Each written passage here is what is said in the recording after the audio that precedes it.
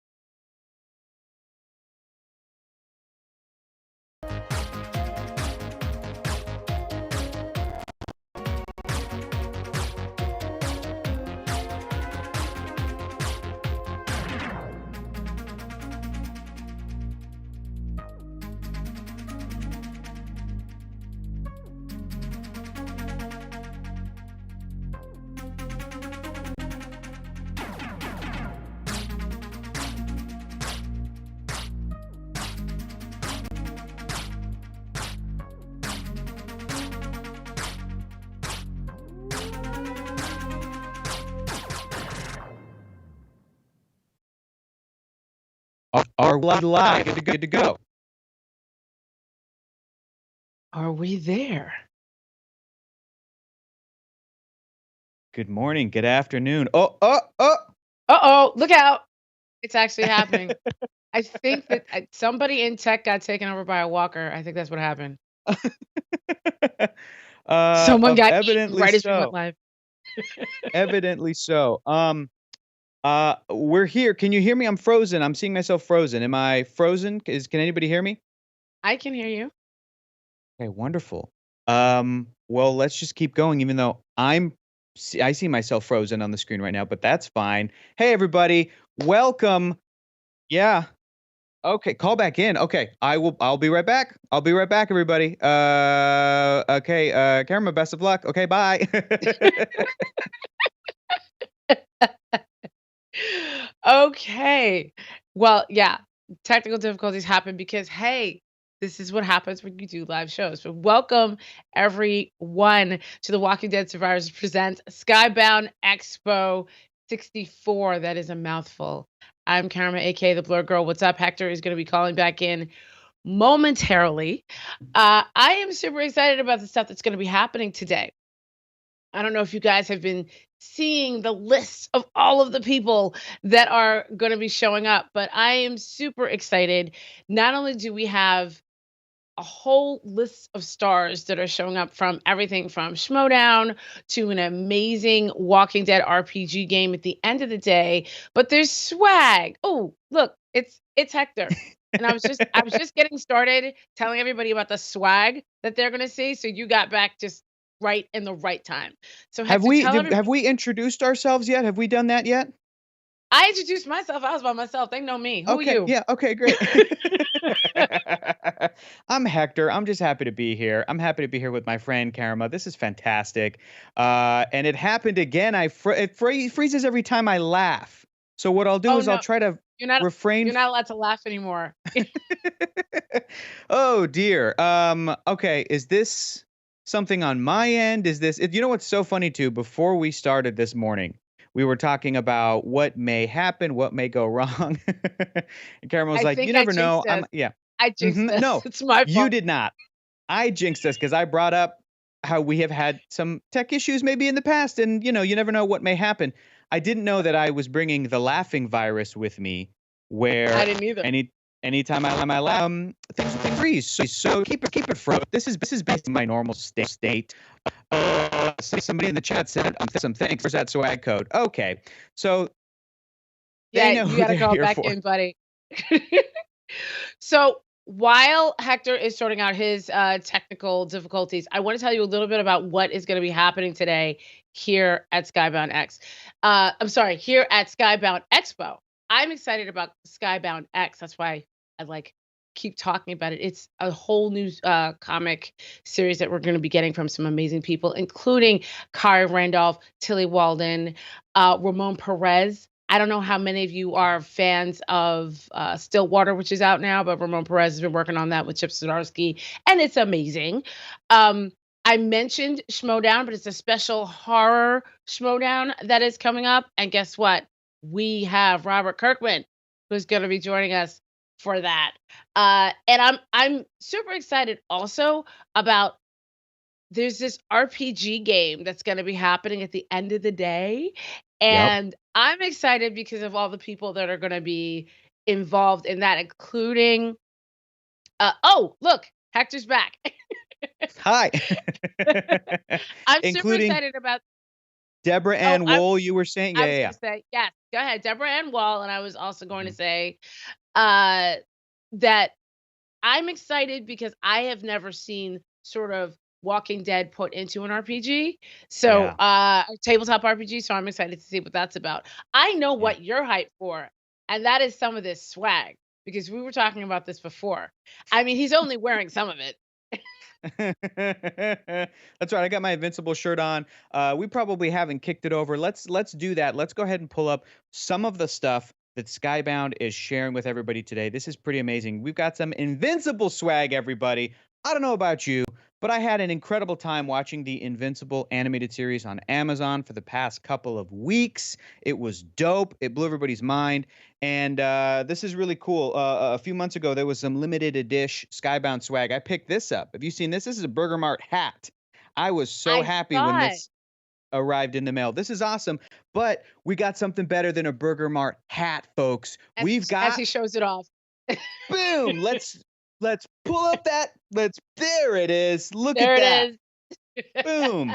It's an ad slide with some stuff that we're advertising, and it's going to appear on the screen right now. It's going to be up on there right now. It's okay.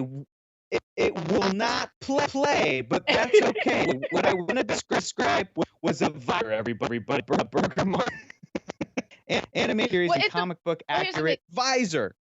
It is, and it is a comic book Yeah, accurate visor. And honestly, I personally think there needs to be a whole Burger Mart clothing line. And Hector, you seem to listen. have the ins over I got Invincible, so I'm I got I'm the gonna need you shirt. to make that happen. I got the hat. I need the visor. I was gonna say it's gonna really make some awesome cosplay for con seasons, which are starting to get back this year. The other cool thing about this entire Expo 64 that we may or may not have mentioned because of all the technical issues and I was dropping in and out, but this is kicking off the 10-year anniversary of Skybound, which is amazing. And before anybody jumps up our butts about it, according to Wikipedia, Skybound was founded in December of 2010. But you know what? All of the work was really been doing in 2011. You know what I'm saying? So let's celebrate in 2021.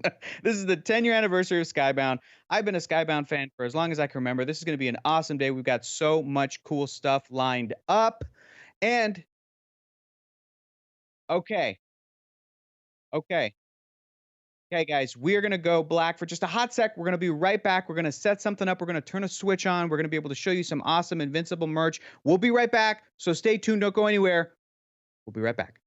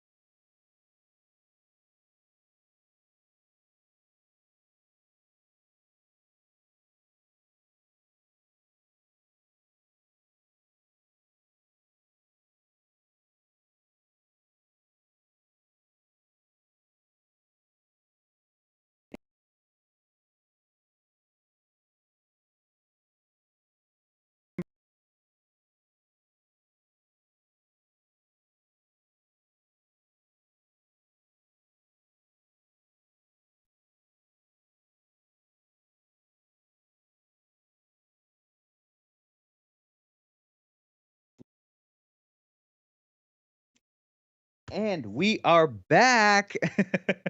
Are you okay, Hector? Are you all right? I'm okay. So what we had to It do was was scary. turn Hector off and turn him back on. Full reboot. Full reboot. Yeah, absolutely. Absolutely. If you saw Invincible, it's kind of like a robot situation. My real body is somewhere else off site, and this is an automaton that I'm kind of, trying to mentally figure out. Uh, I'm sure we're about to get some boxes here in a second, but either way, people know who we are. People are ready to get the show started. I'm hoping that we can show off some of that Invincible swag. I'm just waiting for a yay or nay to make sure that that's working so that we can kick that over there. But if people can hear us right now, people can watch us, you got to make sure. If you want to be on top of all the swag, you can head over to skybound.com and sign up to become an insider. Skybound.com/join. Because if you're a Skybound insider, you're going to get all of the info for all the merch drops, all the exclusives, everything. So you're going It's to make sure that you are exclusive. exclusive. I don't have time to say exclusive. We don't have the time today. We don't. But at the end of each of these segments, and we're going to be putting up some ad slides and showing off some really, really cool stuff. There's going to be QR codes that you can literally just scan, and it can take you right to the stuff so that you can make sure to get all of those exclusives throughout the day. We've got 30% off select items for the store, 30% off, which is crazy. That's one of the best things about the Skybound Expos when they're happening. And everybody has been waiting, Karama, for the exclusive Skybound mystery box. Oh, and I'm frozen, but I'm assuming people can still hear me. The Skybound Yes, we can mystery still box hear you. releasing limited edition, baby, limited edition. And we would love to get that going. That's at store.skybound.com. Karama, I'm so excited about today. Oh, yes, Here we go. yes. Here, this is the graphic we were Woo! waiting for. It's Woo! forget Hector's camera. This is all I care about right here. These t-shirts and this swag. I love that Burger Mart visor.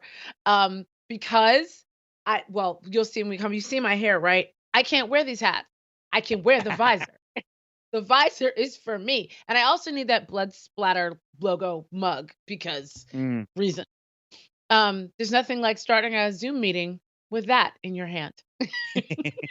And there's the QR code right there. You can get this stuff. This is exclusive Expo launching on the Skybound store today. We've even got some Vaxxed and Feeling Invincible shirts for everybody who's getting vaccinated. And I hope as many people as can be vaccinated are getting vaccinated. I'm so excited. I've been an Invincible fan since the comic book was coming out in 2003, 2004. I've just had such an awesome past couple months watching the series come to life and watching everybody just fall in love with it, which is great.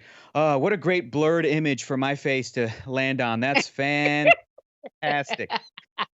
Uh, But I will say this. I'm really excited.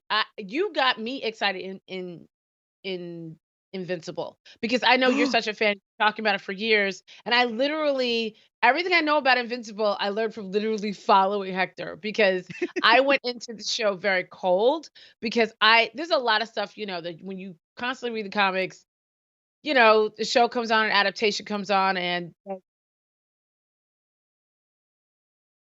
you got it. You got it. What were you saying, Karama? What were you saying about the no, I was saying adaptations and shows? And I would say the adaptations of the shows, they're not always great, but this is a great one, and I'm really oh, thankful that you recommended it to me. But you know what else is great? This what? walk this Walking Dead mobile game. I'm Yeah. super excited about this thing because I actually thought it was platform, and then I found out yesterday that it wasn't. So Walking Dead Survivors game. You know more about it than I Mm-hmm. do, I think. You know more about it than I do. Here's the thing. I'm not a great gamer, but we brought on some amazing, actual, legit gamers to show this bad boy off. I can't wait to see it. The chat's been waiting for it. The Walking Dead Survivors. So check it out right now. Our first panel of the day. Enjoy.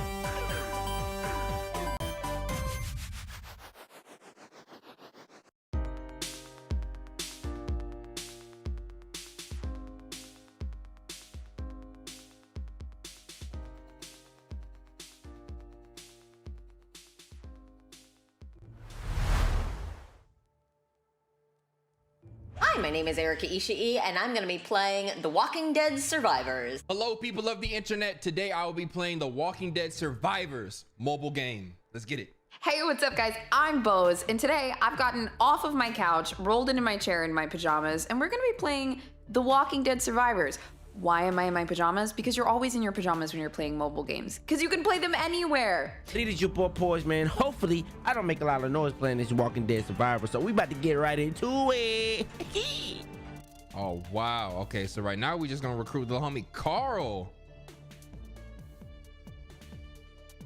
I have new recruits, I think. I think we just got Carl. We got Carl. I recruited Carl. He's helping with the vegetables, apparently. All right, who we gonna put there? Oh, look at that car! Yo! Oh my gosh, son of Rick, resilient mind. Don't call him kid. Little Easter egg. That is a trip, bro. They really got like classic characters in here. Vane's very cute, but he has a potty mouth, which makes him even cuter. So each survivor has different perks that are important. Maya is like a real workhorse. It's all shit. My dad went here to help everyone. And he died like everyone else. It's not fair. It's shit. Ooh, that last one had some passion to it. This is the thing though, like you can't not let a kid get them S words off, bro. You just gotta let him feel it. Her whole family is gone. She could cuss 3 times in a row. It's shit. Vane kind of taught her that word, so that's kind of on us. Oh, we can recruit somebody else, but I have to upgrade our broadcasting station to level 2. Okay. Morning, kid. You sleep well? Yes, ma'am. Could have been better. My pillow was made out of zombie residue. Really? I slept like shit. Pardon the French. But speaking of shit, what the shit happened here, kiddo? First off, did nobody even ask you all that, bro? Vane, did you even try? She was talking to the kid. Mind your business, man. Vane, mind your manners. That's what I'm saying. Mind your business. Bro, this voice acting is lit. I'm sorry that it rhymes with, you know. Dude, they're actually giving us the storyline. We love mobile games with a storyline. We love it. All right, so we've got lots of stuff to do over here. They're gathering food. Uh-oh. You spot anything up in that defense tower, Glenn? Dude, I'm loving this voice acting, man. Let's go. Nothing. A few stragglers, but nothing to it. Wait. I see something. Uh-oh. Oh my gosh! Here we go. Coming over the ridge. 2 miles out. A big horde. Jeez. Don't tell me that. Big for us to handle alone. We'd need an army. Oh! Coming over the ridge. 2 miles out. Walker's at the gate. Bro, I'm all you need, man. Come on. Oh no. Oh my god. I was so worried about building my base. I totally forgot that the walkers are coming. We out here. We out here!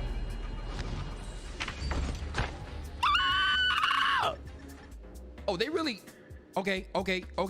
Broadcast station. Yep, upgrade that. I ain't got time for that. Yep, use the jewels. Nice use of the jewels. Okay, requirements. Go town hall level 3. Oh, are you joking? Not enough resources? Send your survivors. You better chop Maya. I need you to chop like you never chopped before. Are you scared of the tree? I got enough to... Oh! Let's go! Ready for it. Dude, wait. Okay, so does this mean that they're all walking up? Oh my god, that's such a crazy horde. Do I have dynamite or anything? Or like a melee person? Yo, how do I recruit this guy? Help! Testing. 1, 2. If you're hearing this, you're alive. We need you. Garden Springs needs reinforcements.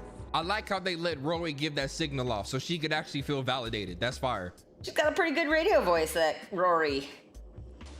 Just place me where you need me. This dude, coach, got the MP5 and the guitar strapped to the back. You don't know if he want to kill or be a bard. Like, bro, pick one. The Lord, you okay? Where's Nova? Who's Where's this the guy? others? He looks so cool! Woo! And he's got a guitar. Man, our town is just full of really cute survivors.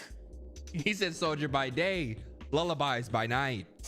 Look, there's so many different survivors that I can get. Okay. Oh, I hope that guy's a butcher. Oh my gosh, Shane, get your ass in here, bro. Immediately. Okay, hopefully we can recruit another survivor. Yes, we can. We've got enough. We're taking Shane. Dude, okay, wait. He's got combat, all fighters health, plus 7.18. Oh. The horde. I'm ready. I'm built for this. Oh, boy. Defeat the horde. All right, what's up? We gotta defeat that horde. Oh my gosh. I need you right there. Oh my gosh. Give me the molly. I need the molly. They're about to tear my door down. Carl, what you trying to? Yep. Okay, we're gonna put Maya up top. Same plan. Okay, we're gonna send. Can we send some melee people out? Somebody give me a grenade. No. Oh crap. Oh no. No. Hold on. I need you there. She's good at. Oh no. And then Carl, you're gonna go right here. And then Shane, you already know you hit in the street, bro. Wait, you're melee. You need to be like here, buddy. Get. Oh, this is bad. This is real bad. Okay. All right. Okay. Try this. Okay. Cool. Great. Okay, now we're getting somewhere. Bro, Shane, get on the street. What's up with Shane? Oh, he's got a Molotov. Okay, perfect. Oh God, the door is going down, guys. The door is going down. Okay. Not enough energy. Oh no. Carl retreated. He's just a kid. I don't blame him. Okay. Oh my gosh! That didn't do anything. But piss him off. What am I doing wrong, y'all? Hold on. We got our melee boy. We're gonna throw this cocktail down, and it's gonna be a good time. It's the best time. Look at that. This is the best time. Oh, dude. Easy. It's so satisfying whenever you throw a grenade or something into a large crowd. Oh, it's the best feeling ever. We're almost. Oh no, they took out my tower. My defense tower. Where can I put this boy? Oh, he's dead. Oh my gosh. We're about to lose somebody. We're about to lose him. What are you doing? I think we got them. Did I really just lose? Oh no, Vane is still in there. There go. Oh, we all survived. Have his back, Carl. No, I got you. Do something, Shane. Okay. Finish the job.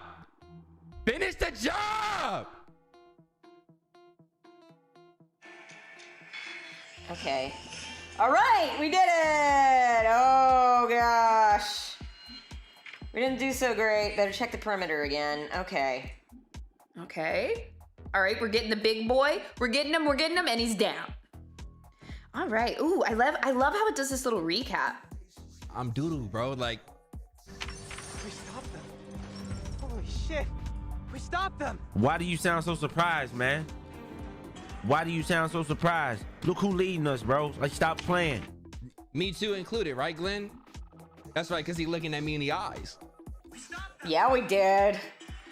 Whew, by the skin of our teeth. I have to learn to manage people better. Just like in real life. Wave. We rebuild Garden Springs. Wait, what? Next what? A brand new day. Bro, don't act like you're not like writing lyric in your brain right now. Thanks for clearing the roads for me. This place is starting to look real good. You know, thank me, bro. Who are you thanking right now? Oh, we're George and Holly. That's always so depressing. I know most of the walkers around here. Let me take care of them. I'll be fast. I don't know if your friends became walkers. Would you want to be the one to take him down, or would you not be able to do it? I don't think I have an answer to that question. We rebuild Garden Springs. Oh my gosh, Maya, you kind of, she clean. I like Maya a lot. That's all I'm trying to say. Chapter 3, a brand new day. Are you serious, Glenn? You gonna make a little cameo and dip? Wait, you're leaving? But we're just getting started. The road is clear. If I stay here any longer, my wife would probably kill me. Respect. Respectable. My wife would probably kill me. His wife? Oh yeah, that's right. Shame. And now let's put some melee fighters in there and get them trained up. Yeah, train. Let's look for some level 1. Oh, nice. Well done. That was fast. Good job. All right. Let's attack these level 1 walkers. Oh, wow. We're going out in force. Good for us. We got to search out this other building too. Morbid or not, I can't stop wondering how I'll die. Yo, Carl, talk to somebody, bro. You like 10 years old walking around saying that. Okay. Cool. Well, we did it. Coach, Great. what happened here?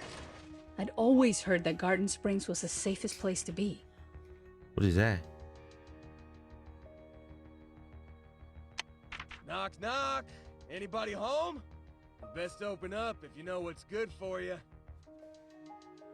The saviors arrived. The saviors? They extorted us for supplies, then attacked, tore down our walls. Knock, knock. Anyone home? Whoa, who is this? These aren't zombies. These are people. You best shave the rest of that off so you don't look like Walker. Something about him, like I can't even look him in the eye when he come on the screen. Dwight come on the screen, like I gotta look away like this. Like, what'd you say, Dwight? And I am in fact your savior.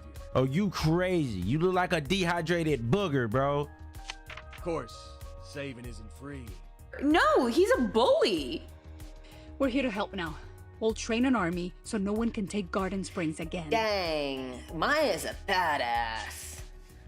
I know the saviors and not just walk into everybody's house, extort, kill, steal, rob, bro. Like, man, if I was there, I would have walked up with these, survived these. Y'all said that wouldn't have been enough? Well. I didn't have a fire station, so.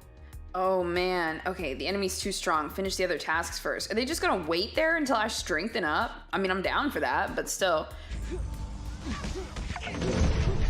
Yep. Give me that. Are we eating good on these zombie meat? Do you hear me? Come on now. We expanding, we doing, oh wow, she had a message for us. I know this ain't the saviors pulling up on me right now. Yeah, easy. We'll knock this bad boy out too. Oh man, I was saving all the rubies. Who knew you could earn them from the fights? Dude, I'm getting cozy over here. Search walkers. Whoa, okay, so we're expanding. My town is level 2. Can search for level 1. Oh. You know what? Oh, we got more rubies. Maybe because we completed the chapter? All right, we're about to start instant fixing stuff. Man, where Vane at? Look at him sitting there picking booger. Bro, get some tomatoes going. All survivors are busy. Okay, town hall. Oh, we gotta okay, we'll get some more wood. All right, everybody pitch in. Come on. So now we're gonna search this out, see what's going on in there. Find some good stuff in that fire station. That's so cool. So we can just click on the other areas, takes 5 seconds to explore, and now they're unlocked. And now we can train our melee people. Man, we finna put Heinz out of business. Wait, did they just walk over there and beat these zombies up? Okay. All right, I'm not mad at it. Bro, we on horses, dude. Are there survivors at... Oh, let's explore that. Great call, Coach. Oh, we've got a hospital now. That's pretty important. Little burnt. At least the survivors didn't raid it. Yeah. This is on some Paul Revere, like just like war style, like just putting heads on a swivel, like. Hell of my work, hell of my light work. Yes, yes, yes. Give me all that zombie meat. Ooh. Boy. Why they got a little Nas X up in here, bro? Like, stop playing. Can we upgrade the wall? Yeah. All right. Everybody's doing pretty well. Let's get these dudes up out of here. Assign a survivor to lead a crew with your formation. Assign a survivor here. My guy Rick just pulled up and just dropping little tidbits of wisdom on you and then leaving. That'll work.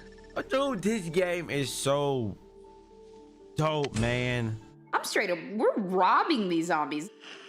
Oh, yeah? All right. So we got to burn that. Oh, man. Poor Carl. He's got to do stuff that a teenager should never have to do. I need some more tomatoes, bro. Hold on. What am I? Yeah. I need all y'all on tomato duty real quick. Whoa, okay, if we get some more wood, we can upgrade this. That would be sick. Let's get somebody on it. I'm getting way too into this right now. Easy. Oh, spit. Legendary survivor. Ooh. I guess I just need more wood until then. I know that's not Michonne. That is Michonne right there. Legendary survivor. Ooh, I'm itching to push it. She would mollywop everybody here. Hold on. You get the purchase. Is that an instant recruit though? Don't play me. Is that an instant recruit? I'll stand my ground. Loyal, deadly, badass. There she go. Billy, badass in this motherfucker, bro. We're training one of our people right now. Dude, he was slapping zombies a minute ago. Oh my God, look, you can literally see them training. That's so cute. Okay, Billy. The new survivor is joining your town. Will help you fight against the walkers. Okay, so there go the real Billy badass, bruh. Okay. Where did they get all these survivors? They're all very, very cute. This is how I know I'm getting old, when I'm just satisfied with looting everything. Like, then we'll get more. Yeah. Hey, level 3 for our town hall. That means we can make a veggie barn and a police station and a farm. Let's make a farm. Well, no, I can't stop you from looking. But at the very least, I can teach you how to protect yourself. Grab a weapon. Class is in session. Heck yeah. My team is really starting to come together. Fix it up. All right, we can do that. Okay, we killed our level 2 walkers. Finally, upgrade town hall to level 3. Ooh, I love getting upgrades, dude. Oh, but like this is very satisfying watching things be cleared up and then we get resources from it. Heck yeah. We are moving like a well-oiled machine right now. All my towers are level 3. This is constantly giving me some fresh rewards. I still can't upgrade it though because I need more wood and I'm not patient enough to wait for it. Oh, that be kind of cold. Hey, look. I'm playing Walking Dead Survivors. Thank goodness for Coach. We would really, truly be dead without Coach. We're thrivers. We finna make it work. Got a gun now. I'm finna make it burst. Awesome. Look at One all of these my rewards. underlings gave me a note from the boss man himself. Wait, who's the boss? I thought Dwight was the boss. You know what's up with me.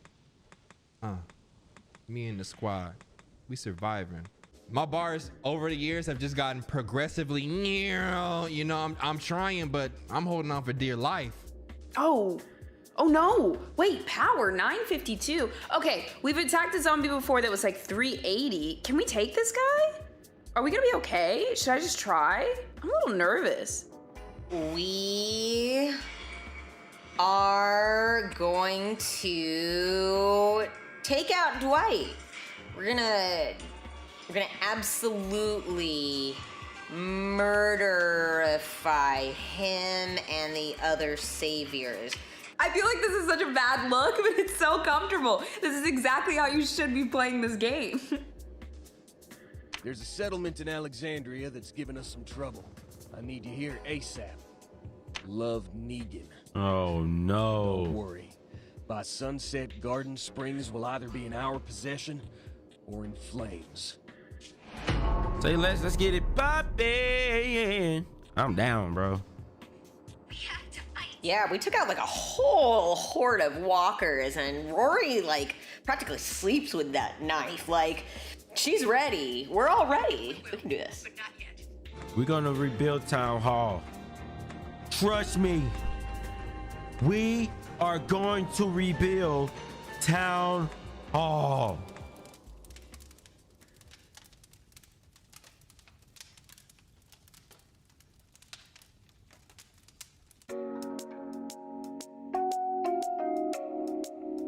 Oh, the horde is incoming. Oh, choose my weapon, and it has to be something that is in this room. Okay, I have this hand axe to, rebuild City Hall. Okay, zombie horde's coming in right now. The best weapon I have is this. This is 100. I'll scare him away. I'll beat him up. I don't know. I'll massage myself because I'm stressed. This is the closest thing I had to me that would work. Good for bashing walker skulls, I guess? A horde incoming, choose your weapon, and it has to be something in your room already. Somebody gonna have to take their bite, bro. I'm just speaking facts. I'm sorry, bro. That's it. He gonna have to take that first bite. Facts. Of the 7-pound mace or the 10-pound mace. It's like hard because the 10-pound mace is like definitely really nicely weighted. Horde incoming. Choose your weapon. It has to be something already in your room. Yup, this right here. Yup. Nah, what was that you was saying?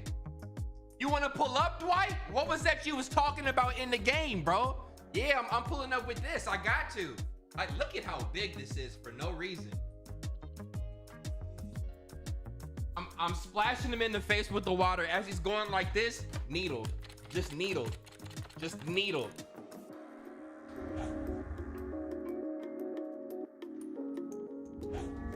How long would I survive in a zombie apocalypse? I would give myself 2 months. Honestly, 2 months. If I had a solid team like they do in this game, I was with like-minded survivors and we all really tried, I think we can make it 2 months. I think the main thing would just be finding clean water source, heat, weapons, and food. A constant supply of food, which if we can find one seed, bro, that's what I gotta learn in real life. I gotta learn how to actually garden, bro. That's not gonna cut it. That's not gonna cut it out there. Man, now I'm trying to figure out how long would I survive a zombie apocalypse? Whew, this is real hit or miss. I feel like a lot of you guys can relate to this. It's either 2 days or 20 years. There is no in between. I have no idea. Realistically, how long would I survive in the zombie apocalypse?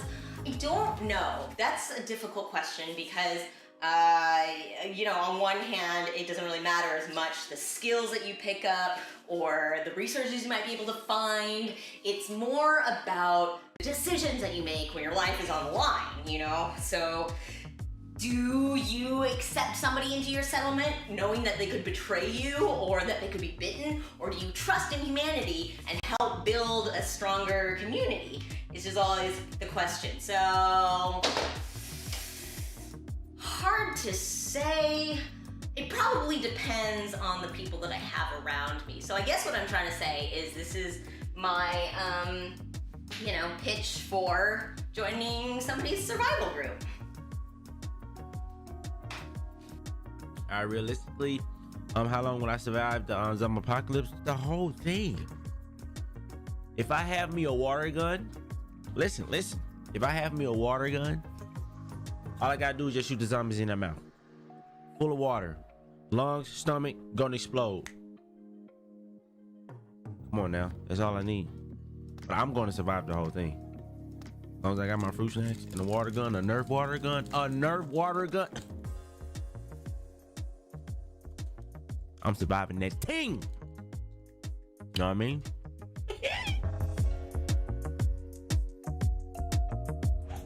I think what I will put in my apocalypse survival bag is a blade, whether it's a machete or I think a machete would probably be the smartest. I'm throwing in as many packets of seeds that I can find so that when I do find a settlement, I'm for sure planting those as soon as I can.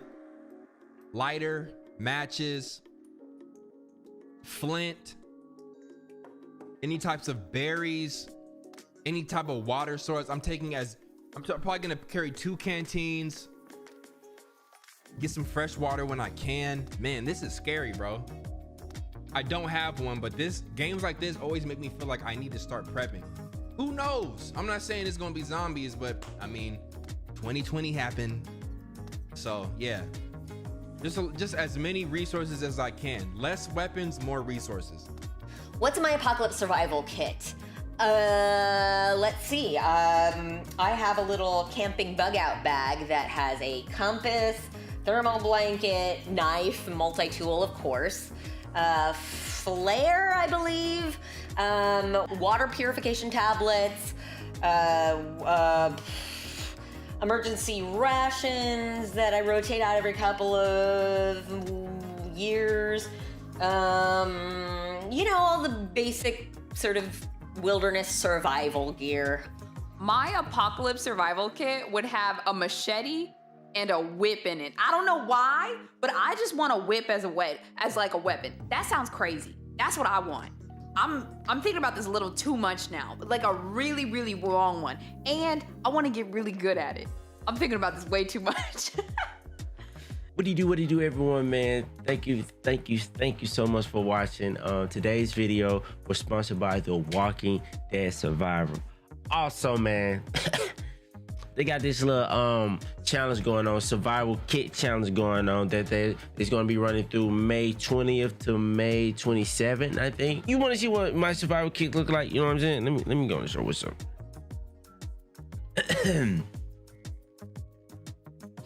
You know what I'm saying? Some light. First off, it's not a game. It gotta be packed with the fruit snacks. Big facts. You know what I'm saying? Listen, don't judge me. You need something quick. Say you see a zombie, right? You also gotta have a water gun, bro. Aim straight for the mouth, bro. Lungs gonna fill up, stomach gonna fill up. Boom! Zombie snot everywhere. So, the reason why you gotta have your fruit snacks is quick. You know what I'm saying? You walk in, you see a zombie, you do a quick snack in, load up your water gun straight for the mouth, bro. It gotta be for the mouth. You can go for the nose, but I don't know if they can breathe or not, but they already that's why they're not breathing. Mouth, lungs, stomach, boom! Over with. And then after that, take your sip of water. And that's what's in my survival kit, ladies and gentlemen. Beat that. Now show me what's in your survival kit. Like what's popping? You're not beating this, bro. I got the best survival kit in the game. Facts. And I got a whole lot of fruit snacks.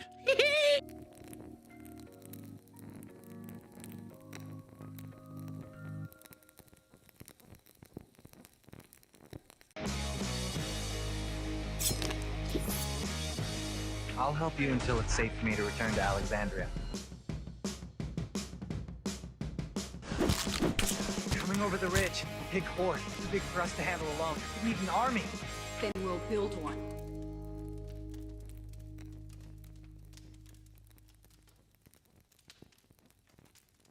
We did it. We Walking Dead survived. That was so much fun. Oh my God, do you have a machete there? What are you doing? What is I have that? several.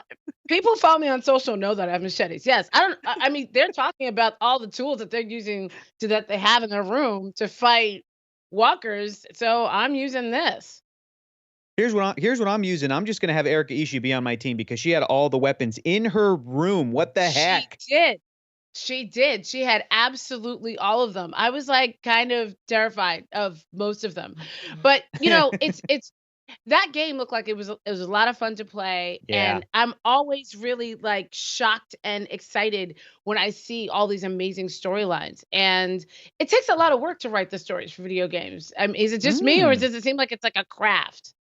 That is a beautiful segue, and I agree. It is a craft, and I have no idea how to do it. I really, it's a this amazing art form that everybody loves, video games, and I know that so many people in our video game playing careers, we never think about the type of folks who have to write that stuff. Oh, and I'm back. There we go. And then I'm gone. But we got an awesome panel coming up. We Which is do. so exciting, which is writing for video games. I cannot wait because this is an amazing panel of all these incredible writers that have worked on stuff like Walking Dead games, Spider-Man Miles Morales. I'm stoked about it. I'm excited. Are you excited, Cameron? Because I think you're excited. Um, Oh, no, I'm really excited. I'm actually it's funny because spoken to Evan Narcisse, who is one of the architects of, the Spider-Man Miles Morales game, and I Yep. teased him about the fact that for those of you who have played the game, you know that there is a little cat in there, a bodega cat named Spider-Man. And for those of you who are not from New York, you do not understand what a bodega cat is. Bodega cats are very, very necessary. And I said to him, I said, "Did you have anything to do with the bodega cat?" He said, "A little." But I can tell you one thing he did have something to do with. That was Miles Morales' lineup, because his hair looks so much better in this game than it did in the original Spider-Man. So this is all Yeah. the that is all the amazing stuff that the architects and writers of video games do, and I'm really excited to hear.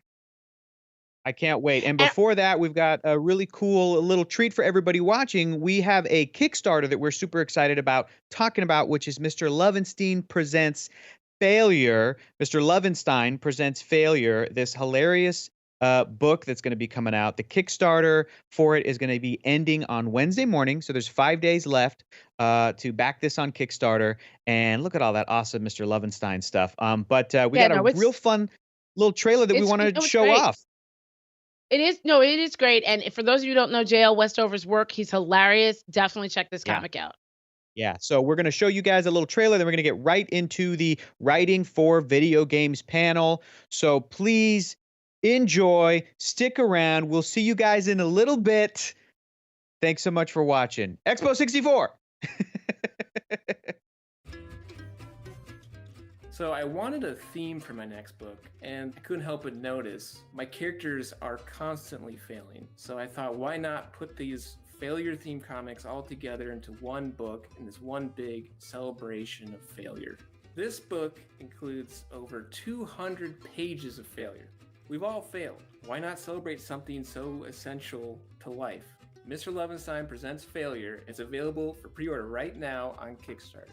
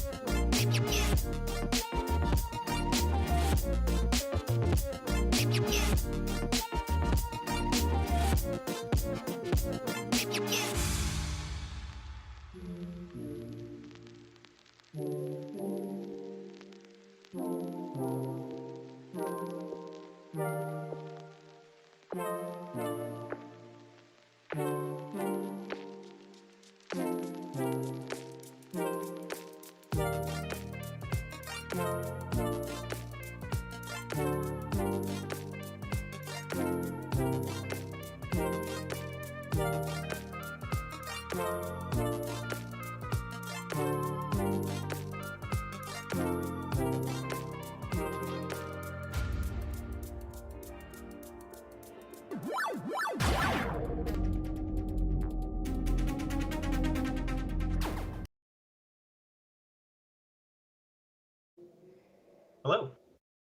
Hello. Hello, everyone. How's everyone doing? Good. Too bad, not too bad. All right. It's sunny. I'm really happy. Can you guys hear me? Yep. Can you hear Yes. Can you Yeah, hear we you, can Dave? hear you. I'm not getting any audio. No.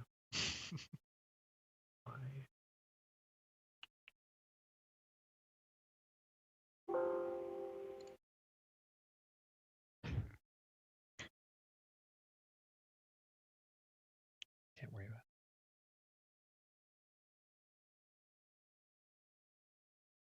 Oh, boy. Are you good, Kent? Kent is frozen. Oh, boy. Oh no. Our moderator. Yeah. Well, What do we that's do on our right. own?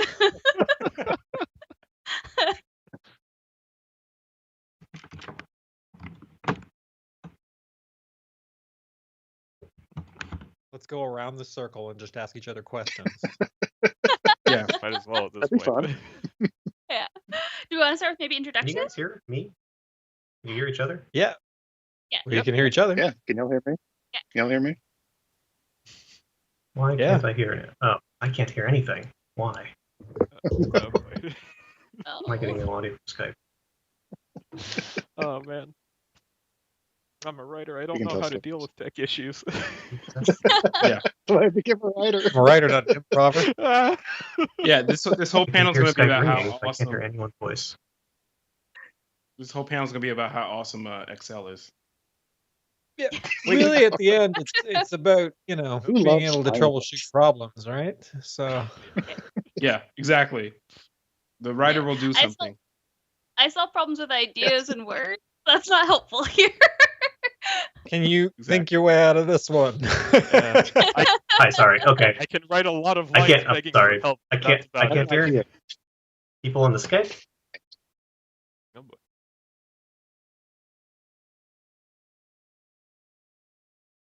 What's going on? Now I lost everybody.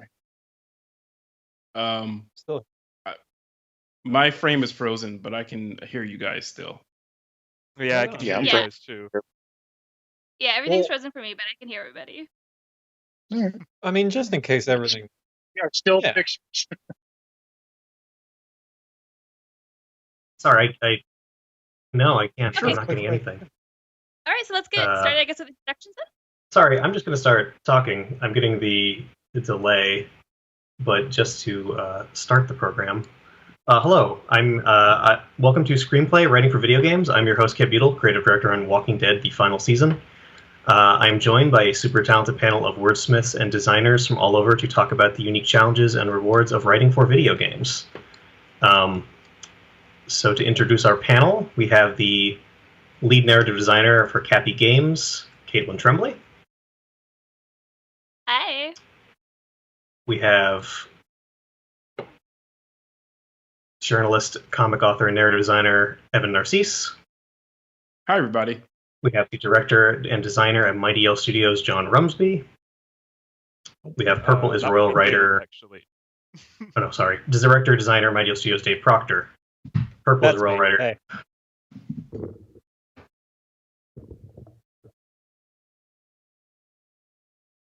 But John, you're welcome to join the team. I'm flattered. Mind you. Touch. And Eric, you want to introduce yourself? Yeah, happy to. I'm Eric Lieb. I'm one of the writers on the Callisto Protocol, and come from a film, comics, and all that good stuff background as well. So very excited to be here and listening / looking at all of y'all too. I'm very happy with my frozen frame, I must say. If I had great. I look weird.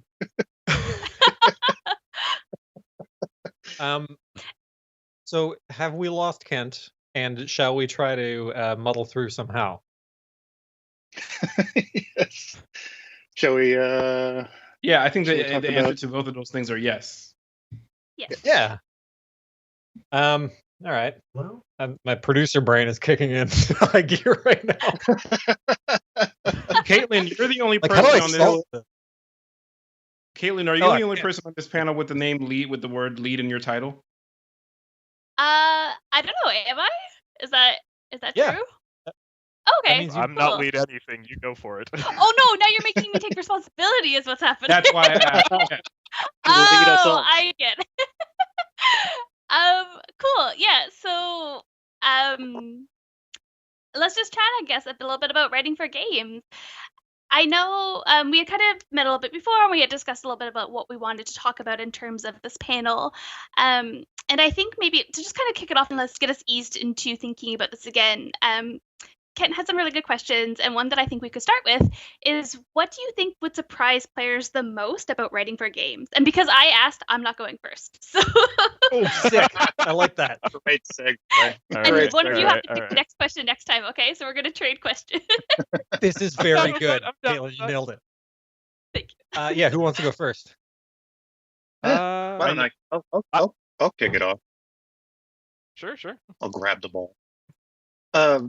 I was just gonna say, just like how insanely collaborative it is. I think there's a perception of like you quote unquote write for something. It's less like kind of like film writing or something where you can just be off in a dark room writing something and then handing it off. But how amazingly collaborative it is between like what you create, what the directors come up with, what the designers come up with, and just that push and pull really affects every aspect of it. I think is one of the most fascinating parts of the process.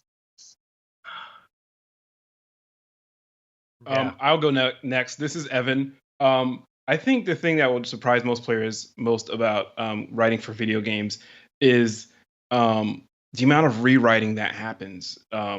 It's not just the thing where like you're writing an article or an essay and you go through a number of edits and revisions and you're done. It feels like an infinite number of revisions and edits and recontextualizations for video games. Yes. Yeah. Yes. Yeah.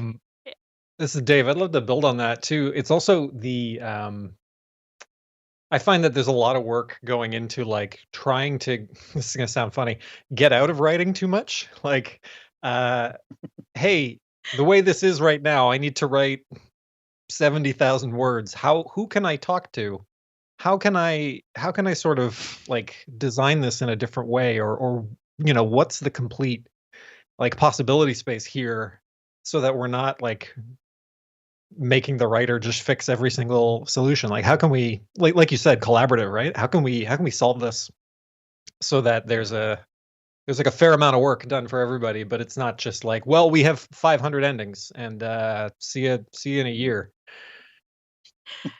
Yeah, I actually want to build on what you just said, because I think the thing that I think most people will be surprised about is how much many of us don't actually like a lot of writing in games. Like, we like writing, but we don't like walls of text in games, right? Like, me personally, like, Yeah. I really like when story is kind of built in through gameplay and when you're kind of getting it as part of the whole experience. And so I actually am very similar to Dave in that I try to write as little as possible because I like to tell stories in other ways and not just with words. Yeah. To Just build on that building from from the that. technical side, John here. One of the things that I always like think that's like coming up from an outside look into games, like you don't always consider the like, oh, you need to consider how many characters you're using, font sizes, how dialogue boxes work, how that's going to work in translation. All these like little nitty gritty like technical sides to writing that you don't really consider from an outside perspective as a writer. But until you get in games and there's all these little like tiny things that you don't expect to show up, Mm-hmm. This is Eric too. Building off of that, I think one of the interesting things about, Caitlin, you mentioned the walls of text. I think coming from especially the film world too is, the last thing you want to do is convey information, but so much of like gameplay is conveying information. One of my favorite quotes from Chris McQuarrie is like, essentially want to emphasize the pressure but minimize the information. But it becomes that balance here to like keep the drama but also basically help tell the player what to do. And obviously you can do that through, design in terms of like pointing to the thing in the distance that you're building towards. But, I think in dialogue, it becomes that balance of, wanting to, especially because like we're working, on Callisto Protocol on like a horror game, and you don't want to overload the player with words, but at the same point, you want to balance the tone with, essentially, this is what you need to do right now. Mhm. Nice. Yeah, and like kind of just bouncing off that, John again here, sorry. I think it also like you want to take consideration not just for like what you're writing like in terms of like tone of story, like you're not going to write like slapstick or epic fantasy or horror the same way, but it's also just like the mechanics of the game and the design space within. Like sometimes those kind of like those peppered little dialogue lines everywhere, that's going to be perfect for what you're going for. But other places, like if you have one spoken word in there, one written line of dialogue, it kind of spoils the whole experience. Like you never want to go, you kind of want to just adapt yourself to like what works for the storytelling of each space, you know? Yeah. Yeah, it's funny. I still consider myself like a journeyman. This is Evan speaking again when it comes to like the practice of video game writing. But like so far, what I've learned is that the more closely you can work with different design disciplines as a whole, the better off you'll be. Like things change so much. The geometry of a level, the storytelling needs, that will change based on, oh, you know what? We changed this character's powers or something else like that, that you find out midstream. And like, for somebody like me who so far has been like an outside contractor on the projects I'm working on, the more constant flow of information I can get, the better I can kind of pivot to the storytelling needs of the project. But that's, all video games come in hot, and I think that's something that when you're participating in crafting the narrative of these projects, like you realize that the thing holds together only by the cohesion of the various different disciplines, right? And oftentimes writing is tasked with being the glue of all that stuff. Yeah. But you know what? If the pieces are not made to fit, like no amount of glue in the world is going to make it hold together. Yeah, that's a great way to Yeah. put it, actually. Yeah, that's a great point, Evan, Absolutely. because even the game we're working on right now, it's story driven, but at the same point, when you craft something and then give it and then work with the level designers and everything else, it's like ultimately you're going to have to play in that space. And so it's, not about being prescriptive, but being very collaborative with the team and making sure it's strongest as it can be from, story perspective, a gameplay perspective, a design perspective. So yeah, the collaboration and the push and pull with the entire team, I think really is one of the most interesting and fun parts about it too. Yeah.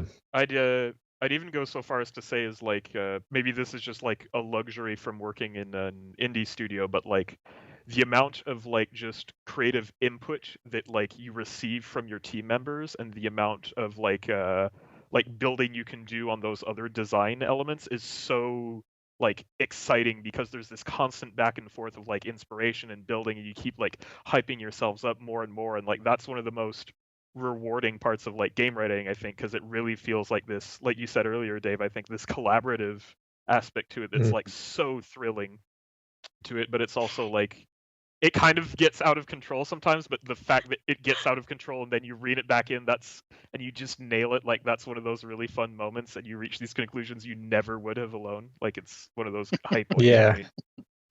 Yeah. Yeah, that's one of my favorite things about I was gonna say it's one of my favorite things about indie too, right? Because I've done both like the AAA, like big open world with like giant writing teams, which is a lot of fun because you have like a whole writers room of people there supporting you and laughing at your jokes and validating your sensitive writer's ego. But like Yep. being in an indie What? team I don't know anything is about that. but being indie for me is like I really love that like I get to work with programmers, artists, designers, like everybody along every step of the way and get their feedback on story, right? So every bit of story that we put into games like Grindstone is very much a product of everybody on the team, right? Like I really like involving other disciplines in the narrative process because everybody does contribute a story in like these small ways, right? Or big ways, right? Obviously. So I don't like being siloed off or by myself, and like game dev is so good for that because it lets you just like that collaborative nature is everything about it. Yeah, that's a great point. we And our studio says something similar, how like good ideas can come from anywhere, and it's so true. And it's just like, it's about being open and being as collaborative as you can, with the team, because it's very true. Those good ideas, you just never know where it's going to, it's going to have that spark of like aha, and suddenly so many things lock into place. Some of the most satisfying parts about it, I think, personally. Yeah, we had a rule on the big con, which was if it makes us laugh, it goes in the game, and like that just empowered everyone to goof and to come up with like stuff that fits for the world. Like it feels like it belongs in the 90s, but it's also like this strange thing. Like our magical imaginary sidekick character Rad Ghost was just something that Saffron, our art director, drew one day. She's like, I drew this ghost and he's kind of like a rad ghost. And I was like, yeah, that's going in. Writing Watch Dogs Legion was very much just like everybody on the writing team trying to make each other laugh because we'd all be like in the same scripts doing our own character passes and things like that because of the nature of the game. And so it was just everybody was just trying to like one up the other person and like, can I make this person laugh? Can I catch them by surprise? And it's just so much fun having that environment. It's really funny. We're doing something similar on Callisto Protocol from a horror aspect, because like the team is like a bunch of horror fans, and so it's not like we're trying to make each other laugh. It's like, is that going to be scary? Is that going to be scary? So literally we'll have just like lists of horror ideas, and as we're crafting the various chat. Exactly, it's like trying to make people scared. But I love that. It's such a great point. Is like, because it's like you make people laugh, you make people like, is it resonating with everybody? It's probably going to resonate with people who are playing too. I think that's a really smart way to approach it. Yeah, and like having everyone's input like that, I think, is super valuable for like building on how things like just take shape. Like one of the early things we had on Rainbow Billy is like right when I joined the project is we're like we wanted to start like kind of like a combat system that's based around dialogue and conversation to kind of make every fight like in this RPG system feel very like personal and storytelling wise. So it's like, okay, let's come up for personalities for all these little Pokemon like creatures, and it's like really fun because then you bounce everyone's experience, you get to kind of mesh them together and kind of create these things that you wouldn't have come up alone, and then you can add depth to them by conversing with everyone else, doing your own research, and it leads to this very kind of like, I don't know how to, it has this like finger painting quality is the best way I can put it, like where it's just like it's kind of messy and experimental, but like sometimes it just leads to something like really beautiful you would have never even like thought to try in the first place. And when it like just hits the mark that one time that you weren't expecting it to, it's like, oh wow, this is so cool. Thanks for that meme, programmer friend. I got a question for everybody. Like, and maybe we can do a two sides thing here, but like, what's your favorite part of this job? Or what's that part of this job that makes you go like, oh nuts, I gotta do X again? Ooh, spicy question. Yeah, I'm bringing in the hot hits. I'm trying not to be like the thing that I hate is writing. No. That's such a writer's answer. Yeah, well. I like research. God, I gotta write words again. I think the worst thing. No, Eric, you go. I was just going to circle back to the whole collaboration. I mean, in terms of, in the before times when we were able to be in the studio, when you could just walk over and look over somebody's shoulder and see what they're working on. And again, to what we were talking about earlier, kind of spark those, ideas from the team. My favorite part is the collaboration of it all. I think let's see the least favorite. I can't say the writing because Caitlin already said that, but it's just jokingly. I actually love writing, but it is hard sometimes. I know, I'm kidding too, but it's the fear of anything, right? It's staring at the blank page, and so once you just get past, whatever that is, and I think that's part of the fun process of working on games, as opposed to something else like a film or comics that a lot of times it is just you doing it, and with you don't have much of a blank page when you already have the concept art from the concept team, the systems that the designers have put together.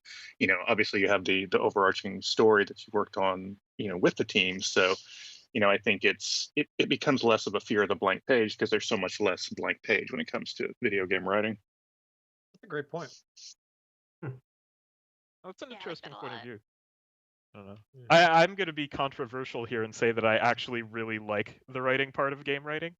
But I think there's two parts of it I like most. I'd say it's kind of a toss-up between the process of like doing a first draft where you've done all your planning, you know where you're going, you're just throwing things out there, see what works. It feels like it's one of those really liberating moments of like the process where you just kind of like create all this stuff, see what sticks, everything's nothing's held back, and you get a lot of ideas just doing that.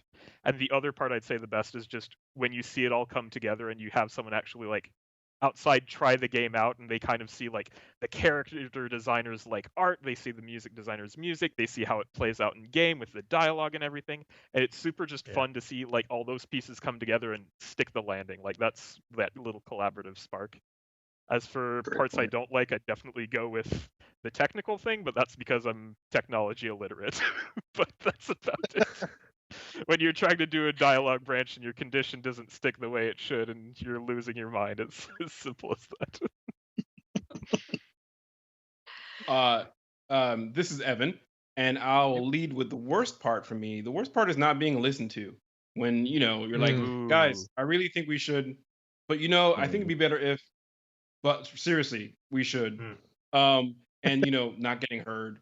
But like that's part of collaboration, right? Is the give and take, the compromises, and hopefully winding up somewhere that serves the story that you're telling well. But sometimes you're like, no, I disagree, or you guys should listen to me.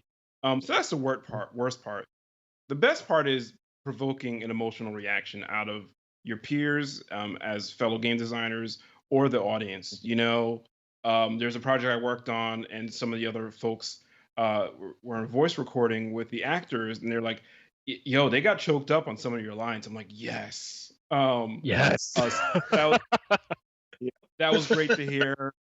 Yeah. And, working on Miles, like the ending to that game, we all collaborated on is very emotional, and a lot of the kind of underpinnings of where that character finds himself in terms of dealing with grief and loss and change are kind of emotional. And to set those ambitions collectively and iterate on them and work on them with like animation and sound design and all that stuff, and to have it land with the intent, people can laugh at something that you don't want them to laugh at, but to have them laugh at something you do want them to laugh at and get it emotional and sad about something that is designed to provoke that effect, that's great. Yeah, that's such a great point, Evan, because really like that ending was really good, but at the end of the day, it is about conveying that emotion, because you can have all the action you want, you can have all the horror you want, but ultimately it has to be grounded in characters, what they're dealing with, and conveying that emotion to the viewer / the player. It's such a good point. I teach storytelling and narrative design at George Brown here in Toronto, and I always tell my students, like when we talk about games, actually when we talk about anything like TV or film or whatever, I'm like, from my perspective, like you can my old prof used to say he can write something and leave it in a desk, and that's that's not his ideal approach. I think the stories have to be shared, and I always tell my students, like, you can write whatever the hell you want, but you're only doing half the work. The other half is somebody else, right? Like and in games we get to play test and we get to see if it's actually hitting those points. We get to see like, hey, how did you feel when you read this? I was like, I didn't care. Like, oh, nuts. Like that's, I need you to care. How do I do that? What can I do to make this hit harder? That's part of the I love that back and forth, that action. I think is so there's no other medium like this. There's no other, skill or craft that lets you kind of play volleyball like that. We just got a 2-minute warning, so maybe we should do some goodbyes and maybe say where everybody can be found, or what you wanna plug. Let's do that. Why not? Lightning round. I'll start. Dave, I'll go first so Eric. that we don't run out of time. Yeah. You can find me on Twitter, Blank Dave, and you can follow Mighty Yell, and you can wishlist our game, The Big Con, on Steam. Do it right now so you don't forget. Looking forward to it. Had a great opening trailer too. This is Eric. I'm over at Strike Distance Studios. We're working on Callisto Protocol. It's a great horror game coming out. Y'all are gonna love it. It's a scary, scary game. It's right up my alley. Yeah, I don't have a Twitter account, so I don't know what the tag below me is. But you can definitely follow us at the Manavoid Entertainment Twitter account. You can please check out Rainbow Billy, Curse of the Leviathan on Steam. Wishlist us; it means a lot to us. And we will also be at the Wholesome Direct on June 12th. So tune in if you want to see some new wholesome creature friendship games. I'm at KateZilla on Twitter. You can definitely find me there. I'm there too much.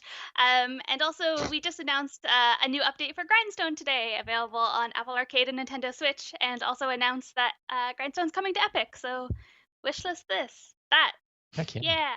Yay! And I guess I'm last. You can find me at Evnark on Twitter. And you can read Rise of the Black Panther wherever finer comics are sold. I've got a new comic book coming out that I co-wrote with my friend and brother in arms, Austin Walker. It's WWE: The New Day, Power of Positivity. It's basically the in-fiction origin story of how Kofi, Big E, and Austin Creed became a tag team, the tag team, if you are like me. I've got contributions to some other games coming up that I can't talk about, and more comics coming too. Nice. And I'm Kim Udall, who I think fixed my microphone issue. Hey, Kim. We can hear you. Hello. Hooray! Yeah. I'm thankful for panels that host themselves with full of talented people. You can play Walking Dead: The Final Season from Skybound Games. You can follow me on Twitter, and I might tell you what I'm working on someday. But thank you all. Thanks to everybody on the panel, and thanks everybody for watching. Great hanging out with y'all.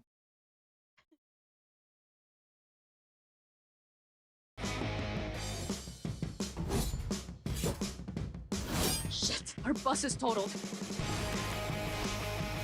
That's Dwight, the Saviors. So here's the deal. We get half of everything, forever. Can't let the Saviors win again. We have to fight.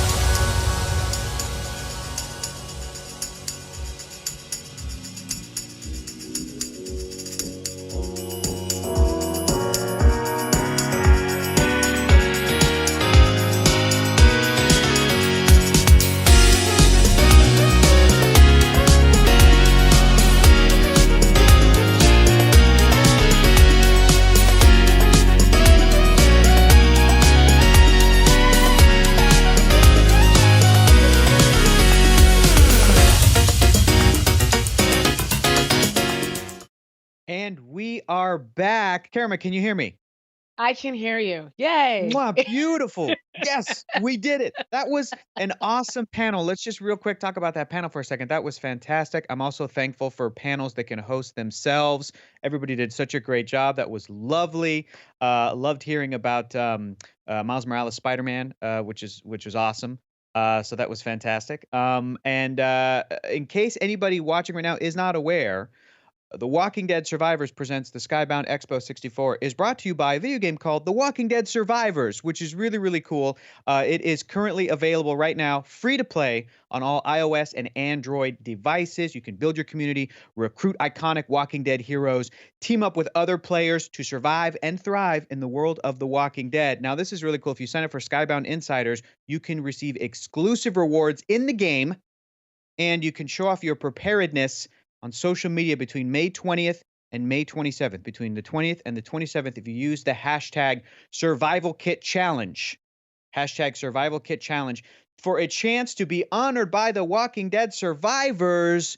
And it's super, super cool. We got to see some playing of it earlier today, but our panel coming up next, I'm extremely excited about. Karma, tell us about the Movie Trivia Schmodown Horror Edition.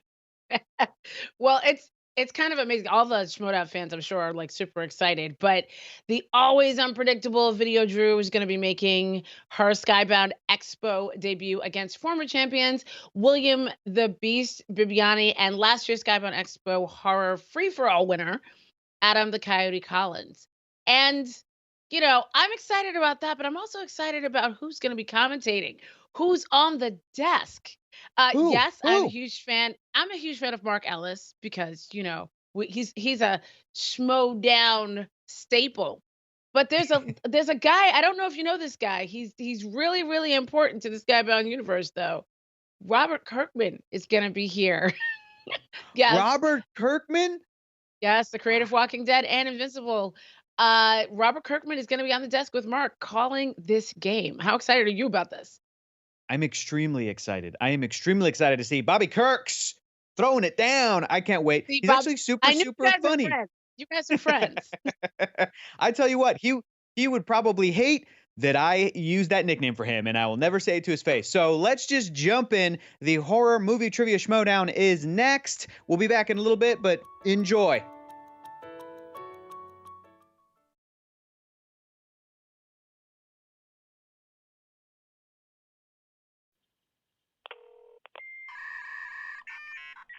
Allie Barlow is your average everyday teenager who's in for the ride of her life.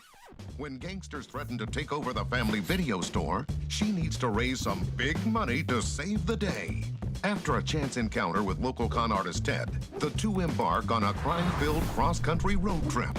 Help Allie through hilarious hijinks as she pickpockets, fools people with disguises, steals, and schemes her way towards saving the family video store. Brought to you by Mighty Yell and Skybound Games. The Big Con is the 90s crime adventure you've been waiting for. What do you think, Rad Ghost? Okay. Coming this summer to a personal computer and Xbox near you. Wish list now.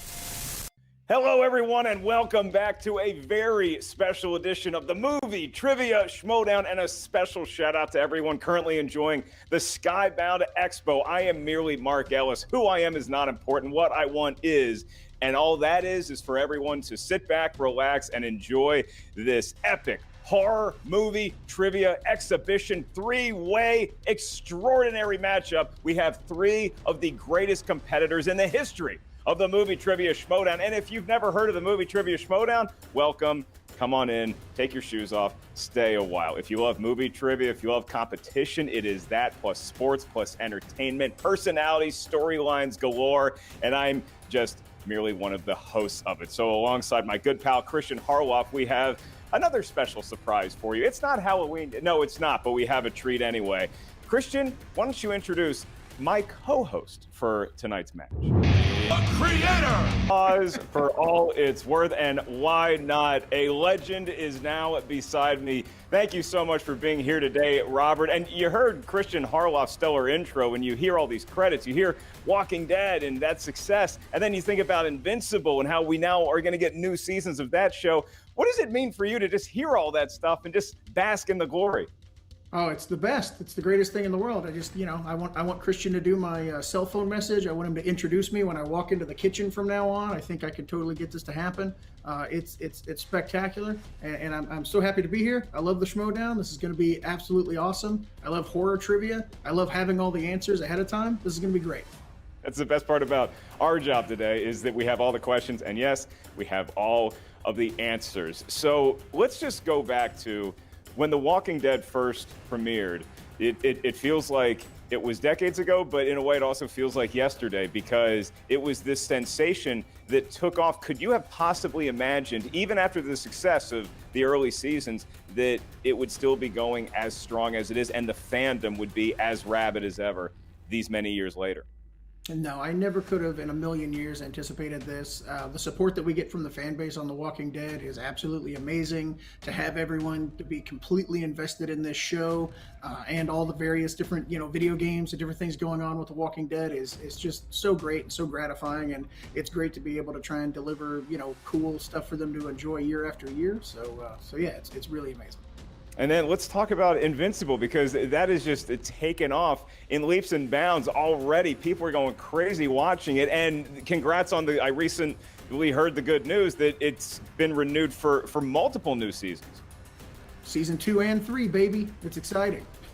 That is so I can't imagine what it is like for you to be able to create these things and then see them come to life, and all the hard work that goes into it. And our team at Skybound behind the scenes here at the Movie Trivia Schmodown, certainly there is some crossover with all the other great work that Skybound has been doing, like Invincible. And so it's just so cool and such an honor for all of us here at the Schmodown just to be associated with your name. I can drop your name at a bar and I can say, well, yeah, I kind of know Robert Kirkman and we sort of work together, especially after today. Is that fair game? Definitely fair game. Does that really work, though? I feel like I need to go to more bars.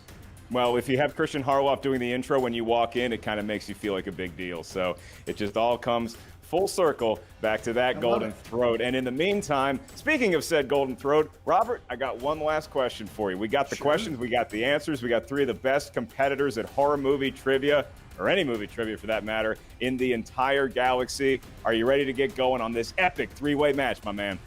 I am so ready to get going. Let's do this. Christian, impress Mr. Kirkman once again. Ladies and gentlemen, it's time for the Movie Trivia Schmodown. 3 rounds in the horror exhibition 2000. Ready to go, and I was told that Adam Collins, there was some debate, but he settled on his favorite horror movie of all time being Nosferatu, going way, way back. Yeah, I'd say that's a safe bet. The 1920s were a fun decade for me, and that year in particular, which I won't reveal in case it's a question. Yeah, some good memories, Mark. It's a roaring 20s, and now we're about to...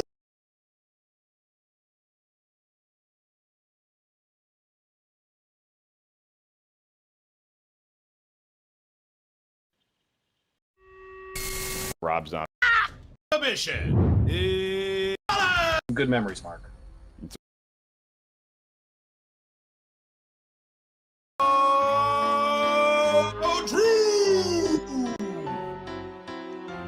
Are you okay to go? Do you understand that this is just a fun exhibition match? It's horror movie trivia, all that work for you? Yes, understand. A-okay. Christian, you look great. Don't know what you did. look way different. Excited to get this thing going and absolutely win this thing. I know I am the favorite for this match, so I just want to say good luck to all the competitors, and also I love you. And just real quick, your favorite horror movie of all time is? August Osage County. That sounds like it's time to introduce your opponents. Works.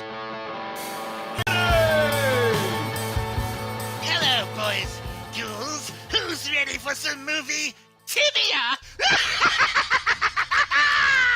Oh, I More missed like that. the That's how I would do it. Keeper so much. Now, William, you're here. We all know what a horror movie fan you are, and you said your favorite horror movie of all time, Nightbreed. Elaborate, please. Yeah, it's Clive Barker's Ode to the Supernatural. It is in which the evil creatures are the most beautiful creatures in the world, and humanity is the true villain. It's basically everything I've ever wanted from an X-Men movie that no X-Men movie has ever given. And then William is going to get settled alongside his playing opponents. All right, so we have everybody here and ready to go. So, Robert, I'm going to do the rules of round number 1. But while I'm doing them, I want you to do this math in your head. So we have 3 horror movies, Nightbreed, Nosferatu, and August Osage County. I'm going to need you to rank your favorite movies of those 3 in order right after we get through the rules of round number 1. In round number 1, the field of competition will hear 10. Yeah, we wrote a lot of questions. 10 questions, each one worth a point. There's no penalty for missing a question. There is no stealing in round number 1. Mr. Kirkman or myself will ask the question. Competitors will have 15 seconds to write down their best attempt at an answer on whatever writing surface they prefer. Once we ask them by name or nickname to reveal their answer, please show what you wrote to the camera at the same time you verbalize your attempt into the microphone. This is an exhibition match, so we don't really need any challenges today, but each competitor does have their full complement of JTE rules. This is your repeat. You have 3 of them at your disposal throughout the 3-round match. If you need us to repeat a question, you want to buy yourself another 15 seconds to get that correct answer, use a JTE rule. Great. Okay, so Robert, you had a little bit of time to think about this. Nightbreed, Nosferatu, and August Osage County. Of those 3, which one is the top dog for the Kirkman? Look, I think thinking about it, all 3 of these movies kind of in a dead heat. They all provide their own horrific sense in each one of them. But at the end of the day, I think August Osage County edges out the other 2, knocks Nosferatu and Nightbreed down to 2nd place. And that's what I'm going with. That's what's happening. I win. Okay. Yeah. Doesn't Well, necessarily it's a nice mean game, Video everybody. Drew. We'll see you later. William, please stay. Adam, remain. Video Drew does not get any points for that, although it was a great horror movie pick. So here we go with round number 1. I'm just simply going to ask William first. Are you ready to go? I am now, baby. Yeah. Wow, folks, I think that's a real chainsaw. Video Drew. It is a real chainsaw. Yeah, I was told that these were all gonna be David Lynch questions. That's still what's happening, right? I'm ready. Sure. Yeah, I'm good. I mean, if he says yes, then the answer is yes. Adam Collins, you ready to go? Like this guy. Yeah. Bibbs's Crypt Keeper was better. I'd like to hire him for my next function. Then let's get ready to slow down with question number 1. Robert Kirkman will be asking the even questions. I'll be asking the odd ones like this. In the category of anthology horror, which 1987 horror anthology features segments including The Raft, Old Chief Woodenhead, and The Hitchhiker? Now, Robert, the big question on everyone's mind. When you get a Twix, do you like regular or peanut butter? What? Peanut butter makes anything better. It's got to be peanut butter. Well, I nobody like a regular Twix. appreciates classic Twix like I do. I Okay, appreciate pen classic down. Twix. Do I get bonus Thank point? you, William. Then we'll go to you first. What do you got? It's Creepshow 2. It is Creepshow 2, and that's a deep cut. Correct answer. Does Video Drew have it? They make peanut butter Twix? They Creepshow do. 2. Adam Collins, did you have it as well? Creepshow 2. Oh, they are really good. All right, so Robert, you are up. You can give the competitors the category and then read the question at your leisure, sir. Okay, in the category of remakes and reboots, Jane Levy plays Mia Allen, a heroin addict whose friends take her to a cabin in the woods to help her overcome her addiction in what 2013 reboot? We probably should have told you, Robert, that we did a horror free-for-all last year for Halloween, and it went to a lot of rounds, so we could be here for a while. 5, cool. 4, 3, 2. You look comfortable. 1. Pens down. Let's go to Video Drew first. Did you have it? Yeah, I did. I don't have any funny answer. I did have it. It's Evil Dead. That is correct. Adam Collins. Evilest of Deads. And William Bibiani. Plain old Evil Dead. Plain old Evil Dead is correct, and one of the better theater experiences that Christian Harloff and I ever had because of who was sitting near us. Funny story for a later date. Your next category is slasher movies. And the question, which iconic slasher found his return in 1988, had his revenge in 1989, and was found to have a curse in 1995? Need the name of the slasher. Scariest movie for Robert Kirkman. What really gives you the nightmares to this day? Oh, you know, recently I have to give it to Hereditary. There's definitely some movies in the past that freaked me out, but that movie chilled me to the bone. It makes me nervous when my dog puts her head out the window now. Adam Collins. Michael Myers, I believe. You believe correct. William Bibiani, do you believe that as well? Or as Drew Barrymore put it, Michael Myers. That's a very good impression. Video Drew, did you have I Sir did Myers? indeed. I had Michael Myers. And Robert, if you liked Hereditary, you should see the summer's best rom-com, Midsummer. Oh, I have seen it many times. Yeah. All right, Robert, you are up. For Great. question 4. In the category of family horror, who plays famed author R.L. Stine in 2015's Goosebumps? I loved those Goosebumps books as a kid. The Lois Duncan had some really scary, suspenseful books for young adults to get into horror. I was into Fear Street. It was a cooler one. It's I feel coming like I was back. too old for them when they came out. You're never too old for Goosebumps. William Bibiani, did you have it? Yes, I did. It was Jack Black. It was indeed. Video Drew. If I had said Jack White, I didn't. I said Jack Black. That's a good correction there. Adam Collins.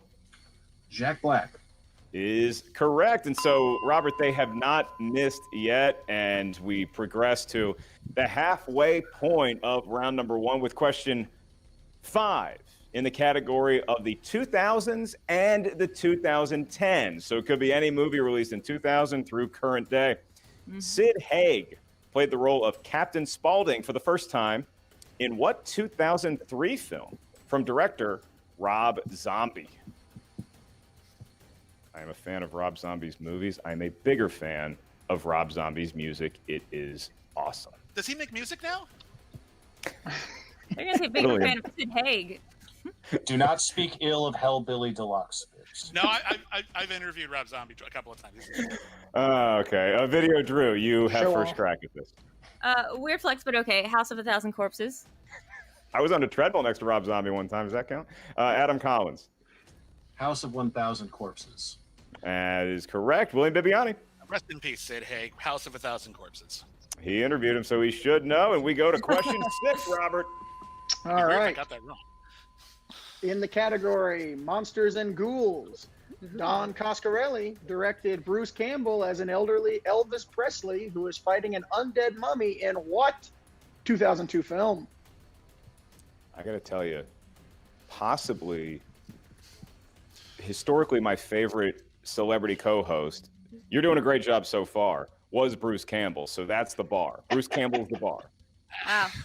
2. Well, We had a I lot do of not fun think in- I will exceed that bar. Just don't give away as many answers as Bruce, and we'll call it even. Let's Oh, get okay. to it. I guess Adam a lot. Collins, you're up first. Hopefully you don't cite me for language. Bubba Hotep. Correct. William Bibiani. Oh, sorry, my thing skipped. Bubba Hotep. That is correct. And Video Drew. Bubba Hotep. is correct. They have not missed yet. Look, folks, I told you they were fans of horror movies, and they're experts when it comes to this type of trivia. So let's see if we can stump them. Let's go in the Wayback Machine to the 1980s and the 1990s. And your question. What 1989 comedic horror thriller follows Tom Hanks as Ray Peterson, who begins to believe his new neighbors are also murderers? How's the neighbor situation where Mr. Kirkman lives? Pretty good neighbors, loan you lawn equipment, that sort of thing? Just absolute maniacs. It's dangerous every time I step foot outside my door. It's no good. It's no good at all. 3. We need more info on that story, too. 1, pens down. Let's go to you, William. That's okay, dudes. Pizza Dude's coming. The Burbs, one of the best movies ever made. Rick Ducommun steals the entire film from me. Video, Drew? Yeah, I was gonna say they should remake this with the Nextdoor app being like a big plot point. The Burbs. I don't hate that idea. Adam Collins. The Burbs. They remain perfect through 7 questions. Could one or all of these competitors have a perfect round 1? We're almost there as we hit question 8. All right. In the category Supernatural, what 2017 horror film from director David F. Sandberg features performances from Anthony LaPaglia and Miranda Otto? All right, so what a lot of our fans love doing is playing along at home. Robert, do you have a sense as to how many questions of these you would have gotten right so far? Would you have a perfect round right now? It is deceptive when you have the answers because you go, yeah, I know this. So I really have no idea. I feel like I'd be doing pretty good, but in reality, probably not. You'd be doing better than me. I had the Burbs. I know that. Video, Drew, in the Supernatural category. I believe it's based on his very good short films on YouTube. Lights Out. That is the first miss of the match. Does Adam Collins have it? Annabelle Creation. It is Annabelle Creation, and PJ Campbell, our head writer, with a cackle. William Bibiani, did you have it? Yes, I did. It was Annabelle Creation, but I almost wrote down Lights Out as soon as I heard his name. So, Video Drew, you're in good company. Oh, right. The Empire Records guy, Anthony LaPaglia. We just know it. Yep. All right, Hollywood then we Super go Hunk, to Anthony LaPaglia. your penultimate round number 1. Did I pronounce it wrong? Was that my fault? No, you did right. You did great, Robert. And actually, as the host and the runner of this show, it's really fun when a competitor actually misses a question. No offense to you, Video Drew, but it's actually nice just to be like, okay, they're not perfect, they're mortal. Yeah. Okay. So let's see if we can go even way back to the 1960s and the 1970s for this question. What 1963 horror film features performances from Veronica Cartwright, Jessica Tandy, and Tippi Hedren? Which is a very fun name to say. Tippi Hedren. You've had better? 5, I've had better. 4. It's no Yahoo Serious. 3, 2, 1. Hands down. Let's see what Adam Collins has. Is it the Birds? It is the Birds. We had the Burbs. Now we have the Birds. William Bibiani, did you have it? Veronica Cartwright was so young in this movie, I almost didn't recognize her. The Birds. I forgot Jessica Tandy was in it, but did Video Drew know that the movie was the Birds? I know Tippi Hedren has been in one movie called The Birds. There you go. And so Video Drew back on the correct train. It currently stands at 9-8. And so Robert's about to ask the final question in a normal round number 1. However, if either William or Adam get this one right, they will have a perfect round and they will be asked a bonus question. So we got a lot riding on this. There we go. All right. Category is Hammer Horror. Which famous actor played the role of Dracula a total of 7 times for Hammer? 7 times Dracula. That's eventually you just sort of think you're Dracula at that point, right? I think you are Dracula. I think that's the rules. You play Dracula 7 times, poof, Dracula. If Daniel That's the Day-Lewis way played you get a Dracula, real-life he'd sleep. vampire. Yeah, he'd be sleeping in a coffin for 3 months. All right, William, what do you got? The inimitable Christopher Lee. Yeah, he was in a couple Star Wars and Lord of the Rings movies too. He's mostly in Hammer. Don't diminish him. Okay. Video Drew. Oh, sorry, I didn't hear my name. He played Dracula a lot more times than that, but just not in Hammer Horror. It's Christopher Lee. And that is also correct. Adam Collins for a perfect round. Sir Christopher Lee. William Bibiani and Adam Collins are perfect. Video Drew, 9 out of 10, which is a great first round, but we did have 2 perfect rounds. And so here's how it's going to work. Both William and Adam, please keep your whiteboard and marker handy. I will now administer the bonus question. This is also worth 1 point, same rule.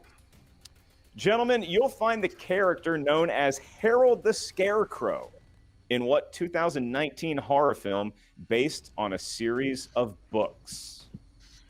And now we just get to hang with Video Drew for 15 seconds. I'm still writing on the answer. Do you have a companion in the shot there, Video Drew? It's a log. Okay. Certainly is. Your log has many secrets. Many secrets. Both Robert and myself co-sign that is, in fact, a log. Adam Collins, did you have the correct answer? Scary Stories to Tell in the Dark. It's a long title, and he got it. Did William Bibiani. This story scared the crap out of me as a kid. I thought they did a pretty good job in the movie. Scary Stories to Tell in the Dark. It is 11 to 9, 31 total points just in round number 1. I told y'all, I tried to warn everyone, these folks know a whole lot about horror movies. As we progress to round number 2, the wheel round. The Wheel of Fate, Doom, Justice, and a lot of people, horror is the wheel theme. There's going to be a lot of horror-themed categories on that wheel today. Each competitor gets a spin at it. Once they settle on a category, they'll hear 3 questions from said realm of trivia. Each question is worth 2 points. There's no penalty for missing a question, but stealing is available. So if the competitor who missed the question didn't get it right, we go to the next 2, and those 2 competitors will be writing down their attempt at an answer. So remember that. If you're trying to steal, if you're not currently fielding the question, write down what you think the answer is, because you never know when an opportunity to steal will present itself.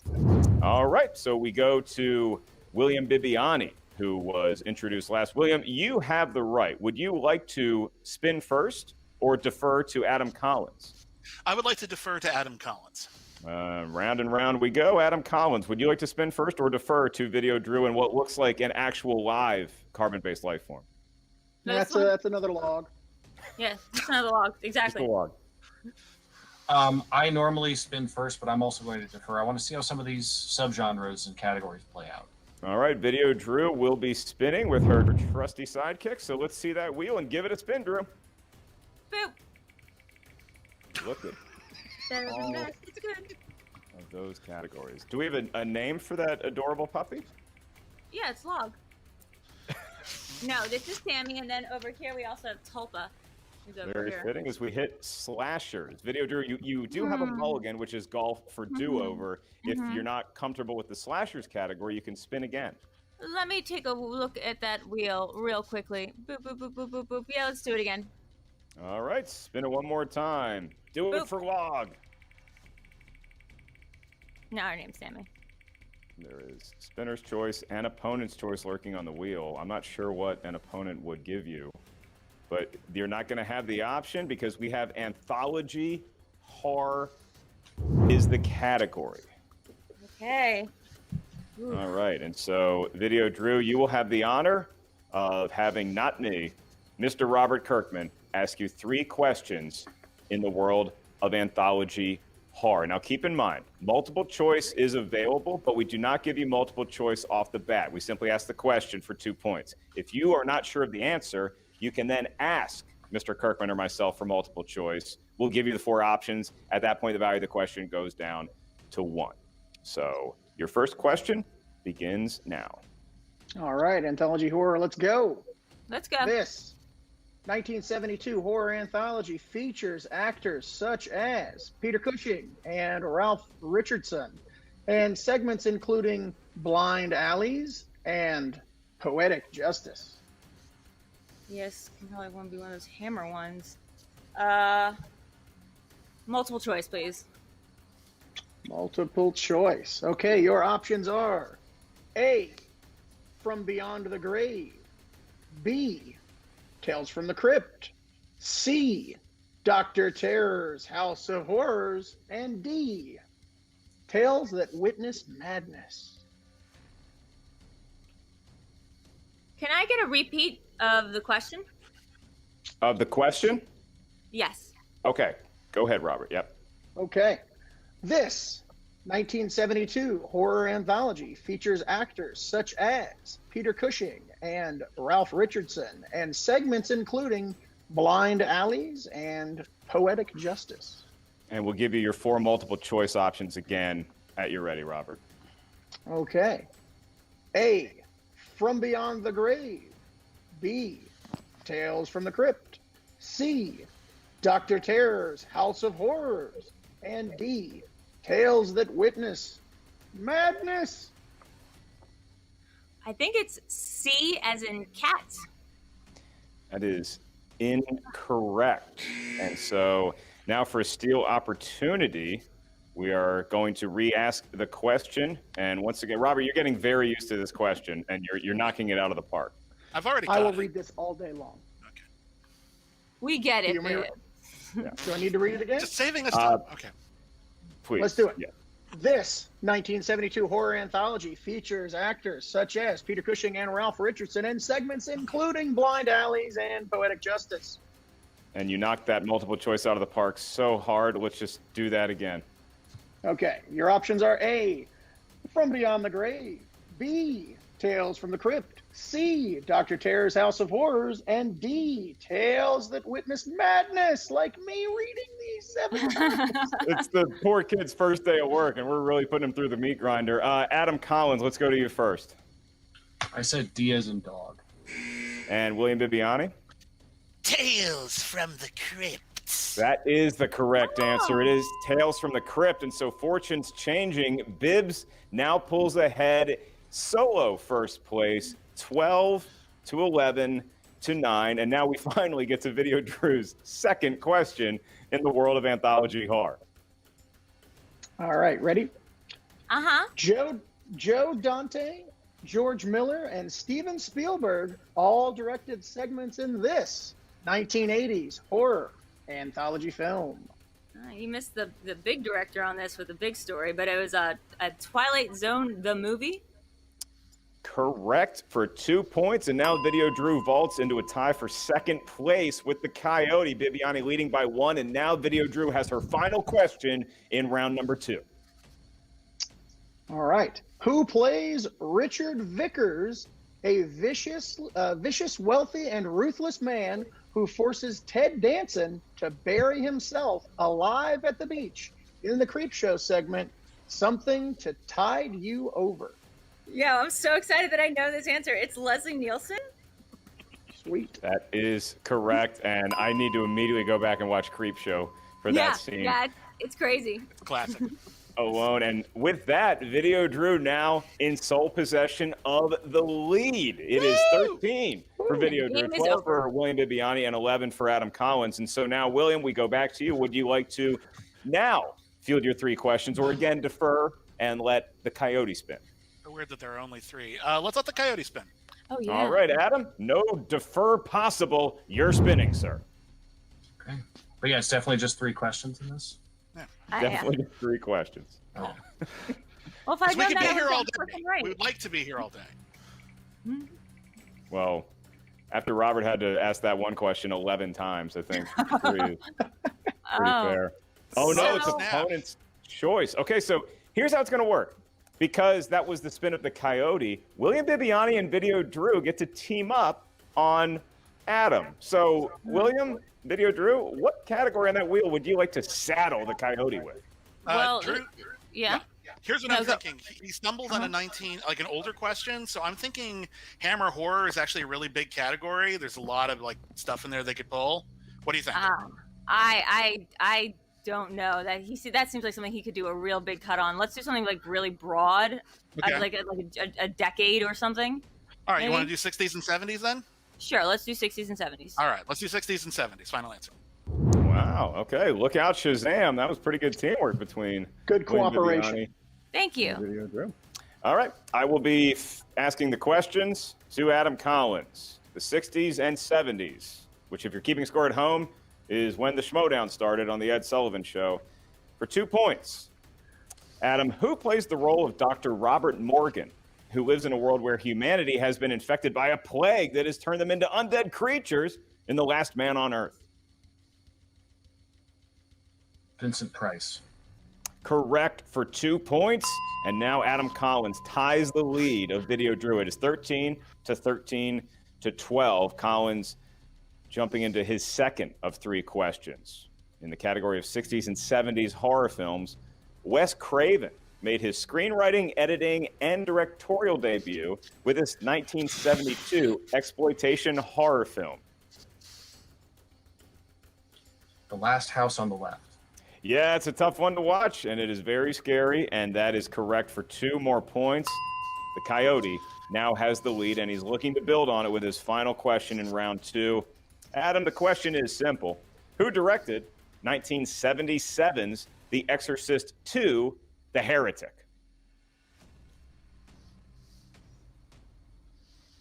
John Borman.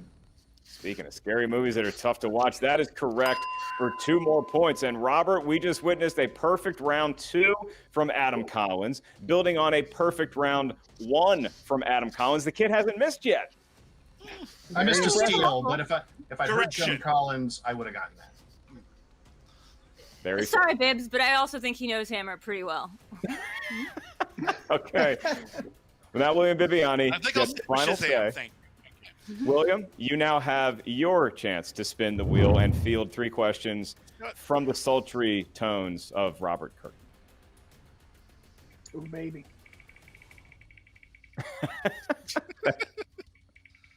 Round and round it goes. Will he face opponent's choice as well? He could, and it is opponent's choice. The wheel is cursed, and now Video Drew and Adam Collins are going to team up against poor Bibbs. So, Video Drew and Adam Collins, what category would you like to stick William Bibiani with? Well, don't listen to me. That's all I can say. Listen to her. That's the best advice I can give. Let's see. Is he any good at horror, though? That's the question. That's- I don't know. What do you think between Hammer and Family? If he wanted to give you Hammer, then I feel like he knows Hammer pretty well. But you know what? I think you're right. Hammer seems like the deepest, probably. Hammer. There'll be 2 ones that he'll get without blinking, and maybe one that might challenge him. But Family Horror is also pretty broad, and there might be some duds in there that he's not as savvy with. You'd be surprised about how many duds William Bibiani loves and seen. So let's go with Hammer. Let's go with Hammer. I believe William has a podcast dedicated to something of that sort. Okay, William. Yeah. The category that your opponents think you're terrible at is Hammer Horror. And 3 questions, 2 points unless you need multiple choice, to be administered by the legend sitting right over there. All right. Hammer Horror, let's do this. Who starred as Arthur Kipps, a young lawyer in the 2012 film The Woman in Black? Daniel Radcliffe. Correct for 2 points, and he's off to a hot start, Robert. All right. How many overall films did Hammer Horror make in their Mummy series? Oh, Jesus. Drew and Collins thinking about a steal opportunity here. Yeah, okay. I'm going to go multiple choice. Okay. Here are your options. A, 2, B, 3, C, 4, D, 5. You sank my battleship. I don't think I've ever done that joke before. I'm going to say 3 Mummy movies. Incorrect. And so now we go to Robert's favorite task, which is re-asking the question and the options for the steal. And remember, competitors, you're writing down what you think the answer is, and I'll ask you by name. Okay. How many overall films did Hammer Horror make in their Mummy series? The options are A2, B3, C4, and D5. It's a kind of combination an idiot would have on his luggage. May I ask what Money series is? Mummy. Sorry. Oh, okay. Yep. I am a bit of a mumbler at times. 3, from the South. I'm 2, doing my best here. 1. 2 Southerners on the table, and we go to Adam Collins for the steal first. I believe they made 4 Mummy movies. And Video Drew? 4.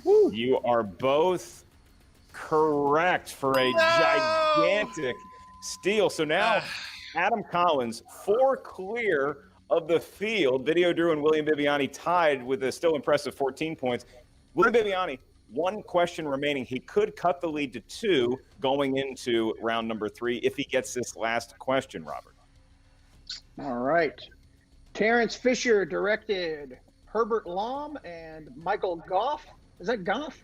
In what 1962 film based on a famous 1910 novel? Phantom of the Opera.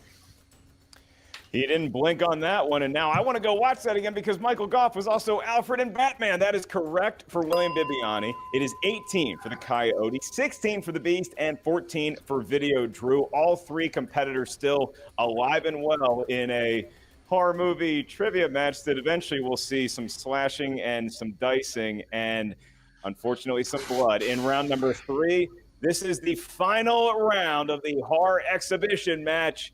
And it works as thus. We need some help from our competitors. Each competitor is going to give us 3 numbers. These numbers may range from 1 to 10. You may not pick the same numbers as your opponents because each numeral corresponds to a different category of horror trivia know-how. Your first question is worth 2 points. Your next question is worth 3 points. Your final question, should we make it that far, is worth 5 big points. There is no penalty for missing a question, and there is no stealing in round number 3. William Bibiani, Adam Collins have their full complement of JTE rules. Video Drew has 2 JTE rules remaining. And so it is Adam Collins in the lead. Adam, what 3 numbers from 1 to 10 feel lucky to you? 7, 2, and 9, please. 7, 2, and 9. And now we go to William. Any 3 numbers from 1 to 10 that are not 7, 2, or 9? You picked, I was going to go with the good Nightmare on Elm Street movies. Okay. In that case, I'll take the other good Nightmare on Elm Street movies. 1, 8, and fine, 3, whatever. Don't say it like that. It's a really cool. It's like the 4th or 5th best. Come on. Dokken did the soundtrack, which means it's awesome. Okay, Video Drew. I mean, that is true. That's a question. You have 4 numbers to pick from. We need 3. Oh, okay, 4 numbers. Can I have everything except 6? We can do that. So that's going to be 4, 5, and 10. Does that sound okay? I mean, yeah, I can't do math. It's very hard for all of us here who make our living talking and who are at the Comedy Store in La Jolla literally tonight, Saturday and Sunday. Get tickets at thecomedystore.com. All right. So Robert Kirkman is going to be asking Video Drew her questions in the final round. This is round 3. And the category that Video Drew selected for her 2-point question is, hey, there it is again, Robert, Hammer Horror. Oh my god. Technical difficulties as we... Oh, I found it. Never mind. Here we go. Category of Hammer Horror for 2 points. What is the title of the first film in the Hammer Frankenstein series that stars Peter Cushing as Baron von Frankenstein and Christopher Lee as the Creature? That's a 2-pointer. Let's see. Let's see. Bride of Frankenstein. Incorrect. We're actually looking for the curse of, and Robert mispronounced that. It's actually Frankenstein. Well, then I get a do-over question. It's in the rules. It's okay, Robert. You're new here. It's your first day. It's okay. You're doing great. I'm so sorry. So, apologies to all those Frankensteins out there. Ever since I couldn't say mummy, I've just been thrown. I can't do this. I'm out. Well, Frankenstein was Mummy. the doctor, and Frankenstein's monster was all of us. I'm mad because I have the Mummy water bottle literally right now, and I got a Mummy question wrong. Hey. Ooh, boy. That water could be cursed now. Video Drew, sticking with you for your 3-point question. And for your 3-pointer, you selected category 5, which means Robert now gets to ask a question in the 60s and 70s horror movie category. Awesome. Let's do it. Okay, here we go. Mia Farrow stars in this film about a young couple trying for a baby who end up moving into a fancy apartment surrounded by peculiar neighbors. Oh, thank God this was the question. That'd be Rosemary's Baby. That is correct. And with that correct answer, Video Drew has jumped into second place. And now William Bibiani finds himself trailing the field by 1, meaning it's time for William to answer some questions. So, William, you gave us some of the best Nightmare on Elm Street films ever, including the original, the first one, number 1, and that corresponds to the category of remakes and reboots. Okay. And here we go for your 2-pointer. Tom Welling, Maggie Grace, and Selma Blair have performances in this 2005 remake of a John Carpenter film. The Fog. That is correct, and Bibiani, at this point, now has 18. He is tied for the lead with Adam Collins. Video Drew trailing by 1, meaning, Robert, we go back to Video Drew for her 5-point question. If she gets it right, she stays alive and well in the match. If Video Drew misses it, she will be eliminated. She selected for her 5-point category, unbeknownst to her, number 10, which is the category of the 2000s and the 2010s. Oh, bring it. All righty. A young couple staying in an isolated vacation home are terrorized by 3 unknown assailants in this 2008 film. That would be The Strangers. One of the best trailers in movie trailer history, and that is correct for 5 gigantic points. Video Drew now has the lead by 4 over Bibiani and Collins. All right, and so now Adam Collins steps up to the round 3 plate. Adam Collins gave us the number 7 for his 2-point question. Adam, this corresponds to the wacky, wild, wonderful world of supernatural movies. And Robert Kirkman will be administering the query for 2 points. Okay. You'll find the astral dimension known as the Further in this 2011 James Wan film that stars Patrick Wilson and Rose Byrne. Insidious. Adam Collins is correct.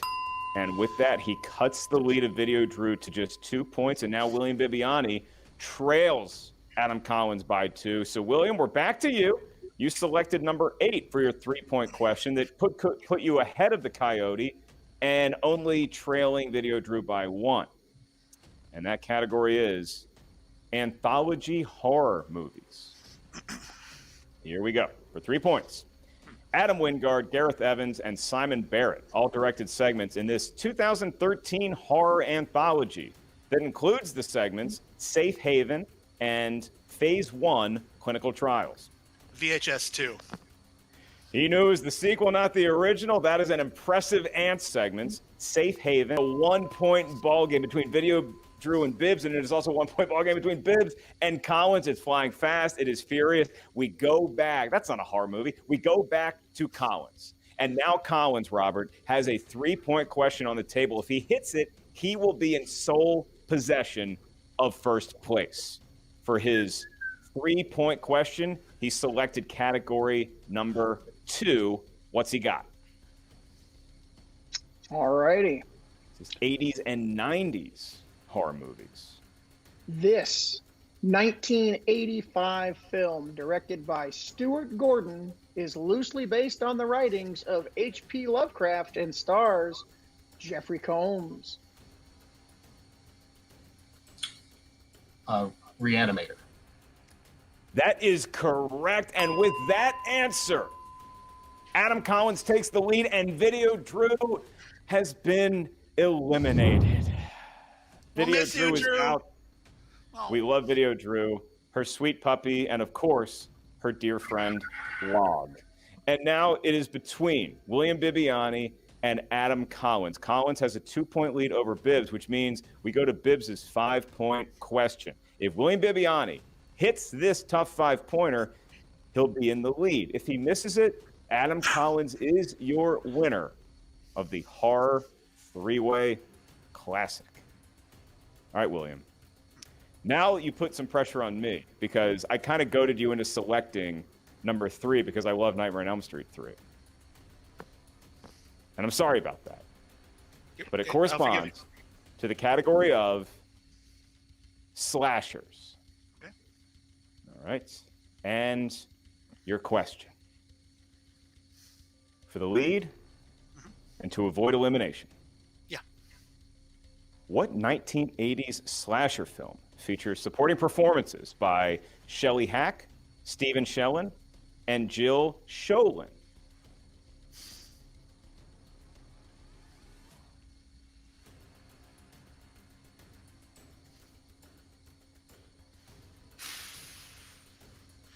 You know, those famous actors. Very 5, well known. 4, 3. Friday the 13th. And your winner, ladies and gentlemen, Adam the Coyote Collins! The Stepfather. The Stepfather. Had you given me the actual stepfather, I would have known that. It was a very, very tricky 5-point question, but that is how it breaks. William Bibbiani, Adam Collins. Adam got pushed to the limit, but it is the Coyote who enjoys the victory, and we are going to have an exclusive interview with Steph Sabra and the winner of today's match, Adam the Coyote Collins, in just a moment. All right, Robert, I got to ask you, did you know that that was the stepfather? Would you have known that? Would you have been able to piece together in all of your horror expert wisdom, would you have gotten that 5-point question that William Bibbiani missed? I 100% would have never gotten that answer in a million years. It was a very, very tough one. I'm trying to remember if I ever saw that VHS in the horror movie section of Video Update, which is where I would go to rent all of my movies, like a Creep Show, like a Nightmare on Elm Street 3 as a kid. Sometimes they'd let me get away with the R-rated movies. Sometimes they wouldn't. But now we have so many great options to enjoy horror, and a lot of that is courtesy of the guy to my right. I had such a blast calling this match with you. Before we get to our winner interviews, and then we're also going to have Steph Sabra interview both William Bibbiani and Video Drew together, which should be a lot of fun. Robert, you're great at this, my man. I don't know if you're busy for the rest of the season, but just love to have you join with us full time. Is that a possibility? No, never in a million years. Sorry. Okay. Listen, guys, I had a lot of fun here, but no. Maybe once or twice, but a full-time thing, regular. I got things to do, guys. I gotta make these shows. I gotta make these comics. I can't be doing this. You keep up the good work with Invincible and Walking Dead and everything else you got going on. And in the meantime, we're going to toss right now to Steph Sabra, who has an exclusive interview with the winner of today's match, Adam the Coyote Collins. Adam Collins, congratulations. I got to say, you were the quietest today in this Horror 3-Way, but just like in scary movies, sometimes the quiet ones are the killers. You were the killer today. How are you feeling?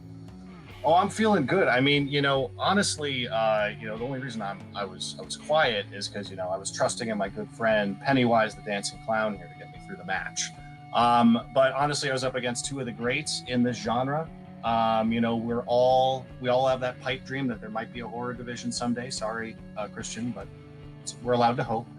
And honestly, I think with these subgenres and different epochs that we were going through, it was a really, really good variety of different options. And honestly, this was a toss-up today. Bibbs beat me fair and square in our little exhibition on backstage. I know he would have done well in the free-for-all. Video Drew adores this genre and got almost all of her questions right. She was fantastic. So honestly, I feel fortunate. Now I feel for Bibbs in that 5-pointer because if you'd heard Terry O'Quinn, it would have been easier. But if I'd heard Joan Collins, I would have gotten Tales from the Crypt in round 2. So props to him for getting that steal. Yeah, I mean, you three are truly impressive. I've never met people with so much knowledge in the horror genre. Do you think there's any chance that someone can compete with you who hasn't spent their entire life just consuming this genre? Well, the two people I played against could compete against me any day of the week. But Mark Hoyk and Whitney Seibold come to mind. They're two of the best horror minds in the game today. And I hear a lot of people, calling their shots about horror. So I'm hoping we can do another free-for-all this year. Fingers crossed. I'd love to see some people put money where their mouth is. I would love to see that too. After today, I am so into the horror genre and what y'all did today. But I want to talk about, you had a perfect round 1. Going into round 2, you had opponent's choice. Did that at all make you a little bit nervous, or did you kind of look at what was on the wheel and said, I got this? Well, the thing I love about a horror exhibition match is you get opponent's choice. You're like, well, it's still horror, so let's go. I was ready for any of those slices. Admittedly, family was the one I wanted the least, not because I was afraid of it, but to be honest, getting those questions right wouldn't have been as fun as getting questions in the other slices right. No offense to family horror, it has its place, but just glad I didn't have to win on a Hotel Transylvania question. I know Bibbs called you out after FFA. Does that vindicate this win for you? Because some fans said because Bibbs wasn't there last year, it didn't come out. Vindication's a strong word. I think I vindicated myself when we played each other on backstage, and I went 9 and he went 10. That was a good demonstration that we know a similar amount on any given day. And I'm happy to get the win today, but any day you play Bibbs in horror, you got to be on notice. So I'm not. I know this isn't the last time we're going to play each other in horror. Yeah, y'all both had some steals with each other, and it's so great to watch each of you 3 compete. And congrats again on this win. That was really fun. Mark, Robert, back to you. Thank you, Steph. And once again, a huge thank you to Robert Kirkman for joining us here today. If you have not already checked out Invincible, go watch it right now. There's a reason why we already got seasons 2 and 3 on its way. It is fantastic. Well, speaking of greatness, they came up a little short today, but they are never short on entertainment value. And so we throw back to Steph Sabra for an interview with both William Bibiani and Video Drew. It's all yours, Steph. Good luck. I'm a pretty lucky gal with you two, because you two are extremely impressive. I know you didn't come out with the win, but just talk about pure entertainment. You two are one of the funnest competitors to watch ever. Video Drew, I want to start with you in that companion log and your beautiful dog. Even though you didn't get the win, how are they supporting you today, and how are you feeling today after the 3-way match? Well, there's a third dog. This is Tulpo. Oh. She's wearing a little Audrey from Twin Peaks, Audrey from Twin Peaks bandana. Yeah, look, I of course everyone thinks I'm going to win all of these things, but I thought I held in my own remarkably well this match. I'm really mad at myself for that Annabelle creation answer, because I've gone over that cast list maybe 3 or 4 times in just the last week alone, like just that movie, and I would have gotten a perfect first round again. Other than that, hey, Bibbs, he clearly knew all those hammer questions. Sure. It was a shot. I thought family might be hard because he had kids. I'm not heartbroken. I'm not heartbroken or miserable or depressed. I'm fine. Yeah, Bibbs, I mean, it would have been the same result.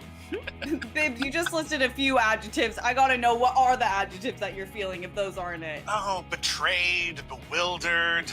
No, look, I'm disappointed, obviously, because I wanted to win. Who doesn't? Adam played great. He only missed 1 question. I only missed 2. What can you do? I think the questions that I missed were legitimately pretty difficult, so I'm not feeling down on myself for not knowing a lot about horror. I just love this genre so much, and I'm really, really glad that Adam was with me and thinking that, if there's a god, there will one day be a horror division at the Schmodown, because, horror pretty much invented geekery as we know it, and there's no shortage of films, great, weird, big, small, to explore, to talk about. So I'm happy for Adam. I really am. I think he's a great guy. He really cleaned house, and now I get to clean everybody with these Salt Cat soaps that we make over in our Etsy store. Salt Cat soap. This is a citrus hemp pride party bar. And that's sparkles. Yeah, it's really, really great. That is biodegradable glitter. This is my Bibbs shave bar. This lather is extra a lot, so you can shave with it. It smells of espresso and honey, so it's just really, really great. And we've just debuted our new line of Salt Cat soap, bath salts. Sorry, West Coast salt soap. These are scented with lilac. Just put a couple of spoonfuls in your bath. It's fantastic. Head on over to Etsy and check out Salt Cat Soap, all one word. It is a delight. And yeah, also horror movies are good. Bibs, that line paired with your cackle makes you one of the greatest humans ever. I've never heard a cackle quite like yours. But Video Drew, I gotta go back to the emotional log. Or is there any chance that you might be selling those in the future? I'm trying to get one. I know that this is probably a joke question, but I am indeed selling David Lynch shirts, posters, and other things on my store, depop.com/videodrew. I have stuff ready for both Bibbs and Adam and PJ Collins and Robert Kirkman if he wants any. I sell Twin Peaks related merchandise, so that is a fact. I don't. I will the buy a log is log. not for sale, Well, but not everyone that else. log. That's your log. I'm gonna sell other logs. I'm I will all buy a about log. whatever you two sell because you are awesome. It was so great watching y'all compete today. Mark, back to you. I think we could all just meet in the middle and agree that a David Lynch log would be a pretty nice item to have at your next family gathering. And yes, I do have a bar of Salt Cat Soap because whether you just chainsawed a bunch of zombies and you're bloody or you covered yourself in undead horde goo so they would leave you alone, Salt Cat Soap is going to get you clean so you can go to bed peacefully. And then probably have to deal with Freddy Krueger. Well, that's how it breaks down today for this epic horror three-way match for the ages. And it was the Nosferatu lover himself, Adam the Coyote Collins, who comes out on top. He's been one of the best singles competitors in the last 2 years. His team with Marisol McKee Deception playing quite well. And now he once again flexes his horror movie muscle. But the real star of today's event, no, I'm sorry, Log, not you, was Robert Kirkman being so great on the desk. And I meant what I said. I would love to have him back for any and all future matches. And we appreciate everything that he's done for our program, as well as all the entertainment that he has blessed the world with and ruined some of my REM sleep occasionally. My name is Mark Ellis, and for the entire team here at the Movie Trivia Schmodown, our producers at Skybound, our head writer PJ Campbell and his incredible staff, and my partner in crime, the Han Solo to my Chewbacca, Christian Harloff. My name is merely Mark Ellis. I hope you enjoy the rest of Skybound Expo. And if you're in the San Diego area this weekend, I will be headlining at the La Jolla Comedy Store all weekend long. See y'all soon right here at the Movie Trivia Schmodown. Well, there you have it, folks. I've always felt like Mark Ellis was more of like a Luke Skywalker to me, not like a Chewbacca. He's always giving me like Luke vibes. That was an amazing match. Oh my gosh, that was so much fun to watch. Brutal last question. The thing I love about watching Movie Trivia Schmodown, especially when it comes to these real special matches that are like specified with the genre, I end up learning about movies I never knew existed. I had no idea that there was a movie called The Stepfather starring Terry O'Quinn from Lost. I'm now going to look that up. They made 2 sequels. They did a remake. I'm all in on The Stepfather. And like Robert Kirkman, thank you for being honest, Robert. I also would have never gotten that question right in a million years. Oh my gosh, that was so much fun. Real quick, I would love to ask, Karma, if you were competing in a specialized Schmodown match for yourself, which genre of film do you think that you would absolutely clean up in? Are we talking action movies, sci-fi, superheroes, horror? What's your specialty?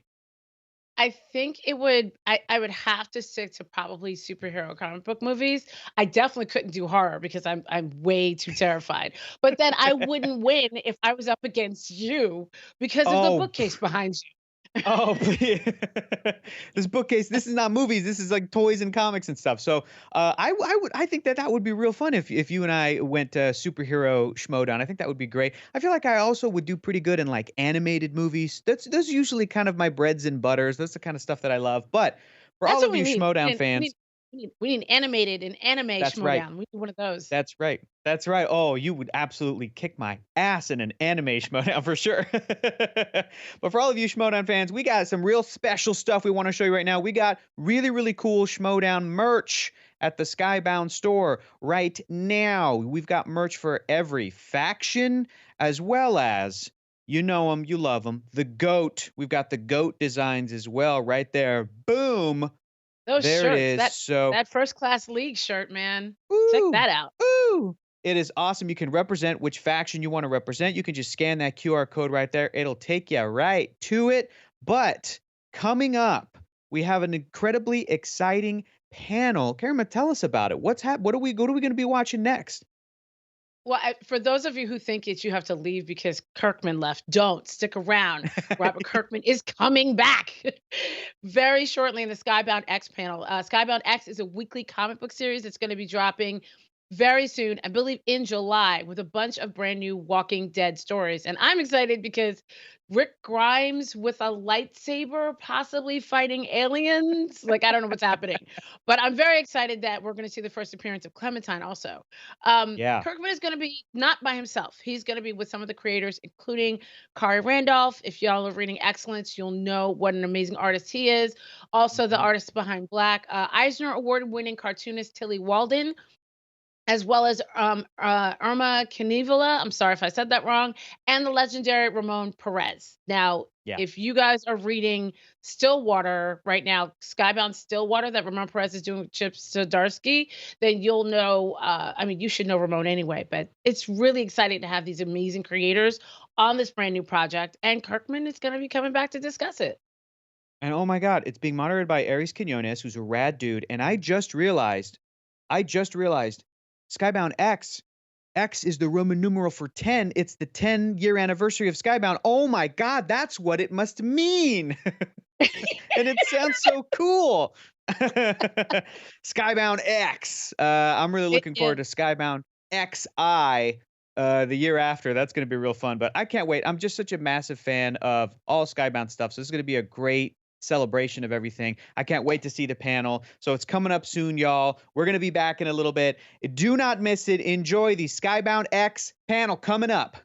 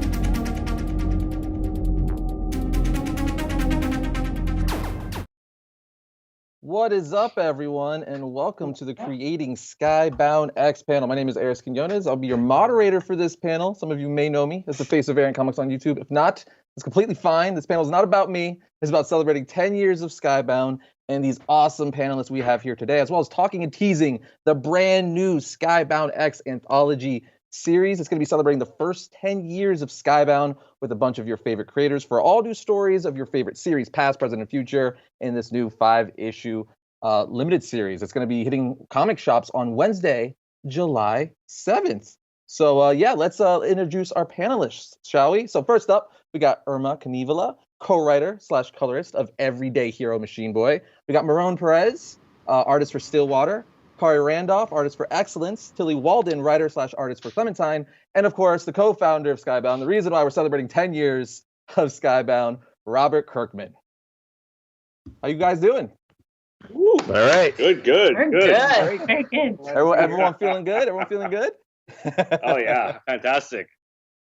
I'm ready. Awesome. Anytime I can appear in a digital space, being seen by other people, I get excited.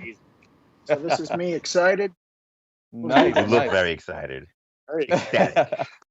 All right, so before we dive in asking questions, I do want to let everyone know in the chat that we're going to be selecting random questions from you guys, and then we're going to be asking a few of them towards the end of the panel here. So join in the conversation, ask your questions for any of our panelists today, and then towards the end, maybe you'll be lucky enough to have your question answered by one of these lovely people here today. But let's dive in. I have to start panels off with like super serious questions. Like this is probably going to be the most important question any of you have ever been asked in your entire life. So, cereal. I am skeptical. Cereal, is it soup? Why or why not? Why? I need to know. Cereal It is definitely not a soup. No, it's not. It's not a soup. No. Okay, so Soups are healthy. let's go. So Robert, let's go with you and we'll work our way down. Oh, you want? Yeah, okay. I mean, it's cereal. It is a thing. It's like saying, is Coca-Cola a soup? It is also liquid. It's like, no, it's not. It's not a soup. Like, this is a ridiculous question. Whoever asked this question, I hate you. Silly. Robert about summed it up, but because we got these questions in advance, I did a lot of research actually because I figured that Reddit would have something to say about this. Yes, Robert. This is a really important question, and it led me to a Reddit thread about whether or not coffee is a bean soup. And I decided also that I hate all of these people, and cereal's not a soup, and this is stupid. Yeah. All right, Irma. Yeah. So my immediate response was no way, and then I started thinking about it. And then you still and I feel said like no way. like my brain is just broken for everything now. So I have no answer and I have no explanation. Look, it's very simple. Cereal's the kind of thing that you can eat wet or dry. Soup you can only eat wet. Therefore, cereal is its own separate group. Dude, you put It's some very thought simple. into Come on, that. guys. Come on. Man. Yeah. Come on. That's true. Ramon, you got Change a his follow-up credit to to that? writer artist. Oh wow! I think Harry just broke my brain. You can eat cereal right out of the box. Drop the mic. By the fistful. Yeah. No, I mean it's cereal's its own thing. It's like comparing Jupiter and Saturn, two different planets. They got their own thing going on. They're both awesome. Love them for what they are. All right. Well, let's dive into the meat and potatoes, if you will. So, Robert, we're gonna start with you. What was it like to put together these group of characters, or a group of creators rather, for Skybound X? I imagine with celebrating 10 years of Skybound, you wanted to assemble like your dream team of sorts, getting your, some of your favorite creators around. So what was that like, and how did you approach just celebrating the first 10 years of Skybound in general? Yeah, I mean, very exciting time to be celebrating 10 years of Skybound. It's a big, monumental event for, an entertainment company. I guess I'll say that's what Skybound is. We do a lot of things to last this long. I mean, that's a unique achievement. So we wanted to do something really cool to celebrate that, and that kind of manifested itself in Skybound X, which is this cool 5-issue event series. As far as putting it together and recruiting all this talent, I didn't do that. I'm going to give that credit to Sean Markowitz. I get a lot of credit for a lot of things I didn't do. and I always try not to bask in it too often. But yeah, I mean, there were a few suggestions here and there, and there's a great wealth of awesome stuff that Skybound has done over its 10 years to try and pull from to assemble for this book. And I think Sean did a really great job of rounding everybody up. He sounded the conch shell, and everybody came running to join us. So yeah, it's turned out really great, and I'm really excited about the lineup that we've got here. And I think this is going to be one of the greatest things that Skybound has ever put together in print. Awesome! Wow, that's some big words, because you guys have put some awesome stuff out. So that's really exciting to hear. So this next question is for everyone here. Now, before we dive in a little deeper into Skybound X specifically and start talking about the independent stories with each of the creators here, what are some of the earliest memories you guys have at Skybound? Either as a fan, professional, or just in general. It's for everyone. I was thinking about this question, and I realized that I'm sort of kind of like a child of Skybound in a way. I've never worked with Skybound professionally, but I was 7 when my dad started reading the Walking Dead comics, and I remember them being around and being interested. Hey, no judgment here. I'm out. I think you just aged Robert. He's like, no. That's better. But Tilly, just to be clear, you're 11 years old now, right? Okay. I just got my period. Gross joke. I stand by it. But then when the show came around, I was an angry teenager, and there was sort of nothing better than zombies in the apocalypse. So to be working sort of with Skybound and in all this stuff is pretty remarkable given my experiences. That's what I got to say. Awesome. Anyone? Irma, Kari? Anyone else? I want everyone else's answers to go better for me. Well, I can say this. I've known Robert and Skybound since before Skybound existed. I met Robert on message boards back in like 2001, when I wasn't even in the comic book industry yet. I was just trying to when Tilly was an embryo. Yes. So I've seen the kind of like the rise of Kirkman. I knew him before he was a millionaire. You know what I'm saying? On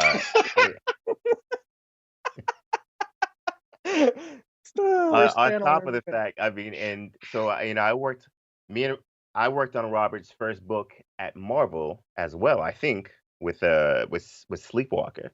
So we have like a long history together. So it's been great to see it both from the outside and from the inside, the progression of the company, and watch it grow. And I did work on Tech Jacket. I work now on Excellence. I did a little bit of work on Invincible. So I've kind of seen every stage of Skybound. So it's been pretty awesome to see it come together and flourish, That's awesome.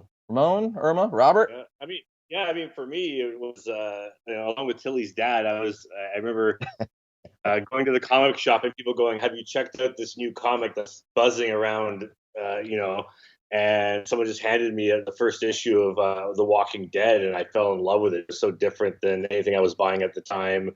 I loved the art, the story, and I started as a fan. I collected that before it was Skybound, and then it became Skybound, and over the years I picked up various series. So it's been a nice transition to come in from a guy who just picked it up at the shop to now being part of the company and working on some awesome content for the company. So it's just been like a nice chill journey into Skybound over the years. Awesome. Irma? I guess I'm maybe a bit of the odd one out because, to be honest, I wasn't super familiar with Skybound as an entity at first. I'm relatively new to comics, coming from sort of an illustration background. Right. But then once we started talking and I looked into it, I was like, oh, they make everything. So obviously at that point, then I was just really, really, really excited to be involved, and it felt like the start of something great. So that's awesome. Now, Robert, you co-founded the company, so you have to have a good story, right? You have to have some early memories, right? Way to put me on the spot. No, listen, I am so old. I have forgotten everything from the early days of Skybound. No, I don't know. I mean, to me, Skybound started. Me and David Alpert, wanted to form a company when we were doing The Walking Dead, and it first started out as a television show. There were a lot of opportunities around the show that I wasn't going to be able to capitalize on because I was so busy. And so we formed a company to kind of do that. And I love the fact that Skybound started out in such a grassroots kind of like, pull yourself up by the bootstraps kind of way. My earliest memories of Skybound is it being a cubicle in the back of Alpert's management company, Circle of Confusion, that was occupied by Cena Grace. And then a couple months into the process, Sean Kirkham joined the company and also shared that same cubicle. And it wasn't until we actually had like a full office and started employing more people, but that they got out of that cubicle. And I just love that it has grown from that small thing into what we have here today. And I don't know, those were some fun days. And in our earliest times, I was still in Kentucky and having to like commute back and forth from Kentucky to LA. And, I don't know, it's crazy seeing a company go from a cubicle in the back of an office to actually being this, massive thing that, makes me feel like a grandpa. I imagine. Well, congrats. Now, this is for anyone who wants to answer. What was it like to be asked to be a part of Skybound X? You know what I mean? It's literally celebrating 10 years of the company. You're going past, present, and future. We're going to get to see, Clementine. We're going to see Rick 2000 again, some excellent stuff to tease future and all that. So when you got approached, what was it like? Were you like, yes, I'm in, let's do this? Yeah, pretty much. It's an awesome thing to be part of something that's, celebrating its, 10th milestone. Like and having only been there very recently, we've only been putting out our book now for the past year. So it's kind of like, we're current, but we're part of hopefully another 10-year marker down the road, where we're starting a new, wave of stories, different kinds of creators and all kinds of stuff. And the content that Skybound produces is so diverse and vast. It's amazing just to be a part of that in general, but then to showcase that in a mini series to say, hey, look at all these options you have creator and story wise. It's like, check it out. And there's more amazing stuff to come in 10 years. It's awesome. I was flattered I just said yes right away. That's awesome. Anyone else anything you want to add or? I just remember thinking that y'all should have got Brandon Thomas instead of me, because Brandon is the writer on Excellence, and he's like a passionate speaker. Like, he loves everything in the world, and he'll talk your ear off for like an hour about how great everything is. And I'm kind of just like, yeah, whatever, man. I'm cool. Happy to be here. I'm happy to be here, but I'm just like, I'm not Mr. Enthusiasm.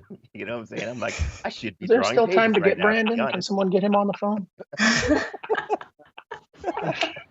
Don't sell yourself short, Kari. You're great.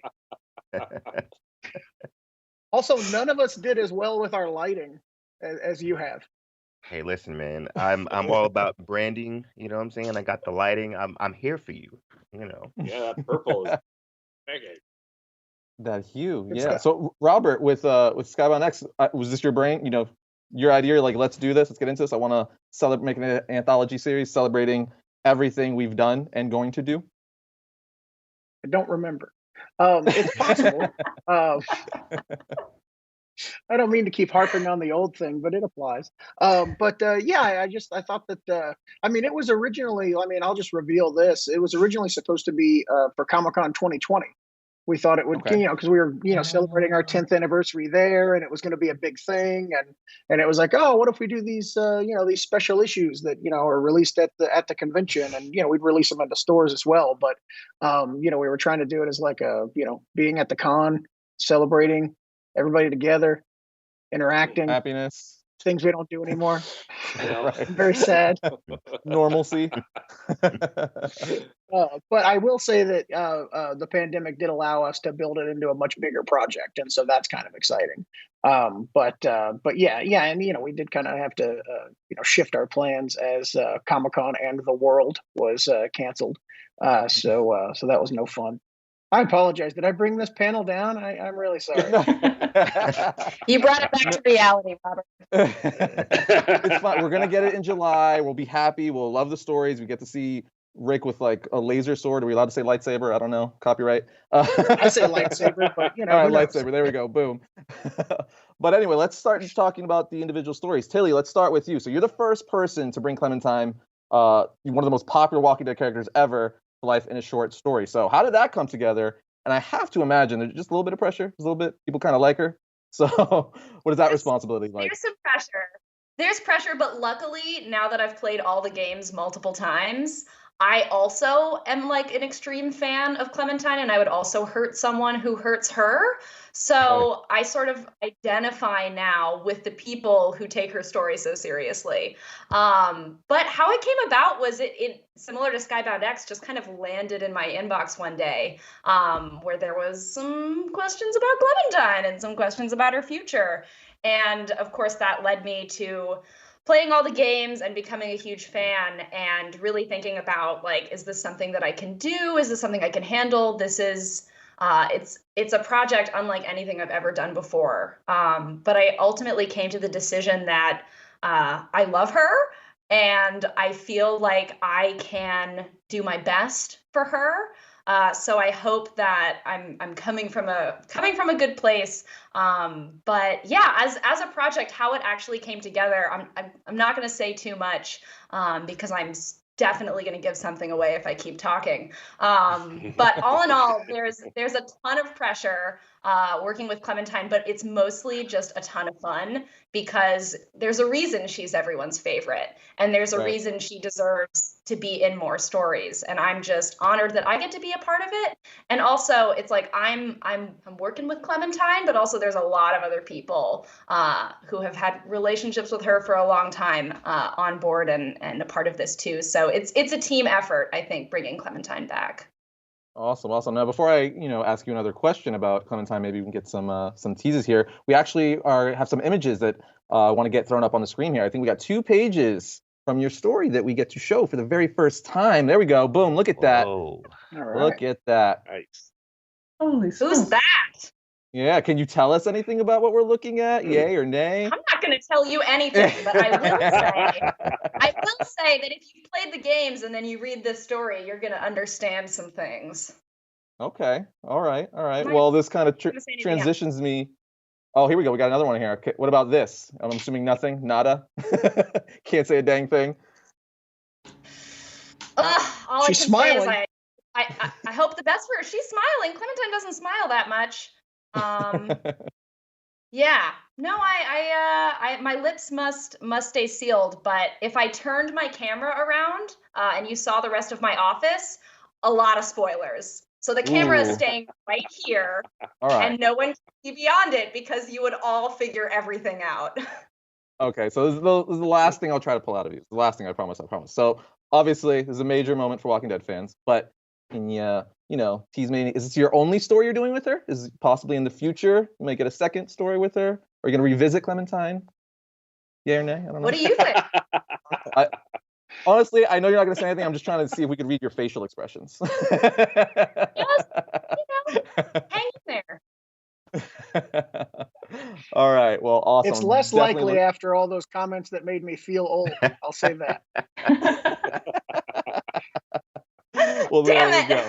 There's our boom, confirmed, but not confirmed by the man himself, right?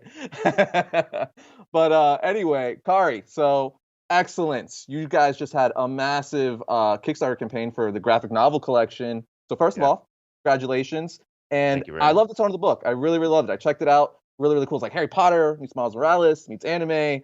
But anyway, what can you tell us about excellence in this upcoming anthology series? All right. So, well, first of all, thank you. I appreciate that. So in the main excellence book, we're very much focused on the present and the things that are happening right now in the current day.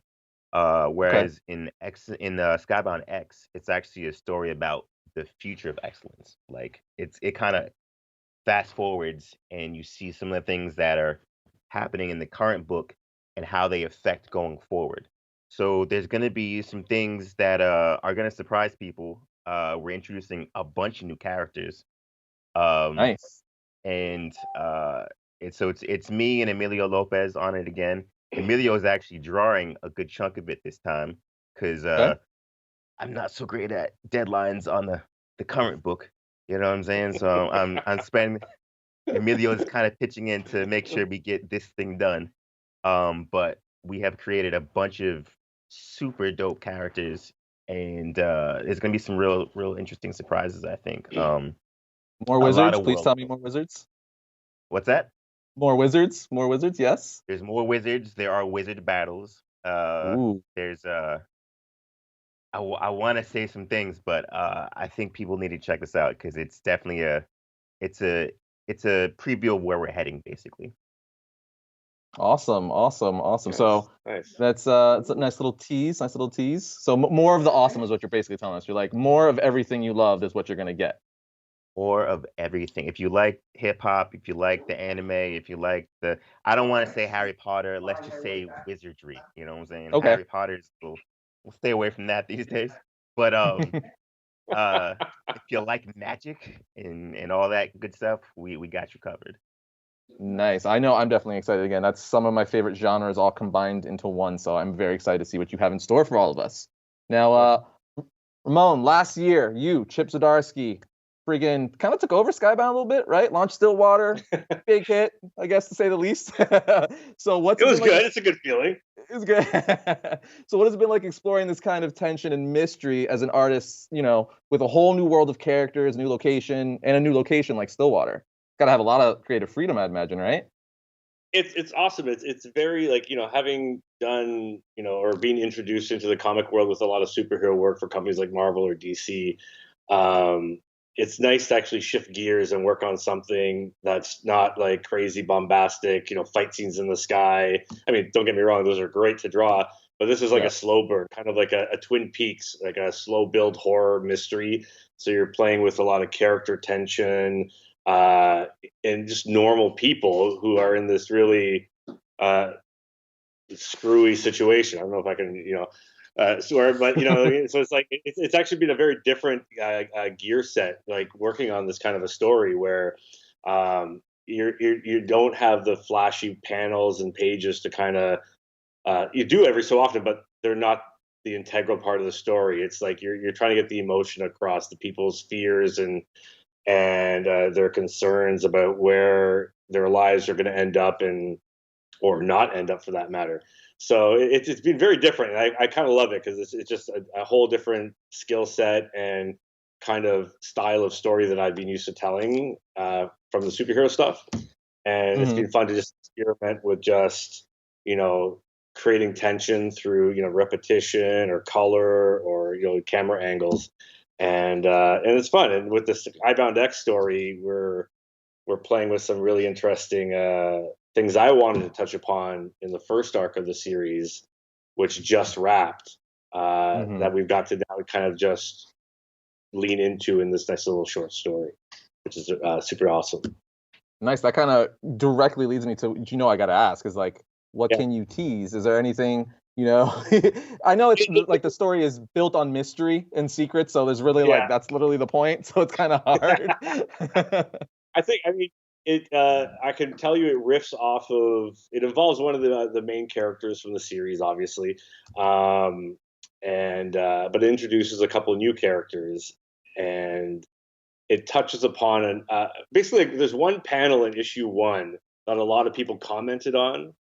And they were kind of like creeped out by, and we're kind of riffing off that one panel. I don't want to like spoil it because it's like kind of it's integral to the 8-page story. So I don't want to say it's this, but if a lot of people, I remember commenting on this one panel when the first issue was released, and how kind of unnerving it was to see this one panel, and what it alluded to, I guess. And so we were kind of just exploiting that one panel and kind of playing up on the side stories that happened in the town during Daniel's visit and all the stuff that's happened since he's kind of shown up in Stillwater, basically. Very cool. So, I think that was awesome little nugget. I'm sure fans would be like, they're gonna go be scouring the panels, like looking. Is it this? Yeah, which it's in the latter half of the book.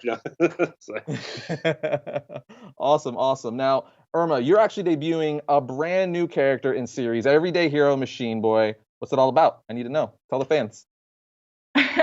Yeah. So before I start, I just want to say that I'm super excited to be a part of Skybound X. I feel like I wasn't able to jump in earlier, but I just wanted to say it. So Everyday Hero Machine Boy is co-created by Tri Vong and I, and it's going to be debuting in the second issue of Skybound X. It's a story sort of aimed at the readers on the younger side, and if I were to describe it, it's kind of like a Pinocchio story of sorts, except in this case, Pinocchio is a robot learning to be a boy, and also this robot boy has a mysterious past and a bomb for a heart, and studies the art of karate under the tutelage of a karate grandma. Oh, wow. I'm in. I'm sold.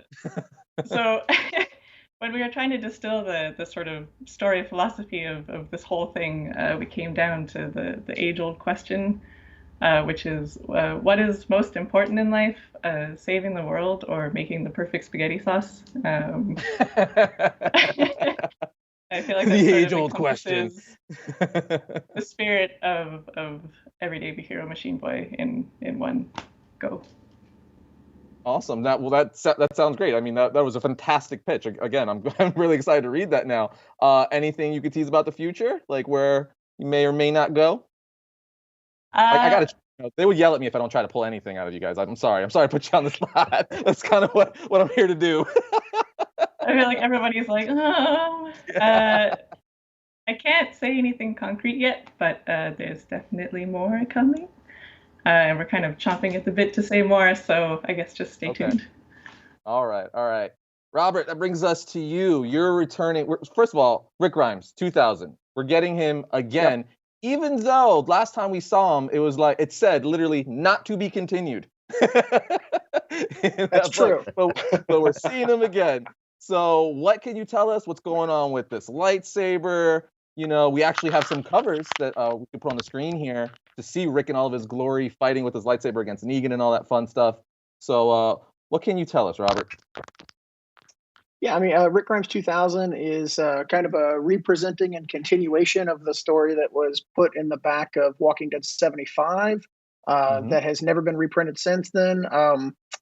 I think in issue 2 or 3 of The Walking Dead, we got a very nice fan letter that said, I really enjoyed this book. It's really cool, but I don't see how it has any kind of legs to continue for any length of time. It seems like you've, got a very short story here that you're telling, and I don't really know how this is going to last for a while.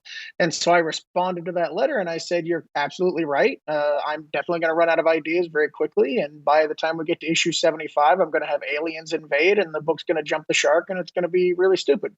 Because that letter saw print, I didn't know that we were ever actually going to get to issue 75. But then when we got to issue 75, I thought, well, wouldn't it be cool if I actually did that? And so as a gag, we just had aliens invade and we turned all the Walking Dead characters into superheroes. And Ryan Otley, who had been doing Invincible with me, came on to do this cool backup. That ended up, he did about 7 pages for that. And so with Rick Grimes 2000, we're taking those 7 pages and we're expanding them out to like 50 pages. And there's going to be a chapter of it in each issue of Skybound X. And each chapter is going to get more and more insane and nutty as it goes. And it's fun to come back to the Walking Dead world in a way that completely ruins the Walking Dead world. Like, this is not something that Walking Dead fans want. This is completely different. I mean, if you've ever wanted to see Negan flying around on a glider, shooting lasers out of his bat, like, this is the book for you, I guess. I'm in. If you want to see the governor with a gigantic mechanical claw, when you see Andrea's gun, it's gigantic and it fires lasers. This comic is absolutely nuts. And part of it is because, I haven't worked with Ryan in a while. And I was like, oh, let's get the band back together and do something completely different. But I love working with comic book artists. And what I always try to do is I try to, give them the best time possible. And so working on Rick Grimes 2000 has literally been an exercise of how can I make every single page turn the coolest possible thing that you could ever see that anyone would, really want to draw. And so it's probably the zaniest, craziest, most action-packed, like cool book I've ever worked on. So I think people are going to be very excited, unless you're a diehard Walking Dead purist, and they're going to be super pissed off, and that's totally okay. Totally fine. So you're saying this is not canon? Is that what We've you're got saying? Clementine for you. Like I briefly mentioned earlier, I think we have some covers here. We can get those up. That'd be great, because I'm sure people would want to see what those look like. I'll start talking about stuff if we can get those covers up. But I'm also doing another chapter of Science Dog with Corey Walker. I believe that appears in Skybound X issue 3, which I'm very excited about. And that will be continuing off of the Science Dog story that started in Oblivion Song 25. So there's going to be more chapters of Science Dog that may pop up when you least expect them, and so I'm really excited about that. And then I'm also teaming up with Jason Howard for something completely new that'll be in Skybound X number 5. It'll be the debut of a new concept from us, so that's going to be really great.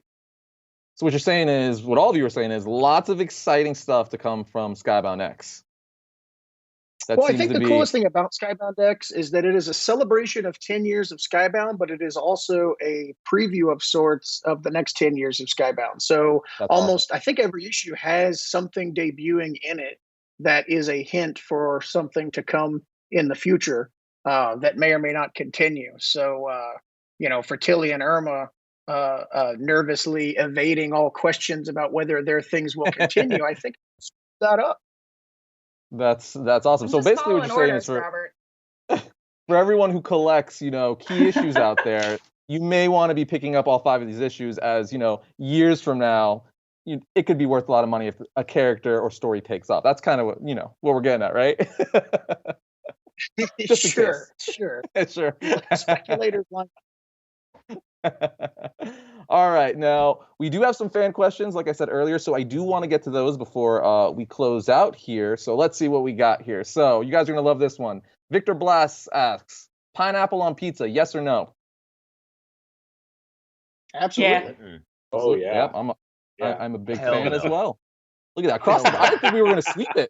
I thought for sure one of you were going to be like, no. No, Carrie. Okay. Oh, we didn't. We didn't. I respect his opinion, though. I know my opinion is a bad opinion.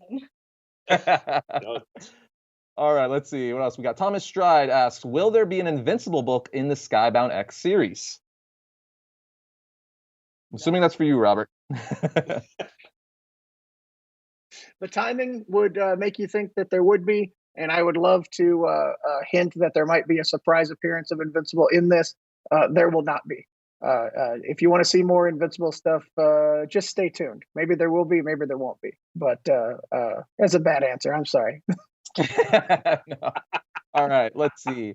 Mama Dead Hexo asks, is this story for Clementine going to be canon? So that's for you, Tilly. Is it going to be a canon story for her, or is this kind of like a out of continuity Elseworld thing? There is no way to do Clementine without making her canon. So everything that happens with her in the future comes from the understanding that her childhood and her coming of age was the games. All right. Kari, this is for you. Luke06 asks, Harry Potter versus Spencer Dales. Who is winning?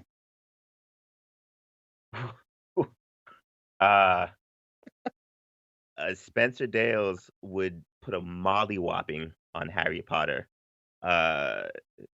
AKA, Spencer would win hands down. Harry Potter was not good at magic. Everyone else was good. He just kind of stumbled his way through 8 volumes of nonsense. Harry Potter sucked. How about that? This is the best description of Harry Potter. All right, let's see. Last fan question we're going to do right here before we close out. Do walkers float in space? Yay or nay? Everything floats in space. Who's coming up with this question? Shame on you, Internet. And truer words have never been spoken. Everything does indeed float in space. Well, with that said, guys, I want to thank everyone for joining the panel today. It was nice to get a nice tease of Skybound X, where it's going between Excellence, Rick 2000, Stillwater, Everyday Hero, Machine Boy, Clementine. Lots of fun stuff coming for the future of Skybound. You can get it at your local comic book shops, issue 1, on July 7th. So be sure to pre-order, add it to your pull list. You're going to want to check this out. But again, I just want to thank everyone for joining the panel today, and see you at the comic shop, guys. Thank you. Thanks so much for having me.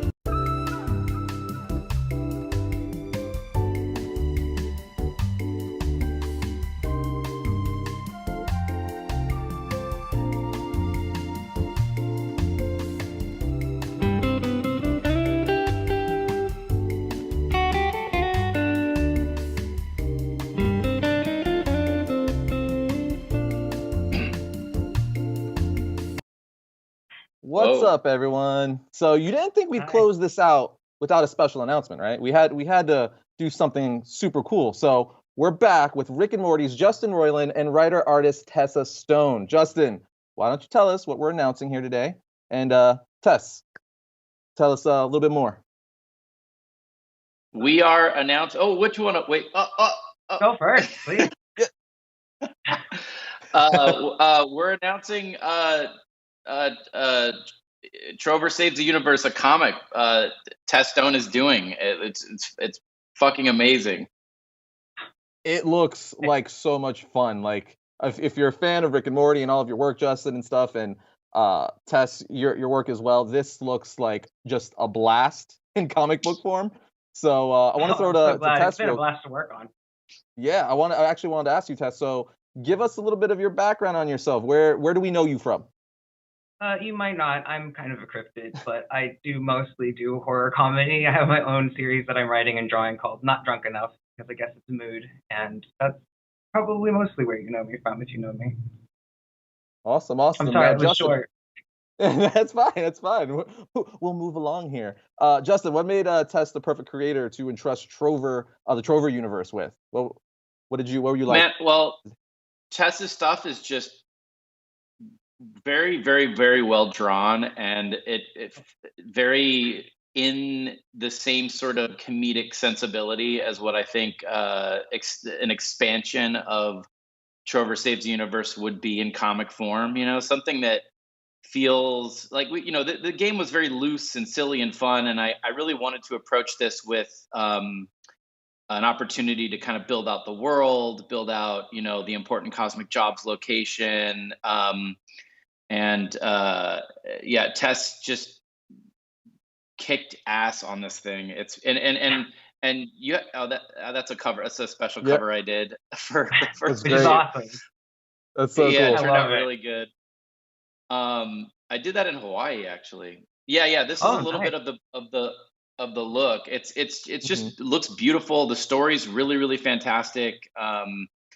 It really builds out the world. It's pretty damn incredible. It looks great. No, yeah, it looks freaking phenomenal. Yeah, we see we got some teaser pages here. Anything you could tell us about some of the images we're seeing on screen, or is it all like hush hush right now? I mean, it's. I have no idea. I don't know what I can. Is it a top secret? I don't know. I mean, I you don't can talk know. a little bit about it. You can tease it. It's all right. It's about two idiots that I do love very much, and in a world of other just important cosmic jobs and all of Trover, the whole world was fantastic. It was just so rich, and I was able to kind of play around in it a little bit, and it's kind of about these two people who are pitted against each other to survive at their workplace, but sometimes they realize that I guess friendship is cool.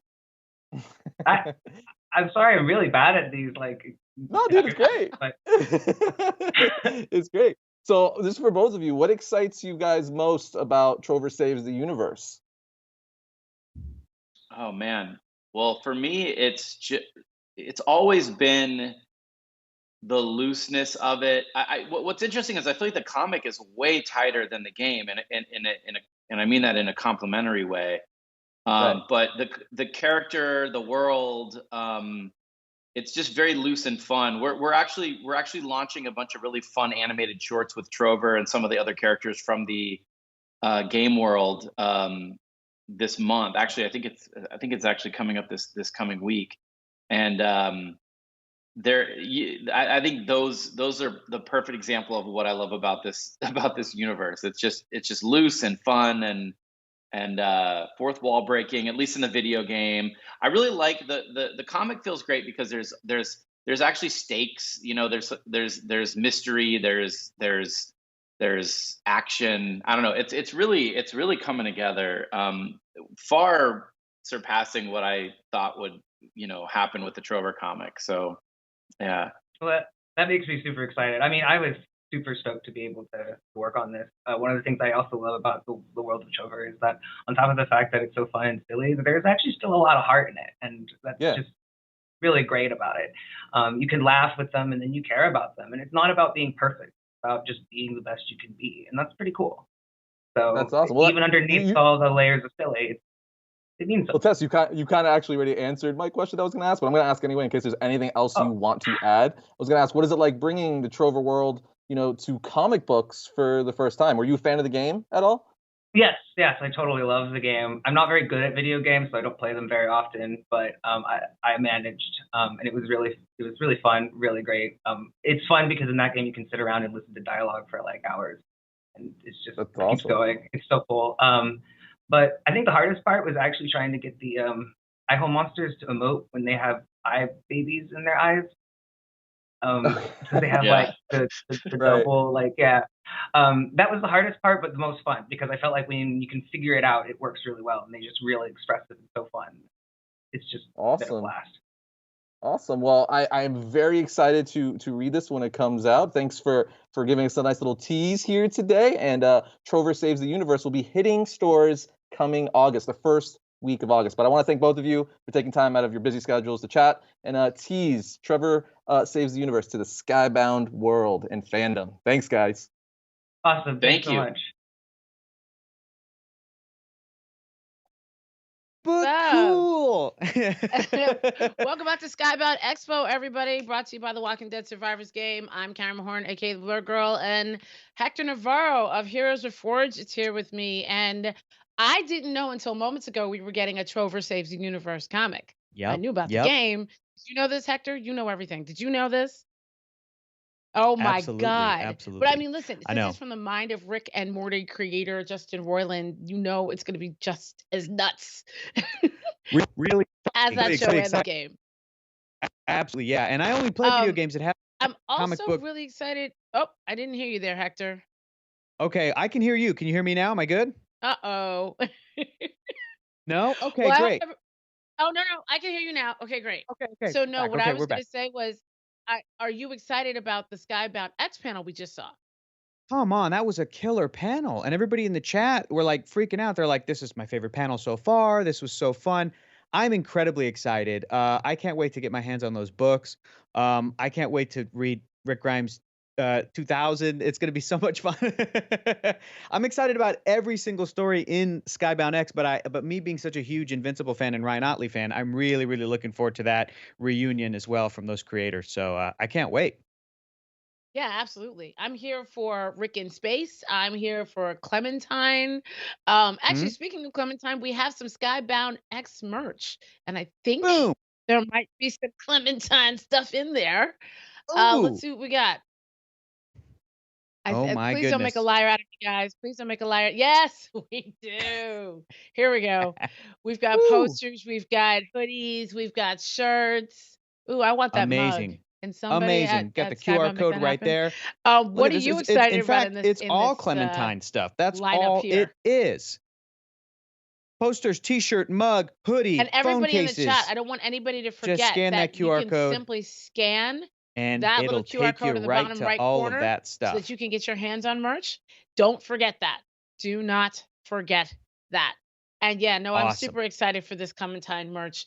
And we've got so much more happening at Skybound All right, Expo. y'all. Well, okay, wait. Can everybody hear me? I can hear you now. Okay, I can hear you as well. Okay, great. All right, we're making it through. We got it. We got an awesome new comic book announcement. We had a fantastic panel coming up next. It is, for many, many folks, the highlight of the day. Everybody's favorite panel, Comics Vault Live, brought to us by Sean Kirkham, a.k.a. Big Clutch, a.k.a. the dude that brings you all the comic book goodies that you want to know about. I'm incredibly excited. I've seen people in the chat all day today talking about Comics Vault Live, Comics Vault Live. We're gonna get. We'll get to see. Just trust it. Sean, a.k.a. Clutch, always threw in the clutch, and I think that's why his nickname is Big Clutch. I've never actually asked him. I don't think it's ever been discussed. I'm super, super curious, but I also kind of want to leave it a mystery because it's a rad nickname, Big Clutch. Anyway, well, it is. And I was gonna say, which do you want? But I know you're here for the Invincible #1 black foil. Let me tell you, even in the past, when I've been fortunate enough to co-host one of these amazing Skybound Expos, I've tried everything I could to get my hands on one of those comics, and lo and behold, no luck so far. Skybound is serious when they're talking about getting these to the fans, and not leaving any extras for hooking up Hector, any of because us. that's never happened for anybody. You, me, nobody. So these things sell out so instantaneously. I have been so excited to see people get so ravenous, so excited to get their hands on some of these books. So I am looking forward to it. It's always going to be fun. And Sean is always so fun. And then afterwards, a little bit later in the day, we're going to be looking at some art from one of my favorite artists, Attack Peter, a.k.a. Peter Santamaria. It's going to be awesome when we get to see Attack Peter do what he does. It is always a blast. If you've never seen Attack Peter in the wild, live on the internet, doing what he's doing, you have to stick around for that. Immensely talented. So we just have an entire day packed with a bunch of awesome stuff. And now it is time for Comics Vault Live. So we'll see you in a little bit. Keep your eyes peeled for some awesome comics coming your way immediately.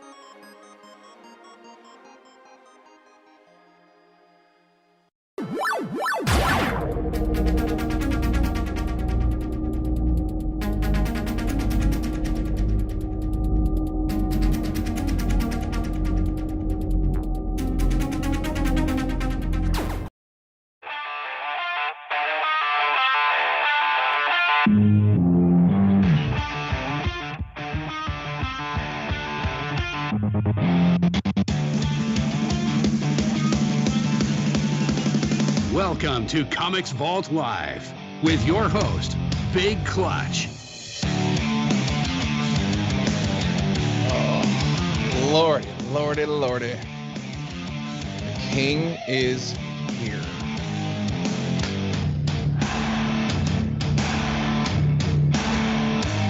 Yeah, what's going on, everybody? Hello, Expo 64. What a day. It's pretty great, I gotta say. It's been fun. Thank you to John Holt for that intro. Pretty amazing. Everybody, welcome back. It's so great to see you guys. I got the chat window up here. Everyone yelling clutch. I love it. It's pretty awesome. I got the information for the books over here, and I got the books over here, and we got a lot of stuff. So it looks like the production team has been kicking it up a notch and getting stuff fixed because they know they wanted the face that runs a place to look good and be all in clear. So I really appreciate it to the team. Thanks for getting this going. So, hey, welcome to Comics Vault Live. This is going to be a pretty quick one. We're running a little bit behind, but we'll try to get stuff caught up soon. So a lot of new folks in the chat I can see, so we'll lay it out here for you. So this is Comics Vault Live. This is a web sale. This is not a claim sale. We put up a link in the chat that'll link to the Skybound web store. We will have all the items available on the link, and also on the larger collection link as well. So if you want to buy something, go in there, buy it right then and there. Do not wait. Do not let it sit in your check cart, your little shopping cart, because it's going to get gone. Someone else will buy it. So when you get it, put it in your shopping cart, purchase it then, and then go. And then we'll go back, and then the next one will pop up, and then you can get the next book, the next book, the next book, the next book, and the next figure, and the poster and print, and all the fun stuff. So we're gonna put that. We'll put those up here in a second. And so as we go through, I'll show the books. We'll say this is what I've got. This is the price. This is how many units the book is. Then everything should be good to go. I do want to let people know that there is. You will probably most likely see shipping. So we have free shipping in the US. International, you guys are getting a discounted rate anyways because of our awesome partners at Flow. So you'll have you may see a charge for shipping on your account. If that happens, the CS team will go in and they'll refund it. Andy and everyone over there is gonna take care of y'all very well tonight. So let's get ready to go. So I have some pretty awesome cohorts in the background helping me out with this whole thing. So this should be pretty good to run. Here we go. Let's go ahead and put, let's see. So I've got a lot of weird stuff coming up on here today. So let's just go ahead and run this. First book up. Oh, let's see. See if I can raise this thing up a little bit here. My camera situation's a little janky today, but we'll go with it. Working on getting some new equipment, but here it is. This is Walking Dead Deluxe #2. This is the second printing with the gold foil treatment on it. This is amazing stuff Dave Finch has done for the reprints of issues 1 through 6 of Walking Dead Deluxe. These kind of zombified versions of our favorite characters are pretty awesome. So yeah, this one's up and this one's ready to go. So this is going to be $124.99. For the gold foil. There is 175 units available.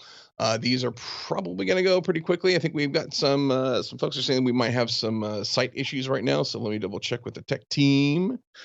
Said gold foil is live. So if you guys have any issues, refresh the page, clear your cache and your cookies. Everything should be good to go.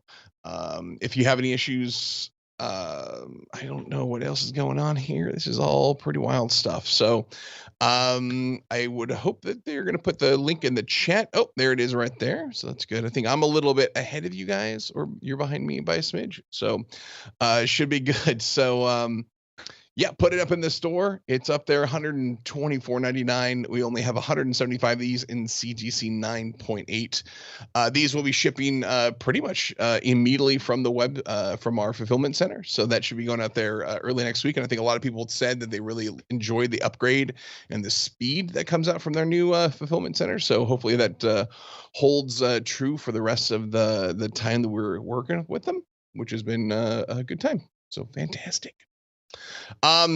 Can we say, I am super pumped for Skybound X and what that's going to be. I think the 5-issue series is going to be amazing Rick Grimes 2000. So many cool little titles and flashbacks are going to be tossed in there. The creative teams that are doing it are stellar. It's going to be super, super cool. So I am super pumped. Gosh, oh man, I'm sorry. Food Review UK. You guys at the, I don't know what's going on with the UK prices. I mean, it's pretty tough. So sorry about that. Good. People are getting the stuff. So we've got people getting the foils. Great. So you guys have that link up there. Let's go ahead and just keep this rolling, or else we're gonna sit here all day. So this is next book. Oh, the black and white red foil. This is the Walking Dead Deluxe #2, the black and white version, red foil. 175 units available in CGC 9.8. $124.99 is the price. We're going to get this rolling through. So we'll put the link up here. And also, if you have the collection link in your chat or in your browser, you can also refresh that too. And sometimes that'll kick up and show you the new stuff as it gets turned live. So pretty great. Shipping, free shipping on the items. I don't think we're combining stuff into one box anymore because we have the new fulfillment center. So stuff will be shipped out by itself, but you're still going to be getting free shipment on those things. Yeah, pretty awesome. Pretty cool. I think I don't know what I'm gonna do for this other thing, but we'll show it here in a second. So so Walking Dead Deluxe #2, black and white, second print. Trying to see if it's in the chat yet. There it is. There's the main link for the black and white. And people are looking for, if we can toss in the entire collection link in the chat too, that'd be pretty awesome. So hopefully that'll get put up there in a sec, I'm sure. I think we've got we're got a lot of stuff running. Great.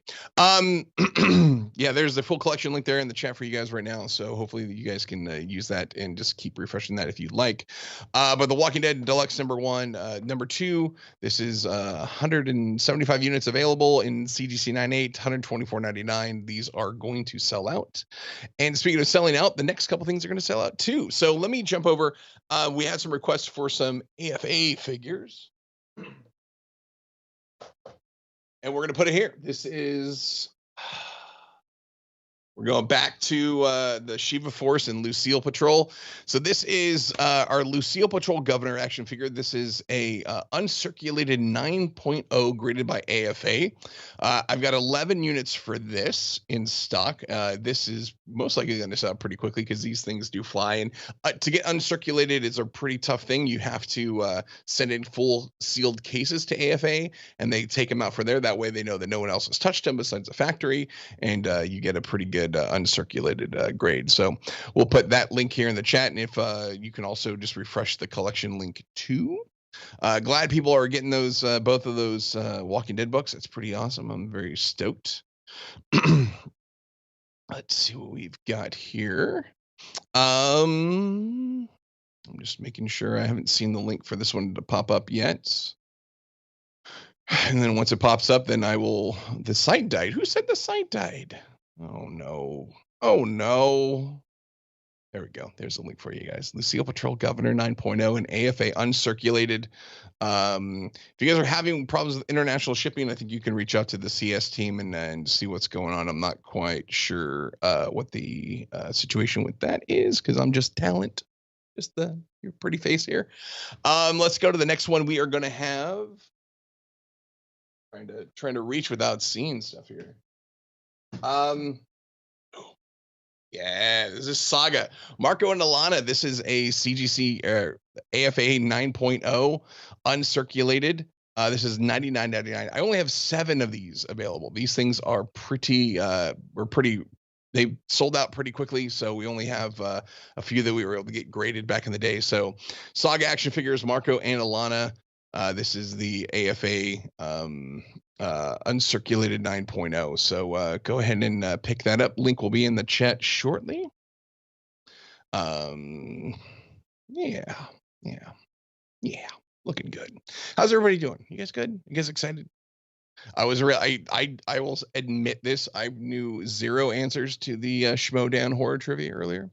I am not a very smart person when it comes to movie trivia facts. So I am yeah. I just like watching people who know a lot of stuff. It's really cool. And then also, can we talk about Trover Saves the Universe and the fact that we're going to do a comic with Justin Roiland and Tess? This is awesome. I've been a huge fan of Justin's stuff since, well, he was in high school, because Justin, weirdly enough, we went in the same same town in Manteca, California, and Justin has been an amazing talent this entire time, and the fact that he's gotten so much success really makes me super proud and happy to be from the 209 and represent Manteca, and he's doing great. So thank you guys so much for supporting that. Let's jump over to the next book. All right, this is going to be, I think I've got these out of order. I do have, of course I'm going to be out of order. I'm going to be sloppy today. This is Invincible number 100. This is the Corey Walker cover, which is pretty awesome because it plays on the reverse of his iconic cover for issue number 1. So this shows the flip side. It's pretty awesome. Sure, that's right. That is right. I got the right one there.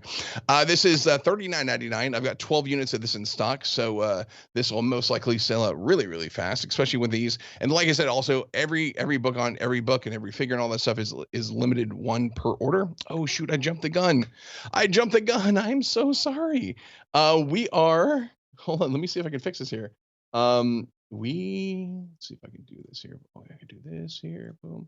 I'm doing some video magic for you guys right now. So let's go ahead and sell this one. We're gonna shift the Attack Peter to a little bit later before we do the black foil. So there we go. We'll just knock these CGC books out, Attack Peter, and then black foil. So my fault. I'm sorry.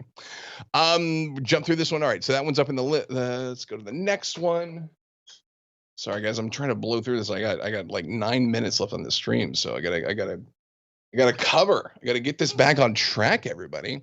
We're gonna have this is the Brian Hitch cover, 17 units, $39.99. Invincible number 100, Brian Hitch variant. These were a pretty remarkable set of covers for Invincible 100.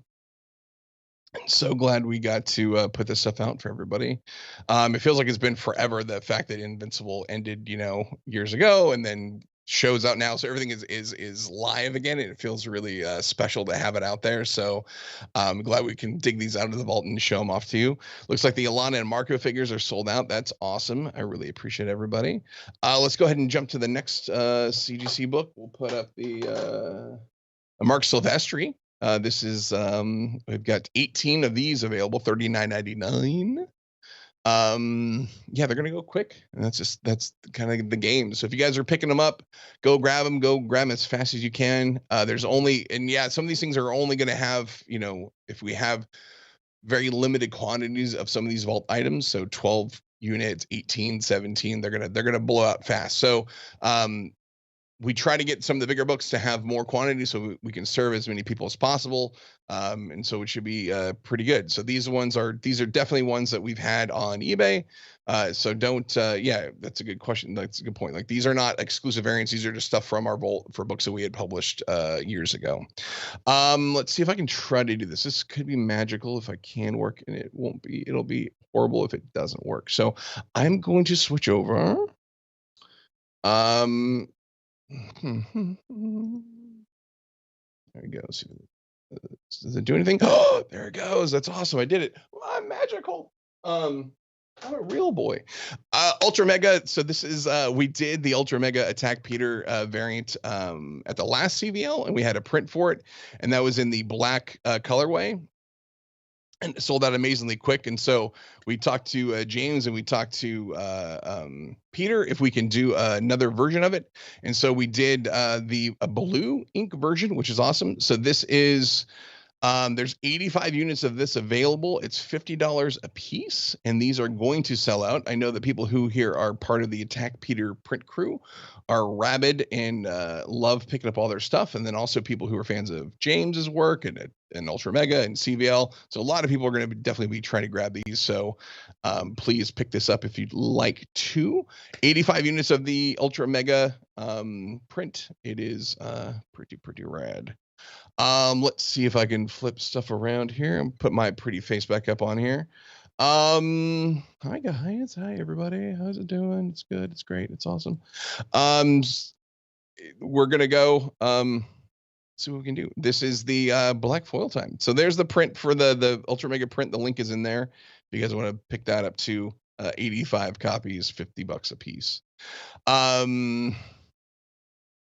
it. This is it. Foil fever. Foil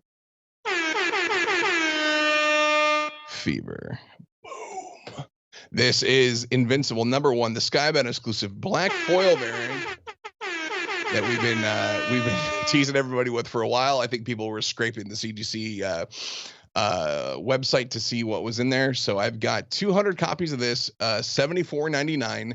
This is a black foil logo treatment. It's an embossed logo. These look pretty sharp. CGC 9.8. There will be potential upgrades. Just letting you guys know, there's a handful of these that are going to be in there in the upgrade list. So they will be randomly thrown in there. So that should be pretty awesome. So if you guys are able to pick those up, do it. Yes, that is, I think that's what we've got. That's it. That's all of the books. Oh, I got the 5-minute warning. So let's chat about some stuff. Let's talk about this. We're going to put the link here in a second. Let's see, is the link up there? The link's not up there yet. It's going to be there shortly. Got a little bit of a technical lag. So again, thanks everyone for coming out. Really appreciate it. There's a TWD Expo 64 code to get rubies for the game. If you guys want to pick that out, super awesome. Link is now in the chat. Limit 1 per customer. I think it's 1 per order. These are going to go pretty quickly. So it's pretty rad. Site is down. People are having issues with the international stuff. Let's see, a lot of stuff going on here. Mike, I will have last wine variants down the line before the end of the year. I think we found a couple extras in the old vault, and we'll be pulling those out. Noctera, we'll try to find some of that for next time too. Ultra Mega print looks like it sold out pretty quickly. The print crew, those guys are voracious. We're gonna have some pretty cool stuff. We've got the next CVL is coming up. Oh, I want to tell you guys, we're going to do a very special Whatnot next Friday.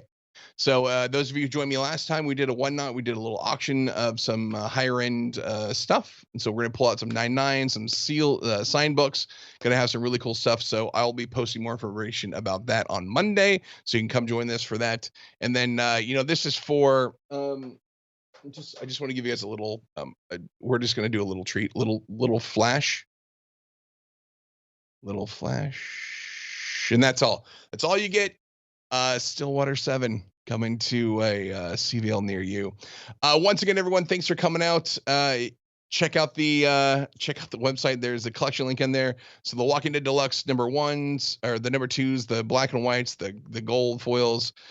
Go grab them if you can. Thanks for everyone to come out. We will be we're gonna catch you guys on the next time. See you on the flip side.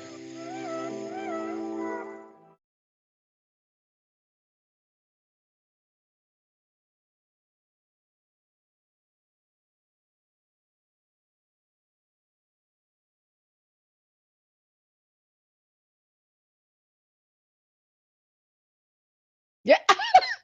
Hector's got the same. Wait, what are you most excited about? The Stillwater 7 that he just Did you slid see in that? there? Did you see that little tease right at the end? Sean. I Big got clutch that. with He the was like, teases. exactly. He was like, "Oh, what do you know about a Stillwater?" And that's all you get. That's all you get. I was freaking out because I have those Saga figures, and I was freaking out that there's that level of collector where you can get stuff and action figures uncirculated. Remember when Sean was describing that? It's like you got to send the box direct to the grading people, and then so they know it's an untouched Sully by our great hands. And that was incredible. And then those sold out, and of course, I was flipping out about all the Invincible stuff, but I especially loved the Invincible issue 100 Corey Walker variant cover, where it's the reverse of the classic Invincible issue #1 pose. Like, we're seeing it from Mark's perspective, from behind him, and then we see all the. Oh my gosh, I was like, I forgot about that cover. That cover was sick. It was so cool. Man, big ups to Big Clutch, because it's always so much fun to watch him just parade the most incredible goodies in front of everybody's eyes, and then they're sold out like that. I have no idea what's sold out, what's not sold out. I'm assuming that the links are still live, that you guys can click on stuff and see what's there. But there's lots of people in the chat either being bummed out, being like, it's sold out, or there's people being like, it's sold out. That's crazy. so fast. So check out Comics Vault Live, the stuff that we showed today. We've got the Invincible issue 1 black foil. We have the Walking Dead Deluxe issue 2 gold foil. The Walking Dead Lucille Patrol Governor uncirculated figure. That's a new level of. That's a new level of collector. Oh my God! Literally never heard of that. I did not realize that they had to send it in untouched so they could prove that nobody touched it but the manufacturer. That's fantastic. Amazing. And look, Attack Peter. Attack Peter with the print. Cover. Yes. Absolutely. I mean, it's just somebody who's been a fan of Skybound for a real long time. It is so cool to see these amazingly special comics and figures from the worlds of The Walking Dead and from Invincible. And now we are maybe getting a Stillwater one that Big Clutch was teasing us about. That's so cool. But we've got Attack Peter coming up next. Now, if you're watching this and you're not familiar with Peter Santamaria, Attack Peter, we got to talk about the guy that he's going to be collaborating with, Urban Aztec, aka Jesse Hernandez. I know that you've got a favorite of his. You have a favorite. Let's talk about it. Have you seen his? If y'all haven't seen Urban Aztec's Instagram, you've got to go check out his. He's got a Serpiente Boba Fett that is like right at the. It's in his top 9. Check it out. It's amazing. Both of these guys are incredible. Even Attack Peter. Block printing to me as well is such a fascinating process. It's like carving and drawing and painting and inking. It's phenomenal to me. And the fact that the two of these guys are going to be collaborating in our next segment is really, really exciting. But yeah, I've been a fan of Urban Aztec stuff for a while. Like, he finds ways to mix like Mexican history and Aztec history into comic books and fantasy and even sports figures in his art. And I'm a fan of anybody who takes what is true to them and their art style and basically brings us into their world as opposed to the other way around. I'm fascinated by that. Absolutely. How about you? I remember years ago, I wasn't even aware of Jesse Hernandez, Urban Aztec, what he was doing. Years ago, I was at a Comic-Con. I don't even remember if it was San Diego or if I was in LA. I don't remember even where it happened, but I was walking down through like these incredible displays and all the big companies and stuff. And then all of a sudden I saw this Wolverine that was like the most gorgeous, so super cool Wolverine. He had his claws out like this, and it just looked so amazing. And let me tell you, something deep down in Mexican in me awoke when I saw it. I was like, mi gente. I was like, what is happening? How is he bringing this out in me? And it was amazing. And I really was so cool to see and so proud. And then I found his stuff and then knew that he was like a Latino guy and doing this. And I love that you brought up the woodblock art as well, because that Attack Peter does, because even down to the level of the paper, it is an art form in and of itself. And my favorite thing about these two guys, my favorite thing about Attack Peter is I've already promised to, like, hey man, when we meet in person, and now that we're kind of maybe getting back to normal, I'm like, I got to get a beer with this guy because he's so cool and so down to earth. And yet these two guys make some of the most beautiful, high-end, high art that I've ever seen, and it just feels like so beyond me and so crazy. But they're like the coolest dudes. I want to hang out. I can't wait anymore. Okay. We can talk about them all day. I want to see these two. So guys, up next, Attack Peter and Urban Aztec. Let's get to it.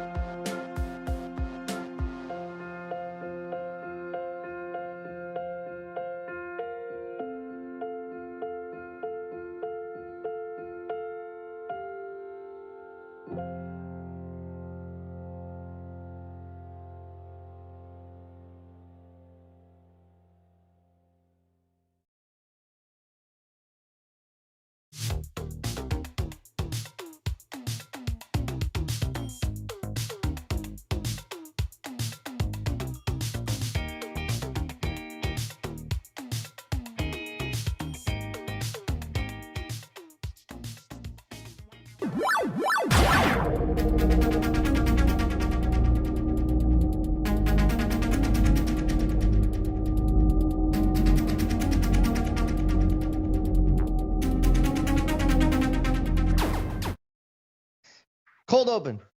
Crank it. Oh. I hope people hear the intro music. Maybe they do, maybe they don't. not, Who we're just cares? We're dancing going to dance on camera anyway. What's up, everybody? Welcome to my Attack Peter segment of the Skybound Expo 64. Skybound Expo is the coolest freaking thing. The fact that we can do these big parties every so often, get together for just amazing projects. I love watching the whole expo leading up to our segment because I just can't believe how much awesome stuff Skybound's involved in. So it's just so exciting and happy to be a part of it. But before we get into, let's talk about what we're going to do today. Gabby's here, by the way. Hi. She's not on camera Not because today. I need to use the cameras for something special, but she's here in audio I'm here, form. prank crew. Let me, well, you guys, I'm going to read off all the things that we're going to do at the top of the show. You guys let me know that you're here in the chat. I love seeing it in the chat. All of our print crew is here. I see a lot of print crew happening right now. Okay, things that we're going to do today. Things that we're going to do today. Okay, it's very important that we list these things. You understand? If not, things get out of control, and it's just a mess. So, off the top, we're going to do an unboxing. Ooh. An unboxing of the Daruma figure, the vinyl figure, the toy, the statue, whatever you want to call it. It's a big vinyl bad boy, and it's here. It's in my hands. I'm going to unbox it, show you the packaging and all the accoutrement. I knew I was You're going to use coming that with a high-level vocabulary super today. high level. Yeah, I got to keep up. Then after that, what am I doing? Oh, I have to reveal the very, very generous gift that Skybound is offering all the folks who already pre-ordered the Daruma and all the folks who plan on ordering it today. That's And true. You have been promising. You've been I making know. some big promises. It's a good one. It's good. I feel confident about it. What are we going to do after that? Let me see. I'm dropping a brand new Takaro. Whenever I look over here, by the way, I'm looking at Gabby. You guys don't see her, but I see her. But he has to look at me when he talks. Yes. No, don't show the box yet. Don't show the box. I'm talking to the God in my earphones, if you guys don't know what I'm talking about. He just started randomly yelling at somebody. Yeah, don't do it. So we're going to show a brand new Takaro print, Takaro Universe print, okay? So we're expanding the Takaro Universe. All of those of you who hang out on our streams on Thursday nights know we've been building out the Takaro Universe. We're dropping a brand new, I'm super proud of this print. This one's a big, big boy. I can't wait to show it to you. And then we are going to bring in my good friend, incredible artist. And speaking of guys I want to have a beer with, this is the guy you want to have a beer with, Mr. Jesse Hernandez, a.k.a. Urban Aztec. I tell you guys, there are a lot of artists that I really love out there and I admire and respect. But watching the career path of Urban Aztec, Jesse Hernandez, and his brand is so inspiring. Like, this is the guy I want to be like. This is the guy I want to keep up with. And I'm so honored that he agreed to collaborate on an exciting project. Can't wait to show you at the end of the stream. So it's the first of its kind. It's going to be very, very exciting. Okay, without further ado, though, I have to give props to Lord Crabhands on Instagram because I just came in from the outside to my mailbox. Let's go to the second screen. Bring in the second screen real quick if you guys can. And I got in the mail this beautiful ring. I don't know if you guys can see it. An insane gift. A Takaro ring. It's a steel ring, and on the back it says Kogeki. There it goes. Kogeki in Japanese. And I'm gonna post more of it on socials, but I have to give this guy a shout out. This is incredible, dude. I'm gonna be walking around with a giant Takaro head on my finger. So shout out Lord Crabhands. All right, now here it is. Look at it. Hey, Here look it at is. it. You guys, I want to bury the lead here, but look at this thing. Okay. This is the official packaging of the Daruma vinyl figure that you all are going to be receiving. Very subtle, as you can see. Nothing over the top. Kind of hard to read from a distance. Yeah.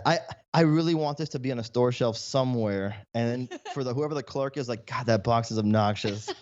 That's so Is that on your brand. dream? To be an obnoxious box from maker? a distance. But yeah, shout out to the team here at Skybound and the amazing people at Mighty Jacks for putting together a gorgeous package for this release. So check it out. So when you get it, you'll have no confusion over what this is. This is the Daruma by Attack Peter. That's me.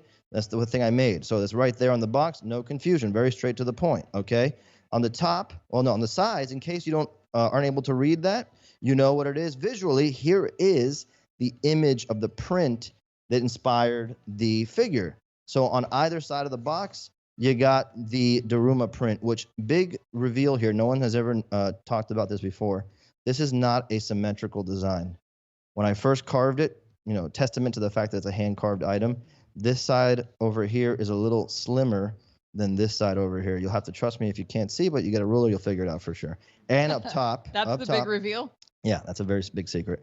And up top here is the Japanese for attack, kogeki. I like to use that every once in a while. I stamp it on my prints when I release these handmade linoleum block prints. So right at the top, there it is, attack. And now my favorite part is all the serious business stuff on the back, because as someone who's collected a lot of toys and statues and figures his whole life, there's just something about seeing, your name, the Attack Peter, handle here, the logo, the Skybound logo, my logo, and Mighty Jack's all together. That super freaking blows my mind. It's very, very strange and amazing.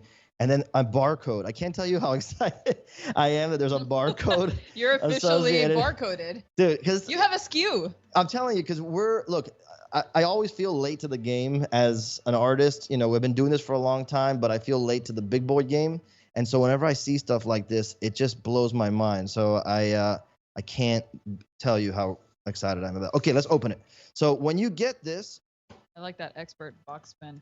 I practiced that all morning, literally. While I was at work, you were just sitting here spinning a box around. Wonton's like, please feed me. So here we go. This is the other thing I really love. It's got the real official plastic clamshelliness.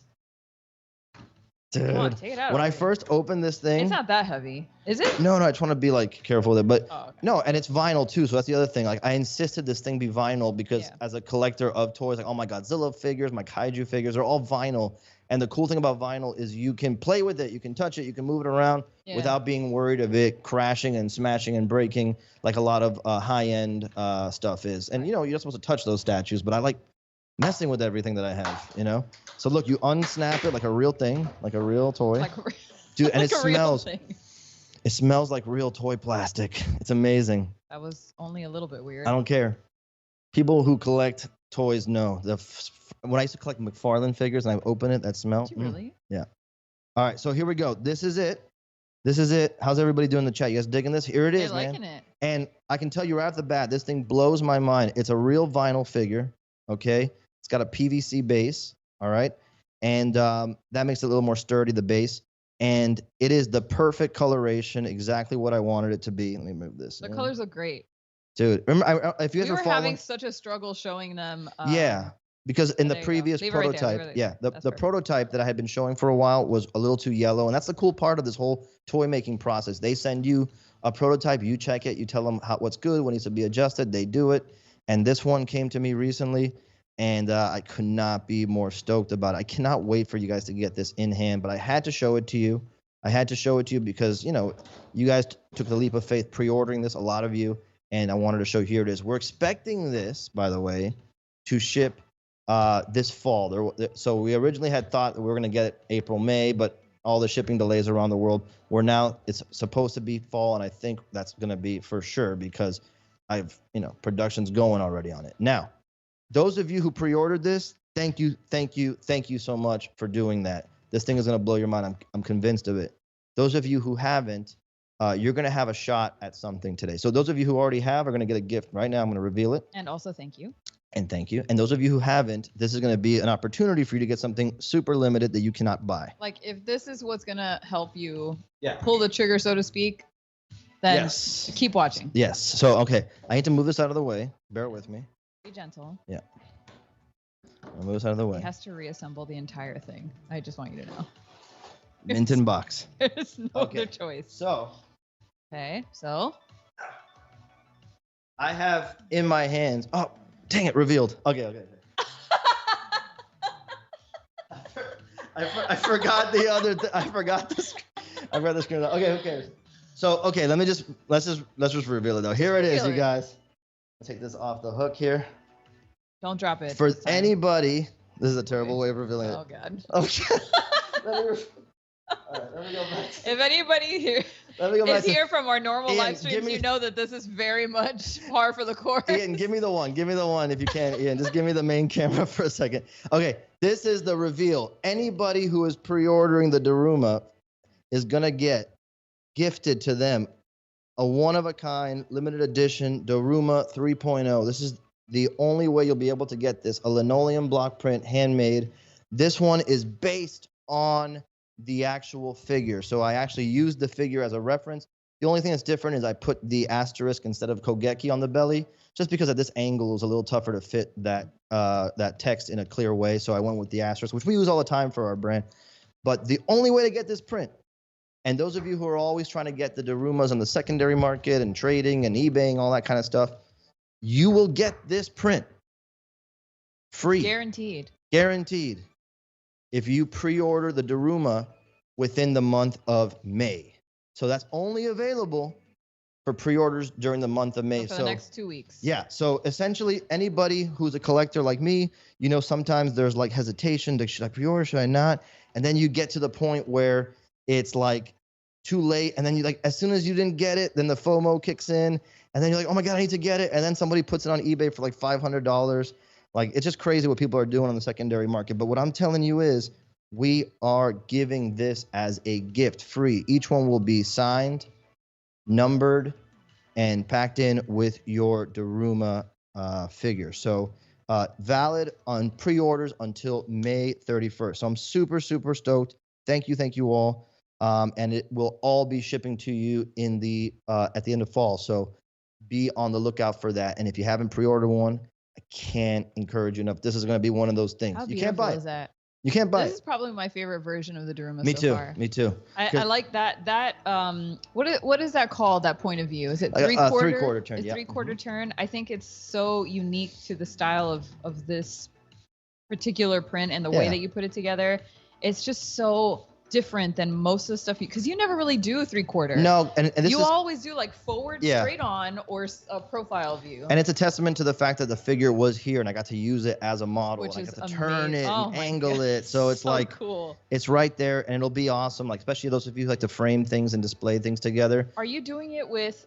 In Tell the me. picture there, it looks like it has kind of an ombre, like a gradient effect. Is that like Sometimes- something you're gonna try for all of No, the it's prints? sometimes that happens because of when I originally make the linoleum carvings, which I have here, by the way. Yeah, show them. There's the original linoleum linoleums. carving. By the way, it's exactly the same size as the figure. Yeah. The print, so it'll display. The original design, I do it with a Sharpie marker. I draw it on, then I carve it out. So if you aren't familiar with my work, I carve these out, and then what I do after that is I roll ink. In fact, I should do a print right now. You should. Do a print right now. Absolutely. Are you gonna print one of these? Yeah. Nice. Let's do it right now. Were you in any way prepared to do this? No, in fact, I don't know where my blank papers. See if I have a piece of paper right there. I have the ink. I just forgot to get the paper with all this. It's okay. All right, so I'll see if I can show you one of these in a second. There might be some paper right over there on that stack. Yeah, there it is. Let me see that one. Yeah, perfect. And bring me that dirty one too. Beautiful. Okay, so essentially, if you're not familiar, I'll do a demo print here so you can see how it works for anybody who's new to the hang. I take this carving. It's like making a giant stamp. So I'll take this carving, okay, and I take ink. Okay, this is ink from a company called Speedball that always takes care of us. Shout out Speedball. Always shout out Speed. Yeah. B, if you want to come over here and maneuver this camera a little bit, just so. It looks really good on the screen Yeah, right it's now. good. Yeah. Oh, okay. I think leave it I was just gonna. like that. There Yeah, you you go. can Oh, zoom okay. it out Okay. a Okay. little. There Okay. you go. So I take this tool. It's called a brayer, and I'm gonna go ahead and roll and coat this with some ink. And just so if you didn't know, every one of these is handmade like this. And this is one of the cool things that I think the medium allows for is that, yes, we make multiples. Yes, everybody gets the same image, but no two are ever exactly the same because they're all made by hand. Everything, changes every time. Like Gabby mentioned, sometimes some of the black ink from the original Sharpie drawing comes through in the print, and that kind of creates a nice, ombre iridescent effect, and that'll never happen the same way twice. And in a world where so many incredible artists I know. are making, I know I can't What say were you that. going for there? No, I was using the phrase properly. I was using the phrase It's okay. properly. We're gonna forgive it. And so, but anyway, when I was, coming up as a fan of all the artwork and seeing all these incredible artists in the comic book world and doing these, and other artists doing digital art and concept art for films and games. Like, I realized that I had a chance to carve out, no pun intended, carve out a little niche for myself. Oh my, you're on a roll today. It's part of my DNA. I'm not even trying. It's okay, I know. And doing this would make the work stand out. So it's been great. Everybody digs it, and it's fun to show it to you guys, and show you the process, because so many people message me all the time on Instagram, on Facebook, on Twitter, and they'll say, hey, I tried printmaking for the first time. Because you can go to any local art store and just get a set, a little basic printmaking set. And I think there are even some kits out there that you can pre-buy, with a little all kit, the stuff that the you ink, need. the carving tool, and just try it. And you don't have to be good at drawing to make a really cool print. You can just do a simple symbol, like a star, like a letter, or whatever. Right. And but the process is so fun, and it's rewarding when you finally finish carving it and you ink up your carving. Damer's in the chat says you're on a roll. Hey. That's a good one. He's one of us, or He's she's one of us. Or she, whatever. They. And so super exciting. Let's see. Okay, so this is the cool part, right? Oh, here we go. And when I was teaching for 13 years, I was a teacher for 13 years, and all different ages. This was the lesson that everybody had the most fun with, because sometimes you're drawing, sometimes you're carving, sometimes you're printing, and when you're done, you're able to make multiples. There you go. You're able to make multiples, which is fun to trade it with other people who make prints, to give as a gift. It's an easy way to kind of share your artwork, and they feel very finished in and of itself. So that's how each one is going to be made, and each one that you guys get if you pre-order the Daruma will be made by hand by me. Can you tell them the size of that print? Yes, the image size. The final image size? It's on the store. I forgot exactly, but it's on the store. Yeah, it's on the store. It's 15 by 12 paper roughly, and then I forget 12 by 12 roughly. I forget exactly. Don't quote me on it. That's all right. But it's in the store. Okay. All right. So that is the Daruma. How freaking exciting is it? If you've been following me for a while, you know how excited I am. I love toys. I love the idea of being able to make more toys. And this has been so exciting, so successful already, that as my way of saying thank you, because this is the first one we've ever done, I wanted to include this gift for all of you guys who pre-order one. So check it out in the shop and get one if you haven't yet. Okay, let's keep going. Oh, we've got more? We're just getting started. Oh, that's right, because we've got Jesse coming. And we're not even ready for him. Oh my God, yet. I got so swept up in the printing that I Okay, it's very chill mode. If you like that, by the way, sub to our YouTube channel, Attack Peter. Okay, you guys know that we're the Takaro crew over here. So if you don't know who Takaro is, if you haven't been inducted, again, shout out Lord Crabhands, who sent me this little Takaro figure he designed, along sculpted, with that ring, and the ring. Same show it dude. in the art cam, because I think it's oh gonna yes, look forgot better that in we the had art cam. No, move it. There it is. There it is. So yeah, Takaro is my giant monster creation, and we announced recently in the YouTube channel that I've done a bunch of prints of his universe, him fighting other monsters and creatures. And I announced recently in the YouTube channel that we are exploring the idea of launching a Kickstarter. And the Kickstarter would be a book collecting all the art. People have been asking me for an art book for a long time. Put all your prints into a book and collect it. For years now, actually. Yes. And so I like the idea of doing it, but I always wanted there to be some kind of theme. And now this is the perfect time, because we have all these Takaro prints we've made so far. And I've had this idea for a Takaro universe, a story that runs through the universe with characters and a world. And so what I thought about, especially being at Skybound, a company famous for the amazing comics they put out, is why don't we release prints, little by little, like comic issues, and each one tells a little piece of the story of the world. Kind of gives you a glimpse of the story of the world. Right. And then at the end, collect it all into a big, amazing edition with all the prints in it. So it's kind of like the prints we will release ahead of time, collect them at the end, and we'll probably have a lot more surprise stuff in that collected edition. But the first one that I want to reveal, the first big one, because I revealed the Beast Rider recently, and everybody loved it. On the live stream. On the live streams. Yeah. But today, I'm revealing a brand new print, brand new creature.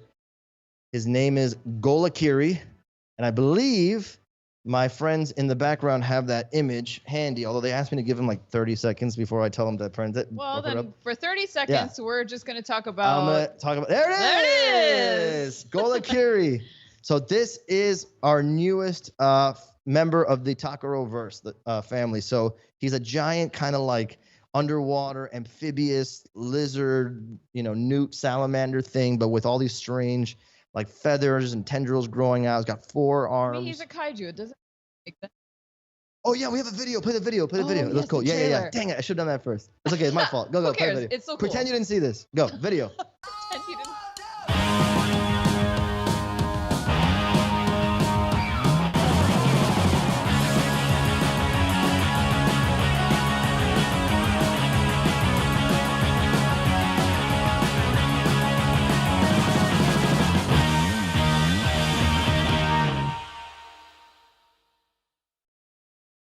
Okay, that was cooler. How stupid That was am I? way cooler. I know, so stupid. I asked Mike Aronson at Skybound, make this cool animation. I just totally forgot about it. But look how rad it is. Right. But anyway, here it is. Here's the actual print. Let me move this mic out. Out of your face. Yeah, well, I don't know, because this is like so big. I can't show it well here. I mean, they're going to have to pull it back to the. That's okay, but you'll see it in shot. great There you detail. go. There you go. There So it is. here he is. He's like this giant salamander creature underwater. Oh, you're the best, you guys. And there's a lot of stuff going on, as you can see. He's like bursting out of the water here in like this port area. It's like a little village, a little glimpse of a village where there's like little shops and little people, doing their business with their, creatures and people walking around the street. So more of a sense of the type of characters you might encounter in this world, in this weird cycle.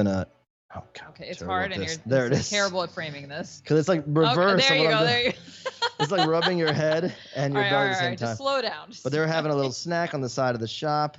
And it's a whole glimpse of this world. There's like some people over here getting blown out of their ship because Golakiri ripped the ship out of the water. It's a lot going on. It's really exciting. And it's the kind of thing you can expect. Let's bring it back up the slide if you can, Ian, while I put this back here. It's the kind of thing that you can expect from these prints going forward. They are super narrative dense. They tease the universe, okay? And they're starting to give us a glimpse at the world that Takaro lives in and the kind of creatures he will have to encounter when he's questing on his journey to do rad stuff. Because that's the kind of world we're building. So Golakiri, he is a 20 by 30 handmade linoleum block print in canon. How do you know it's in canon? How do you know this print is going to be in our canon? print crew people know why They it's know. in canon. Because that guy right Look there. at that. When you see that little orange T stamp on these prints, that means it's going to be in the book.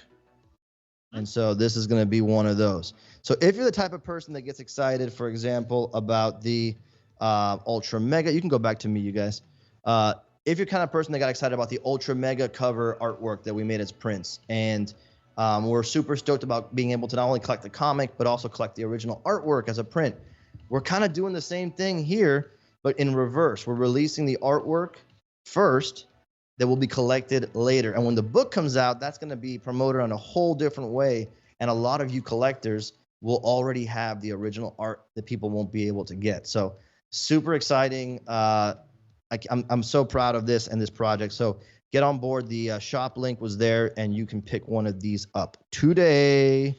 Shout out Golakiri. How are we doing on time, timekeepers? Let me see if I missed any notes here. You got it. So before we move on, I want to talk a little bit more about this. So when we reveal these going forward, they won't always be at an expo. Right. Because we only do an expo once, like every. I mean, we don't know yet. Yeah, they're like quarterly, I think, more or less. But the point is, we have a channel where not only do we reveal these prints, and by the way, if you're excited about collecting any of my artwork, and you'll probably see a lot of people talking about how things sell out super fast and it's hard to get it. It is hard to get it because there's a lot more people trying to get my work now than ever before, which is amazing. But it's also challenging if you're a collector. But the best way, and frankly, for a long time, it seems like the only way to get my artwork is by making sure you tune in on Thursday nights to the Attack Peter YouTube channel, where most of the time we're creating artwork or talking about artwork, designing creatures. We are interviewing other artists. talking about their work, artists that if you're a fan of my work, you might already be a fan of their work. We've had James Groman and Greg Ruth. We've had some great people Yeah, stop we've by. had so many people. Florian Bertmer. We're gonna have Tom Whalen coming up soon. So yeah? Nice. a lot of great stuff. And then we also just do chill streams sometimes. Like we have fun. Like last night. Last night, Gabby and I played Alien Isolation. Some people in the chat were asking like, how'd you guys do Yeah. after last night's Scarefest? Yeah, exactly. We're okay, guys. Yeah, it's a super fun group of people that get together. A lot of art collectors in there for sure, but also just a lot of fun people that like to get together. And I can't wait to go back. And okay, we're getting ready. We're ready. I was yeah. told to wrap it up and let's get to Jesse. All right, let's go. Let's go to Jesse. Enough about me. Let's go to our good friend Jesse, aka the Urban Aztec. Because if you thought that was enough, we're still just getting Can we started. bring in an applause track? Nice. Hey! Oh, yo, I didn't know how hard you went with those detolfs back there with all those figures. Look at you. You, bro. There's a few. Got a couple more off screen. But Oh yeah. One day I gotta have you on the show soon so we can like get into all that. I just like all the toy stuff that you collect. Okay, dude, how are you? Welcome. Thank you for doing this, man. Right on, man. Thanks for having me, bro. Always fun hanging out. Attack Peter Skybound. You know, it's crazy. Got some stuff cracking. So yeah. Man. So I have to say, like, you're an artist that when I think about your work, it's like everywhere. People tell me that, but no. Like your work is everywhere, dude. And I tell people that this is the stuff that excites me because you are the idea of what a great artist should be, in my opinion. You have to be an entrepreneur. You can't just be making cool work and expecting things to happen for you. You've got to get out there and promote, hustle, grind, and have a real sense of where you see yourself in the world as an entrepreneur. Am I right? Do you agree with that? no, for sure, bro. I mean, you gotta always be putting yourself out there and trying to expand in different ways, different realms, and like I mean, your only limit is your own creativity, really. Like the type of stuff that you'd like to get into and be working on. I mean, anything is really possible as long as you can put your mind to it, bro. So like, I mean, the stuff that I'm working on now, like I never thought that any of this would happen, back in the day, getting to work with different, licenses and properties and things like that, it's insane. I'm like, I just put out a Star Wars figure. I think with we have some of that stuff. Yes, I think we have some of that stuff that we want to show the slides. As soon as you guys have them, just throw them up there while we're talking. But here it is, dude. Look at everybody's looking at the Boba Fett. Oh my god, dude! Tell me that when you were first contacted about this gig, B, when it actually finally came out, have you seen it in person yet? I haven't seen it in person yet. So this is the prototype that's painted right now, and so I think I submitted a concept in 2019. And so like towards the end of 2019, and then so we were working on it all last year, sculpting, painting, and getting ready to drop it ultimately here. And I think there's just getting the whole thing approved, man. Like trying to do something this wild with Star Wars is a whole crazy process. And like I just feel super honored to be able to do it. Dude, putting this type of spin on Star Wars, bro. Crazy. Oh, yeah. This is what I'm talking about. Like, people need to understand, like, a design like this is so bold. First of all, in a way, you've almost ruined Boba Fett. This is way cooler than he'll ever look in the canon. So, thanks for that. But on the other side of things, like, yeah, I love this idea of this armor, and the helmet is so good. But, for people who don't know, working with a license is really difficult because everything has to get approved, and like, you get notes back and forth. And this is such a big swing.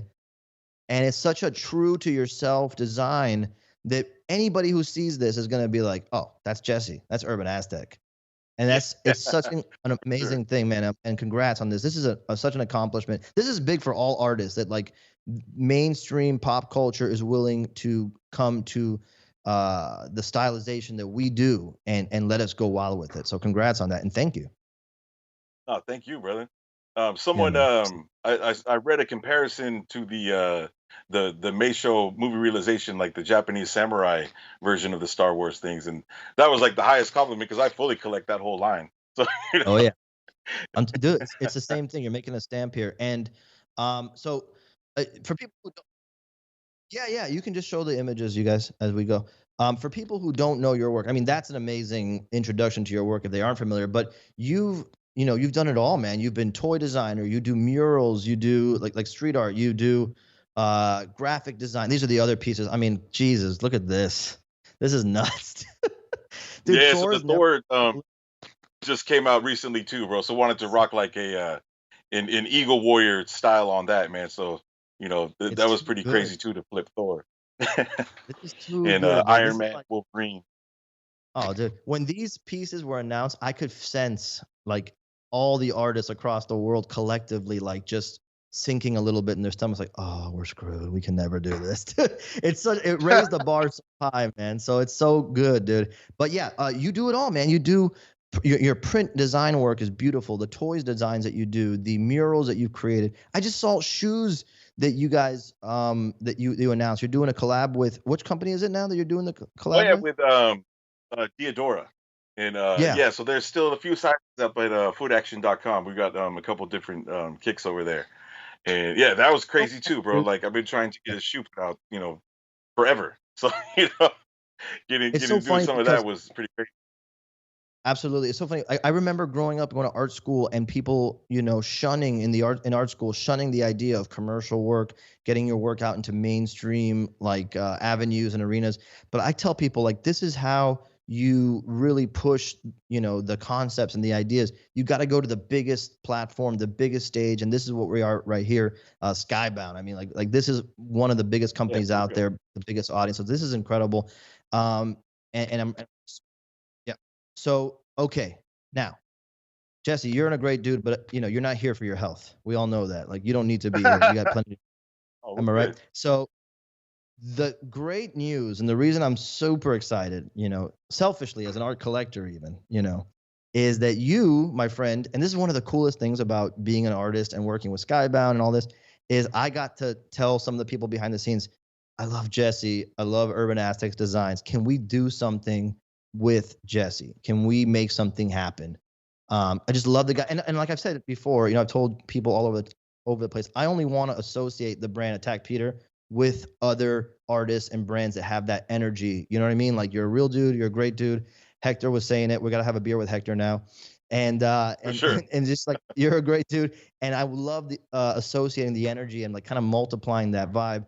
And you agreed, my friend, to do your interpretation of the Daruma that we've been promoting with Attack Peter. And I could not believe that you agreed to do that. I was so freaking honored and humbled that you did it. So right here in front of everybody, thank you, dude. Thank you so much. It's really like humbling that you would do that.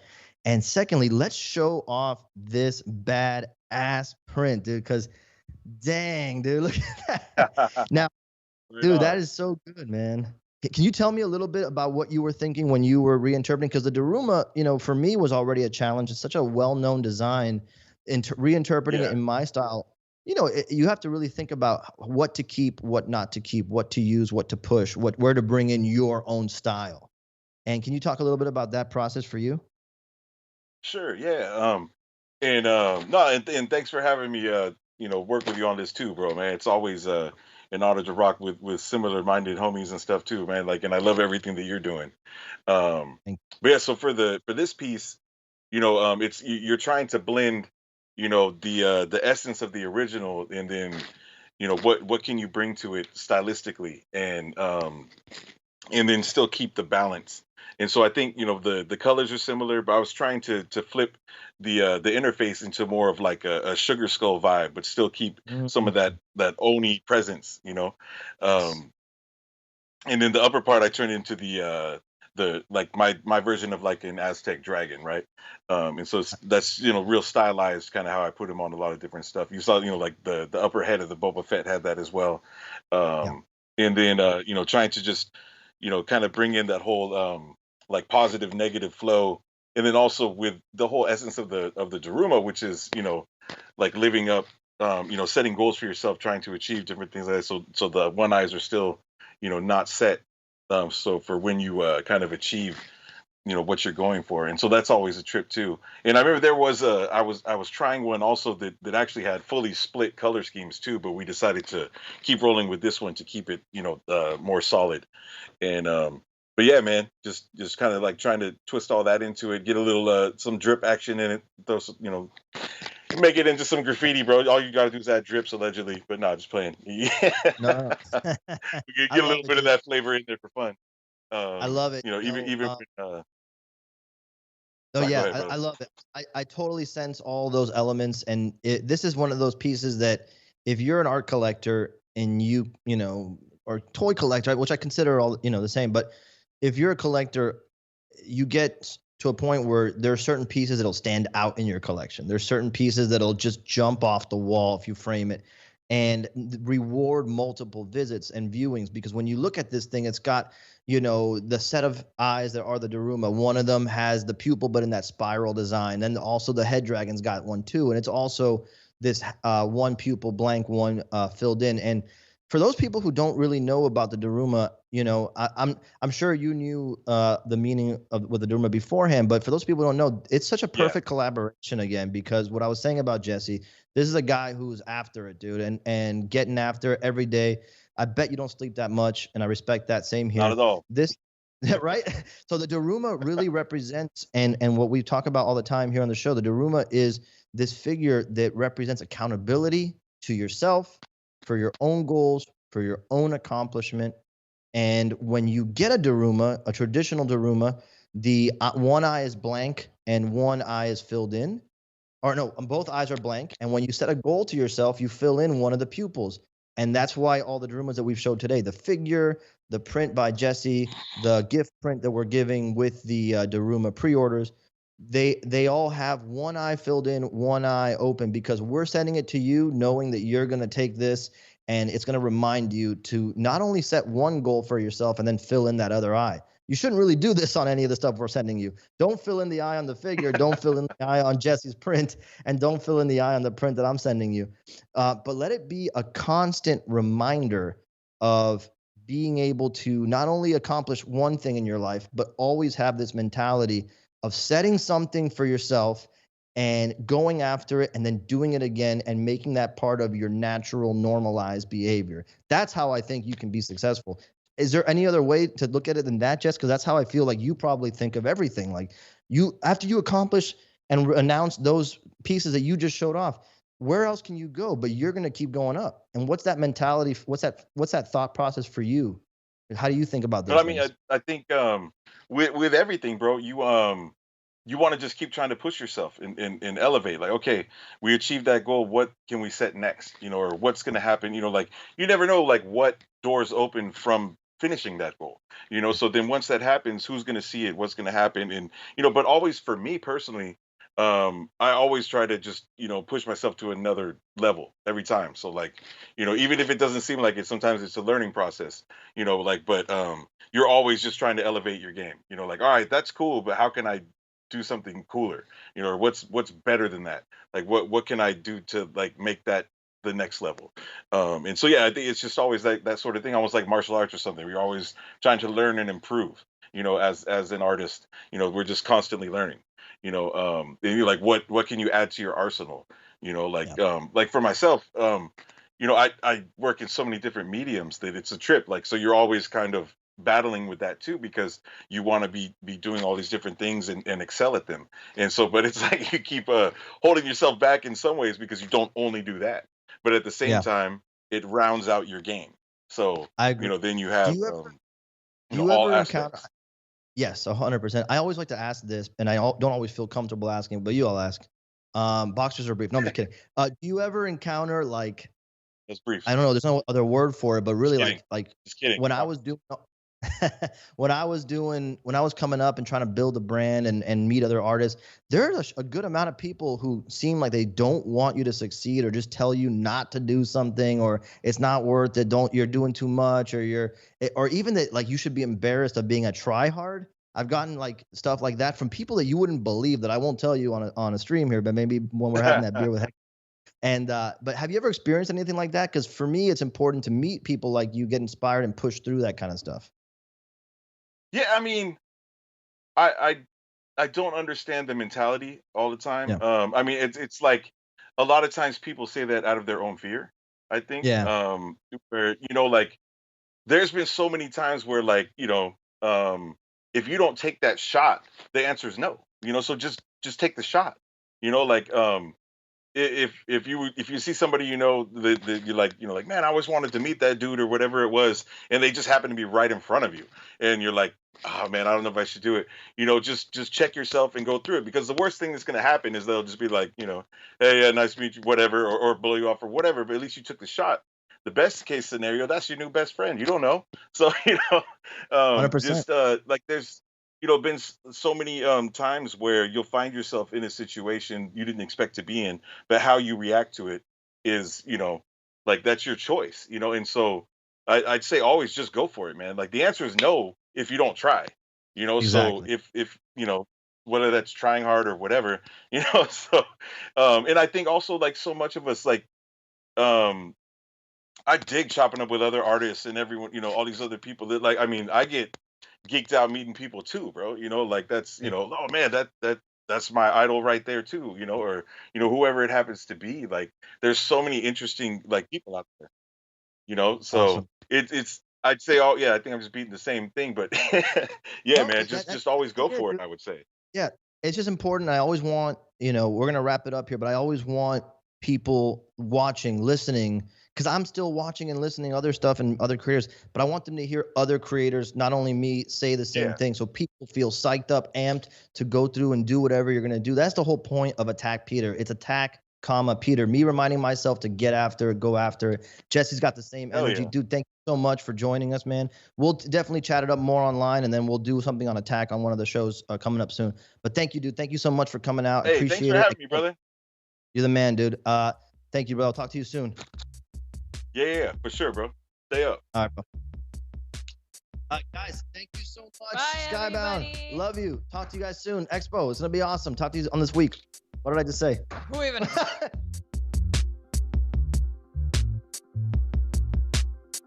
And Jesse, that was awesome. That was awesome. That was absolutely Peter, incredible. Urban Aztec, phenomenal. I just love hearing those guys talk and just talk about their art and their perspective and their philosophy, because it got me so amped. It got me so hyped up. That was awesome. It was, and I've never heard that definition of the Daruma before, and I thought that meant so much. Now I know why you sometimes see it with one eye not filled in, and that was fast. Also, hello, who's getting a beer with them? Like, I'm just a fan, but you're gonna hang out. So excuse me. No. We're speaking of the Daruma. We are going to follow that philosophy. All of us, to the two of us right now, we're going to put into the universe. All four of us are getting a beer at the next in-person safe Comic Con. I promise you, it's going to be. Look, we got West Coast, we got East Coast. We're going to come together over some beers and chat with those guys about their art. That was fantastic. It was so cool to get them to talk about that stuff. Y'all, if you did not already see those links in the chat, we were talking about Jesse's, aka Urban Aztec's, Daruma print. It is so cool. We have some stuff that we wanted to show you. We got the Attack Peter merch. Here we go. Oh my The gosh, Attack the Peter Urban Aztec collab. Wow. With the Daruma, yes, and he did a black print of it. Also, oh, look at the Golakiri. That's so amazing. Are there any more of the Daruma 3 prints? Are there any more Daruma 3 prints? I don't know, but we've got the link there. We've got the QR code. I don't have a producer telling me that we're sold out. I will announce it if I do, but I think as of right now, nobody's telling me that it ain't sold out. So there's the stuff right there. No word as of now. It looks like it is still available. Man, this stuff is so cool. I loved hearing about the story elements that Peter was telling us about the Golakiri, about all the little details in that amazing print. And it was such a cool little animation too when that whole thing came together. But awesome stuff. I'm blown away by all of their work, especially bringing on Urban Aztec in this amazing collab and having his take on the Daruma. But we also got to see his Boba Fett, man. His Boba Fett, his... That's what I was talking about. And his Wolverine. That's what I was talking about. It was Wolverine, the Thor, the Iron Man that he did. It's just so cool. And I'm with Peter. Peter was like, you made Boba Fett less cool now, like the normal Boba Fett. And it's true. I'm going to be watching the Book of Boba Fett later this year on Disney Plus. I'm going to be like, that's boring. Been there, seen that. That's what I'm It was saying. I dumb. thought Mandalorian armor was a big deal, and now I'm like, yeah, but does it come in red though? I know. know. I know. It's so cool. It's You have so cool. serpent though. Absolutely. So again, huge thanks to Peter and Jesse for that amazing conversation. Check their stuff out. Follow them if you're not already doing it. Check out all of the amazing stuff that Skybound is putting up there on the store and all of that Attack Peter merch.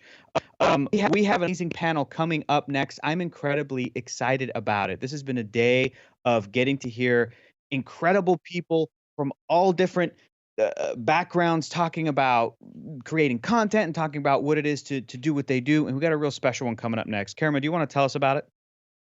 Sure. It's the women of Twitch. It's called Stream On. And we're basically at Funhouse, Rooster Teeth's Funhouse. Elise Willems is hanging out with Meg Turney, Tater Tot, and Defined by Kai, for a panel discussion basically about the grind of Twitch. Now, I'm a baby streamer on Twitch, so I am definitely tuning into this one. They're going to talk about online fame, gaming, all kinds of tips, even like the best kind of chairs and stuff, which is something that I really need to get out of this office chair because I'm dying today. So any tips they have on that are going to be amazing. It's going to be fun. We've got some elite women streamers coming up, so don't miss this next panel, and then we'll be back in a little bit. We'll see you then. Bye.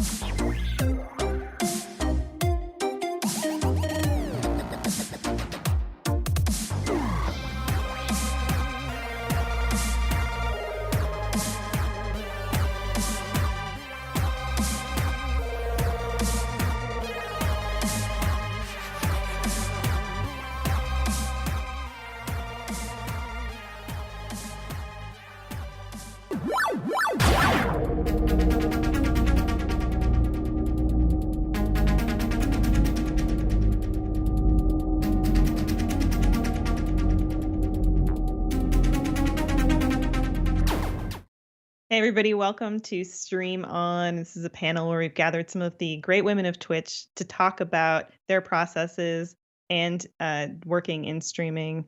And just I'm a Twitch baby. I don't know much about Twitch, so I'm loving the idea of being here with all of these fine women to tell me how I can be better at it. My name is Elise Willems, and I'm your moderator for today. And I am joined by Meg Turney. Hey, Meg. Hi. And Tater Tot. Hello. And Kai, defined by Kai. Hey, Kai. Hi, it's me. Thank you all for joining today. I wanted to kick it off by just having you kind of go down the line and introduce yourselves and talk about like what kind of content you make and maybe even, how you kind of got to the point in your career that you're at right now. Meg, do you want to kick it off? Sure. My name is Meg Turney. I have done a lot in my career. I started cosplaying very young, but my professional career started on YouTube. I started doing world news with SourceFed and spun that off into SourceFed Nerd, where I did nerd news. And I continued doing nerd news at Rooster Teeth, and then was doing modeling full time. I mostly Twitch stream for fun. It's definitely not like my main source of income, and I'm not a full-time streamer, but for me, it's such a wonderful way to connect with the fan base and to be able to interact with them in, I think, in a healthy way. And I really enjoy it. For me, I'm actually about 2 weeks away from my 5th year partner anniversary on Twitch. So wow, it's been 5 very fun, very chaotic years. And Kai, you're sort of new to the streaming scene, right? Yes. So whereas Meg is coming up on 5 years, next month I am coming up on a year of actually even streaming at all. So how did I get into this crazy world that is Twitch? I went to school for filmmaking and television production, and in the midst of coronavirus, people weren't really hiring, projects weren't happening, and I was really scared of losing that kind of drive and that passion and the skills, because in this industry, even when things are stopping, things are still going, and I didn't want to stay still. So I took advice from a whole bunch of people, actually a few people from Rooster Teeth, like Fiona Nova and Kayla Milton, aka Indoor Kid, and they said just do it. I was like, okay. So with that, I really just jumped on Twitch and started streaming. It was a way for me to practice editing, keep my camera skills up and my lighting skills and my audio skills up to date. And I found out that I love gaming. I already knew I love gaming, but I love gaming with people. I love building a community, and I love just talking to people. It was a way for me to not feel lonely in a time when loneliness was felt by everyone. So I'm glad I'm sticking to it, and I will continue to stick with it. It's just really fun. I'm glad you're doing it. I will say I'm shocked that you took advice from Kayla, because that's like, as far as a big no. I'm just kidding. Kayla's great. I'll show her this later. And No, don't show her, please. And Tay, like, I feel like you've been doing this for a while too, right? Doesn't feel it. I've been doing this since 2013, but Wow. I've Oh my been a God. partner for about 7 years, I think, from 2014. Like May 2014 is when I got my partnership. It's That's weird. It awesome. feels weird because I was dating someone who was a streamer at the time, and all they wanted was to watch me play a game. So that's when I hit the go live for them, and all of a sudden I had people in my chat, and I was like, I don't like this. I still get really terrified of people in my chat, so I hide view count, and I just hope that my chat is slow and no one's talking. I'm just like, let me be. I'm not used to talking to people, even just recording things. I feel awkward 24/7, but I love it. I don't know. I enjoy the awkwardness, but I've done like art and a mixture of games. Cool. So the person that you were dating, they would just, rather than like hanging out, just watch you stream?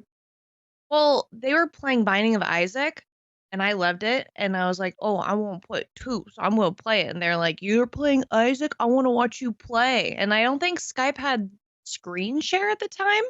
I don't remember, but they were like, "Just go live so I can watch you play." And I was like, "Okay." And we would try and like play together, because that's where I got super into like Binding of Isaac racing competitions, and I was like, I want to get into that. I want to be in one of those, and I never was, but I still went hard on the game. I feel like anybody watching now that wants to like hype Tay up to do a Binding of Isaac race, like now's your chance. I'll find a petition. I'll be the first name on the list, honestly. I found out that Jeremy Dooley plays Binding of Isaac, and I was like, dude, race me. I go in his stream and I'm like, race me. Come on, let's go. He's griefing him. I think he's better than me, but I'm just like, come on, do it. But like, who's gonna tell? Nobody. Yeah, exactly. Well, So far, like we've called out Kayla from Rooster Teeth on the stream, Jeremy, like who else before the hour is done? Kai, you touched on it a little bit, but I was curious just how for the three of you, the last year and the challenges presented by it have affected just like your own, not just like streaming, but even like your own personal just businesses. And, have you gained any kind of like insight? I know for me, there's been a lot of like introspection of, I've had a lot of time to think about what I want to be doing. And yeah, like, I don't know, Kai, if you want to talk more about it or. Yeah. Just even the before I was streaming part, I'll be completely transparent about this. I was sad. I was depressed. I have a full-time job currently in my industry, but it's under operations. And when you want to be a creative and you're doing anything but, and it seems like no one's giving you that chance, it hurts. It really, really sucks. But luckily we're in a time where technology is always advancing, so you can literally just take what you have, a computer, a console system, and just do it from your room. So I was lucky enough to be able to do that. But even so, even with having started it, the trials of being a smaller streamer during a time where kind of everything's going wrong, it's hard sometimes to press that go live button. It's hard really to just try to block out the word. I remember one of my best streams ever when I first started, I literally pressed end stream, went on Twitter, and it said Chadwick Boseman had passed. It took such an amazing moment for me and just instantly brought me down back to reality of, as much fun as we have behind the screen, there's still life that's going on outside in the world. And luckily, we're getting a little bit of that normalcy back. And I don't even want to call it normalcy because it's a new normal. It's never going to be like what it was before, which is good. But just thinking about how much has changed in that year, it was nice to have an escape in Twitch. It really was nice to have an escape, nice to grow in Twitch. And I'm excited to see what this new world will bring, because we've already seen what it's done to a lot of people and a lot of families. So it was just a really nice escape for me. Tay, you hated it, I bet. I'm just kidding. You're like, this is, I know, I feel like I saw you maybe like streaming more. Was that the case for you? Me? Yeah. Oh, kind of. Yeah. Because I have a full-time job now. So I work and then I also stream right after work. I work from like 8 a.m. till about 5 p.m. And right when I get off work, I'm like, all right, go live. My gosh. Yep. But it helps a lot. I streamed solo for a while I used to play with games. I used to play with friends. And then I got really upset when chat would be like, why aren't you stream with blah, blah, blah? Why aren't you stream with this person, this person? I'm like, I don't want to be known for that. So I went solo and then I moved and changed my schedule and I just killed my viewers and it made me extremely stressed. And I was just like, I'm refusing to play with friends and branching out to new audiences. But I think COVID going by, I got over it. I was like, you know what? I'm gonna make new friends. I'm gonna do whatever the fuck I want to do.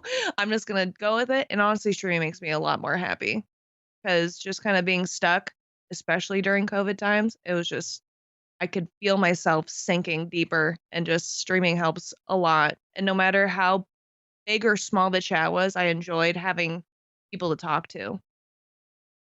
Yeah, one of the bonuses for me, or the silver linings of this year, was like, I don't know that I would have met like you and Kai necessarily if we hadn't been forced to be doing things remotely. So that was like a really, really, as I said, nice silver lining. And like it just felt like it made collaboration more possible. You guys kind of mentioned it going into this recording, but you had met before in like one of Alfredo, call out Alfredo now from Rooster Teeth. You had met in one of his like streams, but not really even realized that you had kind of collaborated together. It was definitely an instance of the world got smaller because we were interacting with less people in real life, but it got so much bigger because of how many more people were reaching out online and wanted to interact remotely. Yeah. It's Meg, weird how many friends I've made. Same. And now I'm like, do I have to see these people in person? Like, I don't know that I'm ready for that. That's one of my biggest fears. Cause I'm like, if I ever go to RTX, it's gonna be like, hello. Yeah. Meg, I feel like you are somebody, like, in my eyes, you are a nonstop machine. And even like a global pandemic, I cannot see like you slowing down. Did it affect you, negatively or? Yeah, it was very strange for me because I started actually my OnlyFans right as the world shut down. And I made the jump off of Patreon to OnlyFans full time in the middle of all the COVID goings on.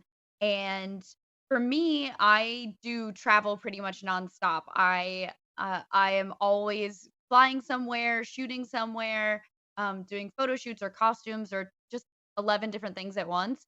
And so not being able to travel was wonderful because I'm afraid of flying, even though I do it all the time. So I was so excited not to be on a plane for over a year.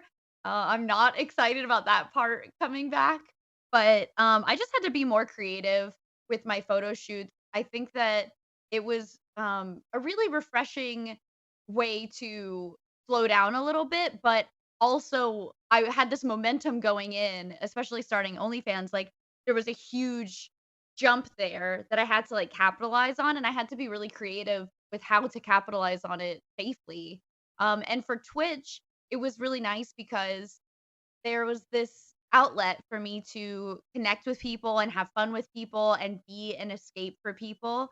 But there's also this dichotomy, kind of like Kai touched on it before, where there are things that go on in the world that make you think like I don't want to press go live. Like I don't want to go. I'm excited to be these people's outlet, but I don't have the energy to be people's outlet today. And it's so nice when people say things like, "Oh my god, I had the worst day, but your streams are making me feel so much better." But it just comes with this responsibility at the same time. And I think for me, this year was about setting that boundary, and sometimes it was actually about pressing live even when I didn't really want to, because as soon as you're live and as soon as you're talking to people, you're like, "Oh, this is so much fun." Like getting Mhm. over that hump. Yeah, I think that was like a really big change for me this year, where before I would be like, "No, I'm setting a boundary. I don't feel like doing it." This year was more about like, I'm actually gonna just do it and just see. And there were a couple streams this year where I started streaming and then like an hour in, I was like, you know what, guys, like I'm just not feeling it today. I'm not myself. Like I'll see you guys later. And the viewers being so kind and giving me that space was amazing. So yeah, so this year was really, really bad in a lot of ways, but for me, I think it was also really good in finding healthy ways to continue to create a mountain of content, but do it in a healthy way. Yeah, like that actually leads into a question I was going to ask you all, which was just outside of, obviously the effect that the pandemic has had on everybody in terms of mental health. I feel like there's this whole conversation happening of the creator space and mental health because like you're putting yourself out there, you're being public. It's a whole other like realm. How do you all sort of preserve your mental health and deal with that aspect of the job? I'll jump in. Really, I was waiting for it to happen. Yeah. was gonna. No, I think that it's such a balancing act. It'll never not be a balancing act. I don't think there's ever a time when someone will feel they've mastered the art of entertaining and giving yourself to an audience, but not taking away from yourself at the same time. I think that will always be a balancing act. And I think that being honest about the things that are going on with your audience is also important. Like I said, like having the freedom to be able to be like, you know what, like it's not me today. Like I'm not feeling this groove. I'm not feeling this like energy back, and I just need to like take the day off. I think people have been so much more understanding of that and of creator burnout. Like we are so sometimes audiences can be so demanding of their creators and so punishing when they want to take time off or do things that are, kind of selfish, like self-care. I think that this year has really given people a reckoning of if you don't want those creators to burn out and be gone forever, then and walk away from creating at all, then give them the space to put it down for a little bit and walk away and not be worried that their sub count is going to be like a quarter of what it was when they come back. Yeah, That's I think everything it's else. Sorry. yeah, I was gonna ask Tay, like, do you feel that pressure? Because we're in a medium where it's not like a traditional TV show where, you work your season and then you're on hiatus for 2 months and then you get to go back to it. It's like a never ending treadmill. And do you feel that pressure of like, well, if I don't stream tonight, like my audience is gonna, I'm gonna let them down or they're going to go somewhere else? I'm the paranoid person where I don't like taking 2 days off in a row. I get super paranoid. It just gets stressful. It's such a like numbers are always on the mind. And like if you skip 2 days, I don't think a lot of people understand how many subs can drop in just a short amount of time. So, but you still need to take a mental break for yourself because you don't want to always be in on mode. And like especially if you're one of the streamers that goes on for like 7 to 8 hours at a time, and you're doing it every day, that can really drain somebody. And then audience will wonder like why are they gone for like a couple weeks, and sometimes why are they gone for a couple months. It's like because you never switch off. It's like super important to just switch off at least twice a week, in my opinion. It doesn't have to be like back to back, but I try and take 2 days off, but I usually take like Saturdays off from everything so I don't work from my actual day job and streaming, just to have like a decompressing day for myself. And then maybe another day when I get off work, I'm like, you know what? I'm going to sit down, I'm going to do whatever I want and not stream. I'm going to eat this bag of Fruit Loops. This is what I do. I sit down and I say I'm going to dig in. You do off of work. Kai, like you're new to this biz. I don't know why I say biz. I don't know how to talk to people. I'm sorry. You're new to streaming. Do you feel that pressure? Like, have you gotten to that point yet where you're like, I'm starting to feel a little bit burnt out. I need to take time off, but I've been fostering and building this new community. Like, what do I do?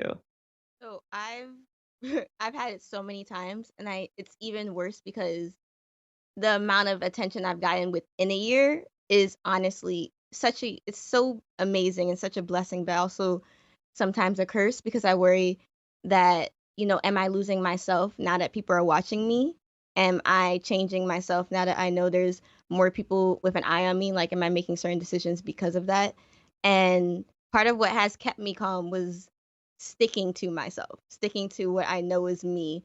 I know sometimes it may stop my growth because people are saying, well, I expected this because I saw you do it the one time. And I said, well, you saw that one thing. You shouldn't assume that's what I am always. So I really do my best to try to like take a step back some days and just really think, is this me? Am I steering away from that and just bring myself back on the right path?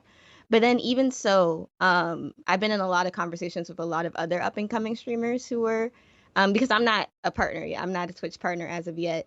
So I know a lot of people in the circle, and something that a lot of people say is that it's easier for women to get a following in the beginning, but it's harder for them to grow. So even with stigmas like that in the back of my mind, where it's just like, I feel like as a woman, and let alone as a Black woman, it's even harder for me to feel like I can take breaks. Because if I step away from it, people will just be like, oh, well, that's just her. Other people do it all the time, so I don't know why she can't. So it's all these ideals and stigmas that I have to feel like I have to work 1,000 times harder just to get what some people get, easy. So so many times this happened, and it's still happening to a lot of people that I know. But like everyone else has already said, if I'm not presenting my best self, people won't even stay anyway. So you have to take those days off just to know that you're showing your true self, your 100% self. Because if you're showing less than, people will know. And they'll call me out and I'll be like, guys, I know my energy's not there.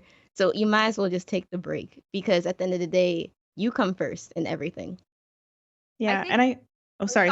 No, please go ahead. An excellent point at the beginning too, where you start to, I think a lot of beginning streamers get stuck or have a ton of trouble with trying to do the games that are really trendy and not, like for me, like I played Dead by Daylight solid for like 2 years when I started streaming, pretty much nothing else, Dead by Daylight. And I would get people in chat all the time who were like, oh, Dead by Daylight again?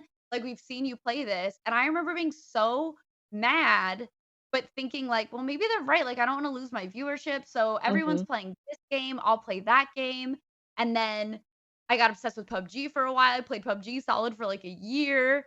And then it was like, did I betray my Dead by Daylight audience? But what ends up happening is I tried it. I would try to jump to whatever the game was that everybody was playing, but my audience was like, you're not like, we know you're struggling with it. We know that your heart isn't in it. We know you're just playing this game because everybody's playing it, and we want to see you play the game you're excited to play. So being yourself unapologetically is, I think, the thing that every streamer goes through when they start. Like, you can say on paper it's so easy, like, I'm going to do what I want to do because I want to do it. But actually doing that, everybody goes through the struggle of, well, maybe I should do this thing, 'cause it's getting a lot of views. And then you come back around to, no, I'm going to do what I want to do because I want to do it. So I think it's such an important thing to talk about. And every streamer, sorry, I was just gonna say every streamer goes through this thing where it's just like there's always the up climb hill, but then that plateau. And then during that plateau, all the questions come like, what have I changed? What am I doing differently? Where did I go wrong during this plateau? So, and that's the hardest time when you want to take a break because you're analyzing everything about yourself. And in reality, it's just that's a part of the job. That's a part of streaming. Sometimes you have highs and sometimes you have lows, and that's okay. Meg touched on something that I am so curious how you all approach this, but do you feel, and she kind of mentioned it because I do associate Meg with Dead by Daylight like a lot. I'm like, anytime I play it, I'm like, Meg Turney would murder me in this game, literally and figuratively. But like to Tay and Kai, how do you kind of curate the games and the content that you're choosing? Like, do you feel the pressure to ride the wave with those popular games, or do you find like a good ratio of that to just, hey, I want to play Nancy Drew point and click murder mystery today. And I play those for myself. Me too. I play a lot of like point and click mystery stuff, but it's like I'm just gonna like, who cares? I'm just gonna do like, do you have that? I've weirdly never done that. It's always just been me playing whatever I wanted to play, and sometimes it was the games that everyone was playing. But even when I would do that, I'd probably, a lot of time I got really bad numbers from it, but I was like, you know what? Screw you guys. I'm gonna play what I want to play. I don't care that my numbers are dropping. If you guys hate me, then fine. But like Overwatch would kill my numbers, but I just didn't care. I'm gonna keep playing Overwatch. I played like H1Z1, the survival mode for a while, and they came out with the BR. I just kept writing it out. I did a lot of like the whole Daisy running simulator, and people are like, you're just running around. I'm like, so what? I'm trying to find a gun. I'm trying to get the gun. I just I tried not to worry about it. I played obscure like pixel horror games on Steam that were like $2, and I would just be like, let's go. We're gonna play this really badly made game. That's my genre. Yeah. I just loved it. I just always did whatever made me happy. Yeah, and that's really all you can do. I know that for me, this might not be true for everyone, but I get more pleasure in knowing that I introduced the audience to something brand new that I love, or something not even brand new, something old. Like, I'm obsessed with the Sly Cooper trilogy. So I'll stream those games from time to time. Like, I finished Sly 2 in a month or 2 months. Devious Raccoonus? The second one. Devious Raccoonus Classic. I cannot deal with those keys. I cannot deal with all of those keys. But it just pleases me so much to know that they're enjoying something that I enjoyed as a kid. And it's just so nice to know that I'm doing something that maybe no one else is doing on there. But people are still just there because, one, it's me. And then through me, they can now understand, like, oh, there's other games than just what's popular. They're like, there's so many games out there. Why are we all sticking to the same ones? It's true. I think one of the most fun streams I've ever had, and it's infamous in my stream lore, is there was a game when I was growing up that my mom played that I loved. It's called The Seventh Guest, and it's like a horror brain teaser type game. And it Tay's gone forever. No, I'm just kidding. But I played it, and I did this whole thing before it came out on Steam, and I was like, guys, I was hyping it up, and someone did like a hypercut of I'm like going on and on. I love this game so much. The music's so good. I love everything about this game. And then like a smash cut to me being like, I fucking hate this game, because I was like raging and like breaking stuff because I was so mad at it.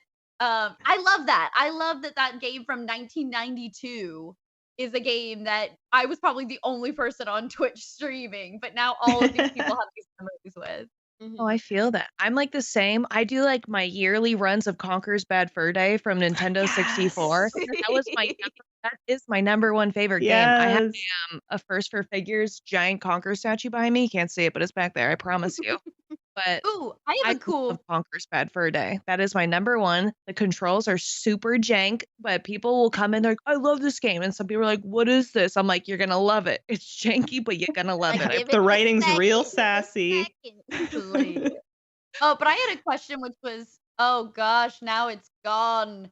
It was a Right in the good air, question. right there. Like a It bad was fur about, we were day. talking about Floating. the old games. No, Was, I was don't it know Sly what it Cooper? was. Was it about Sly Cooper? Because I could talk about Sly Cooper for another 45 Really minutes wasn't. if you guys want. Oh, I remember. Okay, Do okay. you have games? Do y'all? Because I do this thing where there are certain games I won't stream if it's my first time playing it. So for like The Last of Us Part 2, I was really hyped for it. It was incredible. I loved it, but it's an emotional game, and so I refused to play it on stream first because I wanted to have like a pure experience where I wasn't thinking about the audience reacting to me. Do you guys do that? Because your attention is kind of divided. Yeah. Yeah. Yeah. Last of Us is definitely a game I don't play on stream. It would be I haven't played the second one yet, but it's like an offline stream kind of offline game for me. I can't talk today.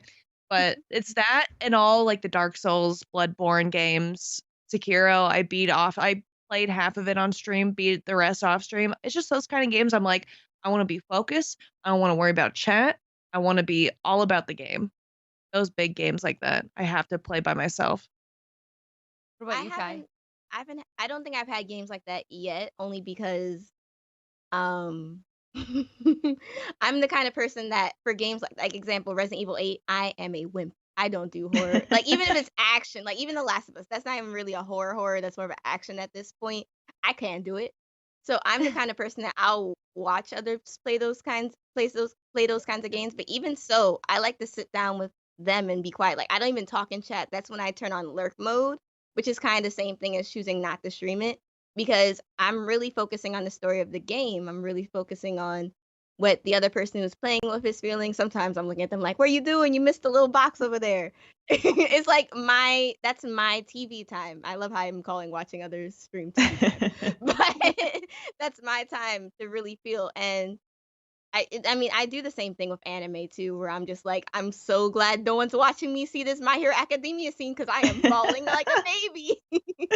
But I totally get there's some things that are meant for others and I'll share it with them, but some things I'm just like, this is my self-care time, which full circle, it comes back. Yeah. Well, it sounds so lame, but I think in like striking that work-life balance, it's like, oh no, there are some games that I think this way too, where I'm like, this is just for me. Like, this is Mama's game. Ori and the Blind Forest. Like, I don't call myself Mama ever. I don't know why I did it just now. But like this game, I'm just gonna be able to enjoy it. It's just for me. Like, you know, obviously, like love the community, love sharing these things. But this, I just want it to be like a special, you know, that's part of that. There's stuff that's part of work, and there's stuff that's part of like my life, and it's a really weird work-life balance to have. But just need to do it. I kind of we kind of touched on this a little bit in talking about, you know, just things that we like to have for ourselves, but I know that some of you have like branched out beyond just gaming on stream. Like Tay, you are a phenomenal artist and you know, so good. Are there do you guys want to talk about kind of like the other things that you've done beyond just game streaming or like things that you might like to do? Oh, this is actually perfect for my answer, at least, is perfectly fit into what we were just talking about. So I get asked constantly to do cosplay creation streams. Ooh. It became like a Nightbot command, I think, in my chat because for me, cosplay creation is one of those things that is just for me. Like, if I were doing it on Twitch, I would be worried about, am I doing this technique correctly? Am I showing other people how I'm doing this correctly, safely, et cetera, et cetera? And also, my time when I create cosplay is my time to put on a podcast and or the Twilight Zone and just like zone out. And it's like my Zen time. And I refuse to let that be part of it. It is work, but it's like that part of it for me is very much like a personal thing. And I tried over quarantine. I got really into arm knitting. You guys know what that is? Like the big stories on Instagram. You do it with your arm. Yeah. I got really into that over quarantine and I tried to do one stream where I was just knitting on stream and yeah, I after everybody was like, "Oh my god, I love it. It's so chill. This is such a great chill vibe stream." But I never did it again because I was like, "No, this is a me activity and I don't like doing this on stream." Feel that. Yeah. I'm like I do art on and off stream because it depends on the project. Because if it's a very intricate drawing that I need to do, I'm gonna have to look up a bunch of like reference things on either Pinterest or whatever, trying to practice like a pose or a specific item that the character's holding, or just like in general. Like I think recently I did like a boba design for this company ish, and I had to like look it all up. And when it comes to like looking all that stuff up, it takes so much time and I'm like hyper focused. I'm not looking at chat. So if it's like something that I need to look up, I won't. But for the most part, I will, because I'll do traditional art and digital art on stream, and it's totally okay. But other than that, I don't know. Everyone always wants me to do it, but I'm always like, but I want to play this game today. They're like, where's art streams? And all of a sudden a month goes by of no art, and they're like, where'd it go? I'm like, Yeah. okay, I'll do one. It's like a 6-hour stream. I'm like, yeah, that was fun, guys. Let's do it again. 2 months later. Yeah. Hey, it's like a little treat. So sweet. It is. Yeah, little taste. It's something I do. I like Muppets. I like puppets. I'm not ashamed to say it. And like sometimes, like my husband James, who's also a content creator, we'll stream together, and I'll do like I have a selection of puppets in a not weird way. I didn't know. Oh no. And I'll come on. I have this one Sam Antics who she's like in love with James. And she comes on and she's like, oh well, your wife's not here. Like that's great. I doesn't like me. But the thing is, your arm gets tired so fast. So like if you're like, I'm gonna stream for 90 minutes or 2 hours, and you're like doing this, it gets tiring really quickly. I can't even like French braid my hair because my arms are tired. I can't imagine. Yeah, don't talk to me about hair. It takes like when people say, "Hey Kai, you want to go out today?" I said, "It's wash day." They're like, "Okay," and I'm like, "It's wash day." It's a day. No. Yeah, well, I'm probably gonna invent like a puppet workout or something. That's like Please, have you seen this? There's a streamer on Twitch that does like lip singing with puppets. There's a puppet streamer that does. What lip is their singing. name? I forget, but they rarely stream anymore, and they used to be kind of popular like years ago. But I've seen them occasionally stream. Oh. It's just they have like one arm is the webcam holding it, and the other one's just like the puppet going around and lip singing. And I used to just sit there and watch it because I was like cracking up. Puppet vlog. Yeah, and like multiple puppets too. It was fantastic. I don't know why I loved it. That's so great. I mean, I can guess why you loved it. That sounds amazing. Yeah. Kai, I know like you're still just like building your audience with gaming, but you have like this huge wealth of production background. Like you mentioned at the top of the panel that like you direct and edit, and you can do worked in you've been a camera op before. Like, is that stuff that you want to bring more to your streaming and the content creation you're doing? So I've actually done this before. I used to be part of this organization called Luck Not Skill Organization. Shout out to y'all. And I was one of their head editors. And on days when I was just like, this edit's due tomorrow, but I have to stream tonight, I would combine the two, and I would do editing streams where I would just no camera, just show my Adobe Premiere, and I would do the step-by-step editing of how I cut down like a 1-hour video into a 15-minute YouTube video. Those were always a lot of fun. I very rarely did them because when I like to edit, I really just like to sit there, blast my music, listen to the audio, because there's so much that goes into editing, so many pieces between the video mistakes and then the audio mistakes, and these are multicam video edits as well. And then when you're in chat, I would always get a lot of people watching it because they would have so many questions and be like, "Oh, look at this splice tool," and they're like, "I didn't even know that's what that was called." And I was just like, "Well, you know." I reacted so big when you said blast my music, because as somebody who edits, I do not understand. I envy people who can listen to music and edit, but I cannot listen to anything when I edit. Same. No. I'm like, I need to be in a bubble, like a and bubble it's boy. And it's like the same 4 seconds of audio as I'm like cutting it down. I don't know how you can listen to that's 100% what it is, because it's me blasting the music and then being like, all right, shut up for 10 minutes. to focus on this audio right here. Because sometimes someone says a joke, but no one heard the joke, so you got to cut out the joke. But anyway, yeah.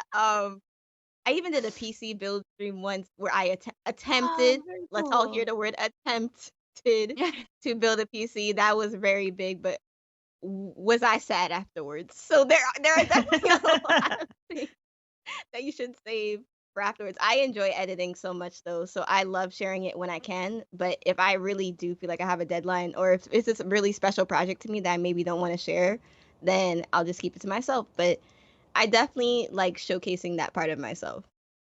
Awesome. I wanted to ask some more like Twitch specific questions because we're sort of running out of time. Mostly because I want to learn how to do it well.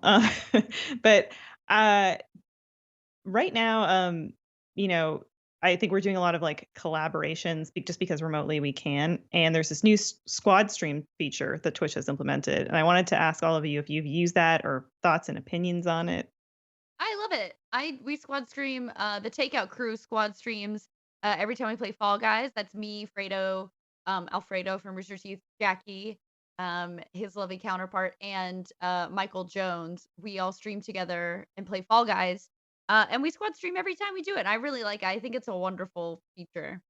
The only thing that sucks is everyone has to be a partner. Yeah, Okay. so I've never Yeah, I used squad thought about stream. that. I Damn kind of use them. it. I forget a lot. I forget to use it. Sometimes we'll be like definitely a thing mid-stream, where- everyone's like, let's set it up. And I'm like, yeah. yeah. You're like, squad stream link? Is the squad stream live? I'm like, oh shit, sorry. Yeah, I've now realized when people do squad stream, because a lot of people squad stream in like the different chats I'm in with each other, and they'll always be like, "Did you start it? Did you start?" I'm like, "This is part of the joke now. This is now Yeah. part of the content and part Has of the the joke." invite been sent? Have you seen the invite? Did you hit start squad stream? Yeah. Mm-hmm. I once had an invite from like how many days before that for a squad stream. I'm like, are you guys ready? We should set it up. And I actually click. I was like, oh, I have an invite. Did you guys set it up? And I see one from like a week ago, and I was like, oh my god. Any features that you wish Twitch would implement or kind of improve upon, or like I guess like something like just making squad stream available to people who are not partners. That sort of thing. Yeah. This is definitely a question I know that I've been asked by Twitch and had a great feature idea then, and now no. Or maybe they've done it all. Like it's the best of what it can be right now because it does. I was patiently waiting my turn. I have a lot to Sorry. tell you. Oh, please. Okay, yes. Go off, on. Kai. First and foremost, we need a transgender tag. Yes, trans That's tag. what I was Yes, Yes. girl. First and foremost, we need a transgender tag because LGBTQ is a huge umbrella and everyone deserves to be seen under. But transgender is a specific umbrella that not only has to do with sexuality, but also gender, which is something that is completely different. They still get put under the same umbrella, and I get it, but they need their own.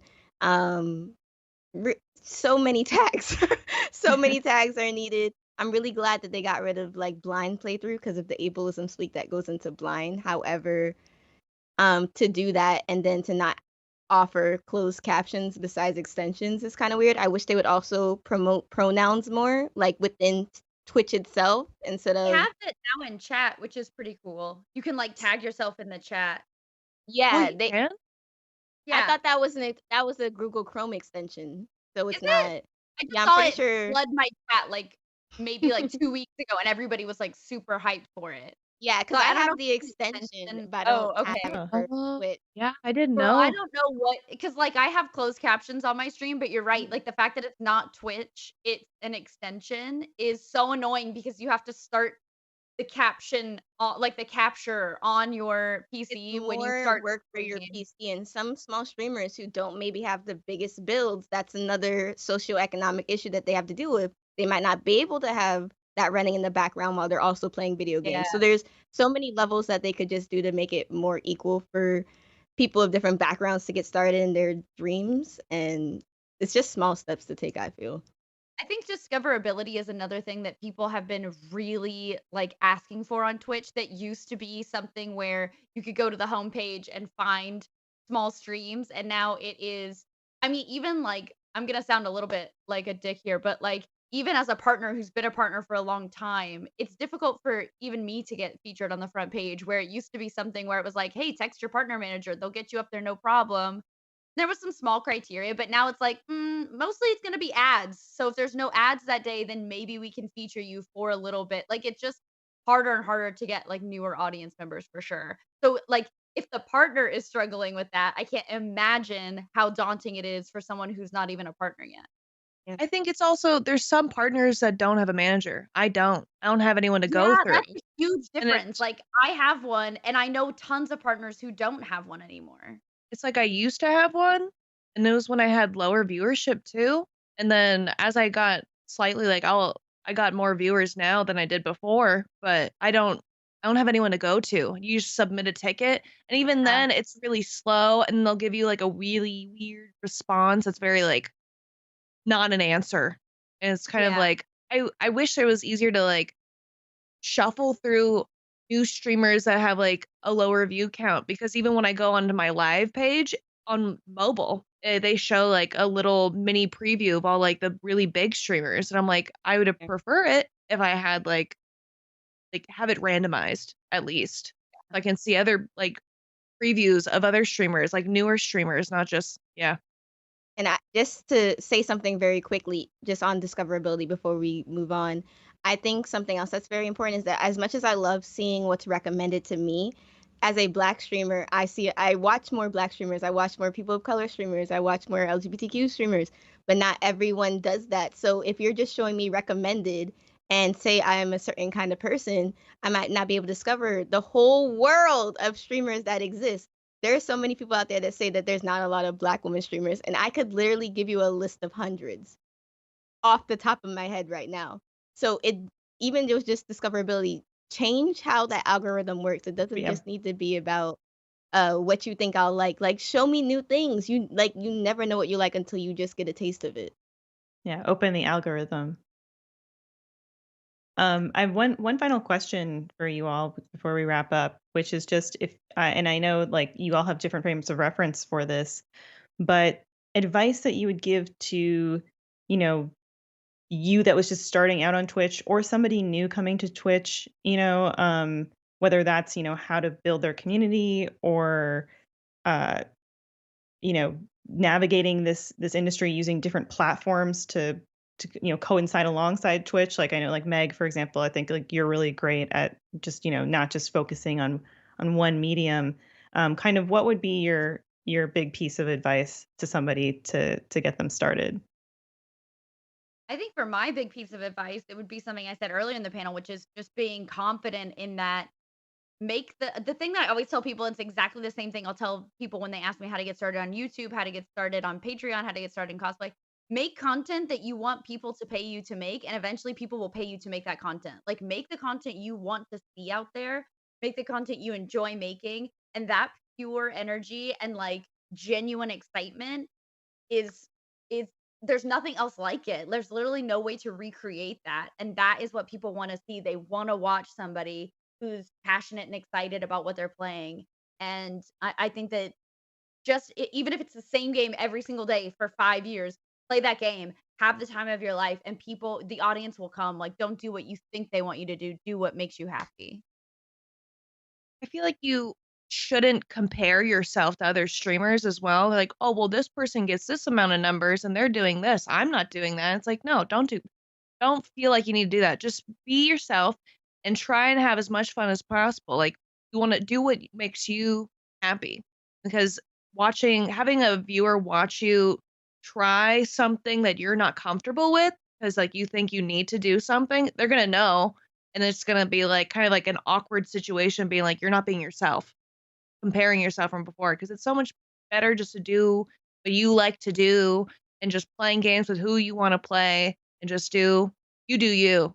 Yeah, like puppets is not going to work for everybody. I can tell you that right now. This is going to blow up as a puppet master. I can't wait for the day. I would say, as what everyone else already touched on, just do it, and just do it by being you. There's so many people in the world out there, and there's only one you. Only you can say that you are you. And to say like, oh, but who knows if this has worked before? No one knows because no one's tried it yet. Try the thing, build your audience, and maybe you, who knows, maybe you can be the first person to say, I did that. Don't be scared to stick out the box or go out the box, or don't do the normal thing. Just do you, and people will find you, and you have no idea. Maybe someone is desperately wishing for someone to do what you're already thinking of doing. So just do it. I love that, Kai. Yeah. Thank you.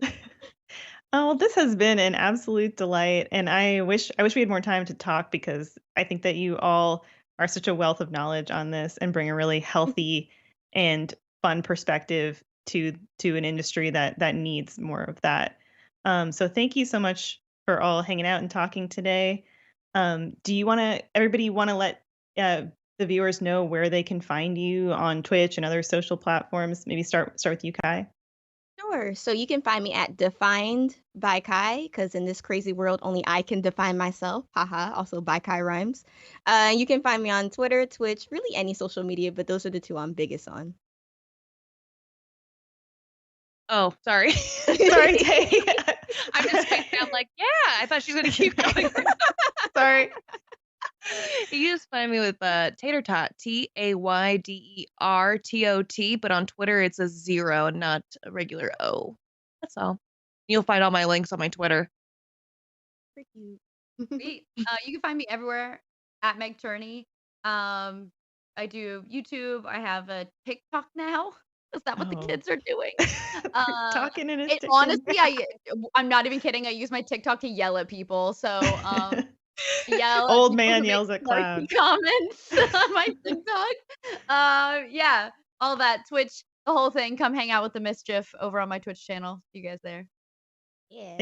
Thank you all so much, and thank you to Skybound Expo for hosting this panel and having us. It's a great time.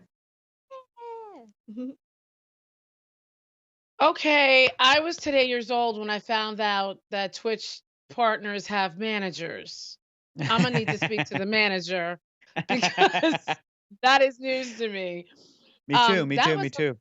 That was a phenomenal panel. Make the content you enjoy making. People will pay you to make it. And Kai is absolutely right. There are thousands of Black women streamers, and you would never know it from the front page.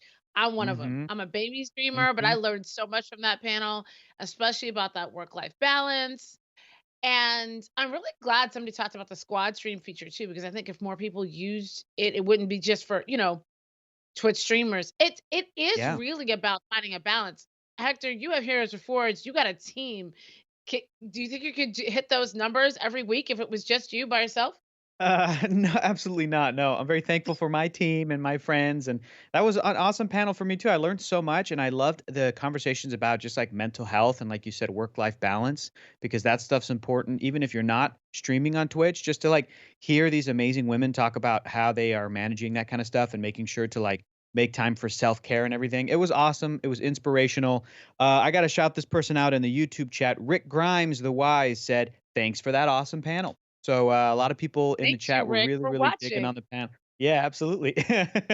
So that was fantastic. We would love to remind everybody watching right now about becoming a Skybound Insider. If you sign up to be a Skybound Insider, you're going to get all of the exclusive drops and deals. You can just go to skybound.com/join to be able to do that. You get instant access to perks. And let me tell you, Skybound Insiders also came with info about in-person meetups. And guess what? We're slowly but surely making our way towards being able to do that again. So it's incredibly exciting.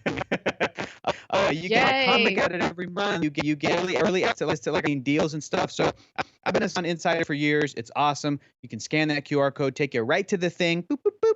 So you can do it. It's fantastic. And now we are coming up on the final presentation, the final panel of our day today. And it is incredibly exciting because I'm a big fan of all of these folks, and it's really cool when their kind of worlds are colliding. But I'm also a fan of like role-playing games, and I'm also a fan of The Walking Dead. This is going to be if somebody watching right now has never seen people play an RPG, a tabletop RPG, like you could not be more spoiled because you're about to see an amazing GM, a game master in Deborah Ann Wool from Daredevil, True Blood, Geek and Sundry. She's amazing. She's one of the nicest people I've ever met. And it's I'm a huge fan of hers. It's fantastic. And she's got a team of some incredibly like just phenomenal role-playing gamers. They're incredible. We've got Erica It's not Ishii. fair. It's not Mika fair because Burton. anybody who's It's never not seen fair. a role-playing game before is going to think that they all are going to be this amazing. And the beauty of it is that Anjali Bhimani is also in the cast, as well as The Walking Dead's very own Kari Payton. I mean, come on. From Cyborg himself is going to be here, and they're going to be playing The Walking Dead survivors. Like this is what it's about. It's going to be a completely custom one-shot RPG. You're going to get to see the complete story, and just like you were saying, like people are going to be spoiled, but the beauty of tabletop role-playing games are when you see a group like this just do it this well, and I haven't even seen a minute of this, and I know it's going to be amazing. When you see them do it this well, it's going to inspire you to play your own tabletop RPGs with your friends, either do it online or if it's all safe in person. And when you're in it and you're playing it, it feels like you're watching the cast of Critical Role or the amazingly. It really does. It's so cool. I am so excited to see all these amazing people throw some dice and have some fun. I have no idea what's in store. We may see characters die. I don't know, but they're going to be going up against walkers. This is set in the world of the Walking Dead survivors. So anything is possible. And I am stoked about it. Are you ready to see some role-playing gaming? Yes. Tell us in the chat. Hit us with all the emojis for how excited you are for this RPG coming up. I know there's people that have been waiting all day for this. All day. So go if you don't already have some little snackies in hand, grab something, get a drink, a little popcorn or something. You're going to have a brief few moments to do that and then sit your butt back down and watch some amazing RPG players play right before your very eyes for your entertainment, for your enjoyment. Here is Survivors Custom RPG One Shot. Enjoy.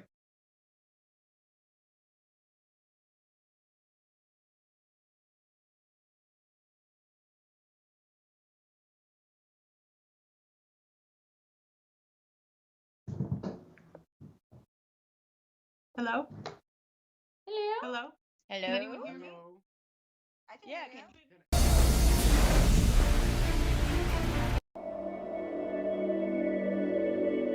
This is a game about blinking. See, every time you blink. Wait, what? Whoa! This is so cool! Are you ready to see something really special? I am, Dad. Oh, kitty! Can we keep him, please? We're keeping it! I really need to play. Oh my god, no, I don't want to leave this. No! Oh boy.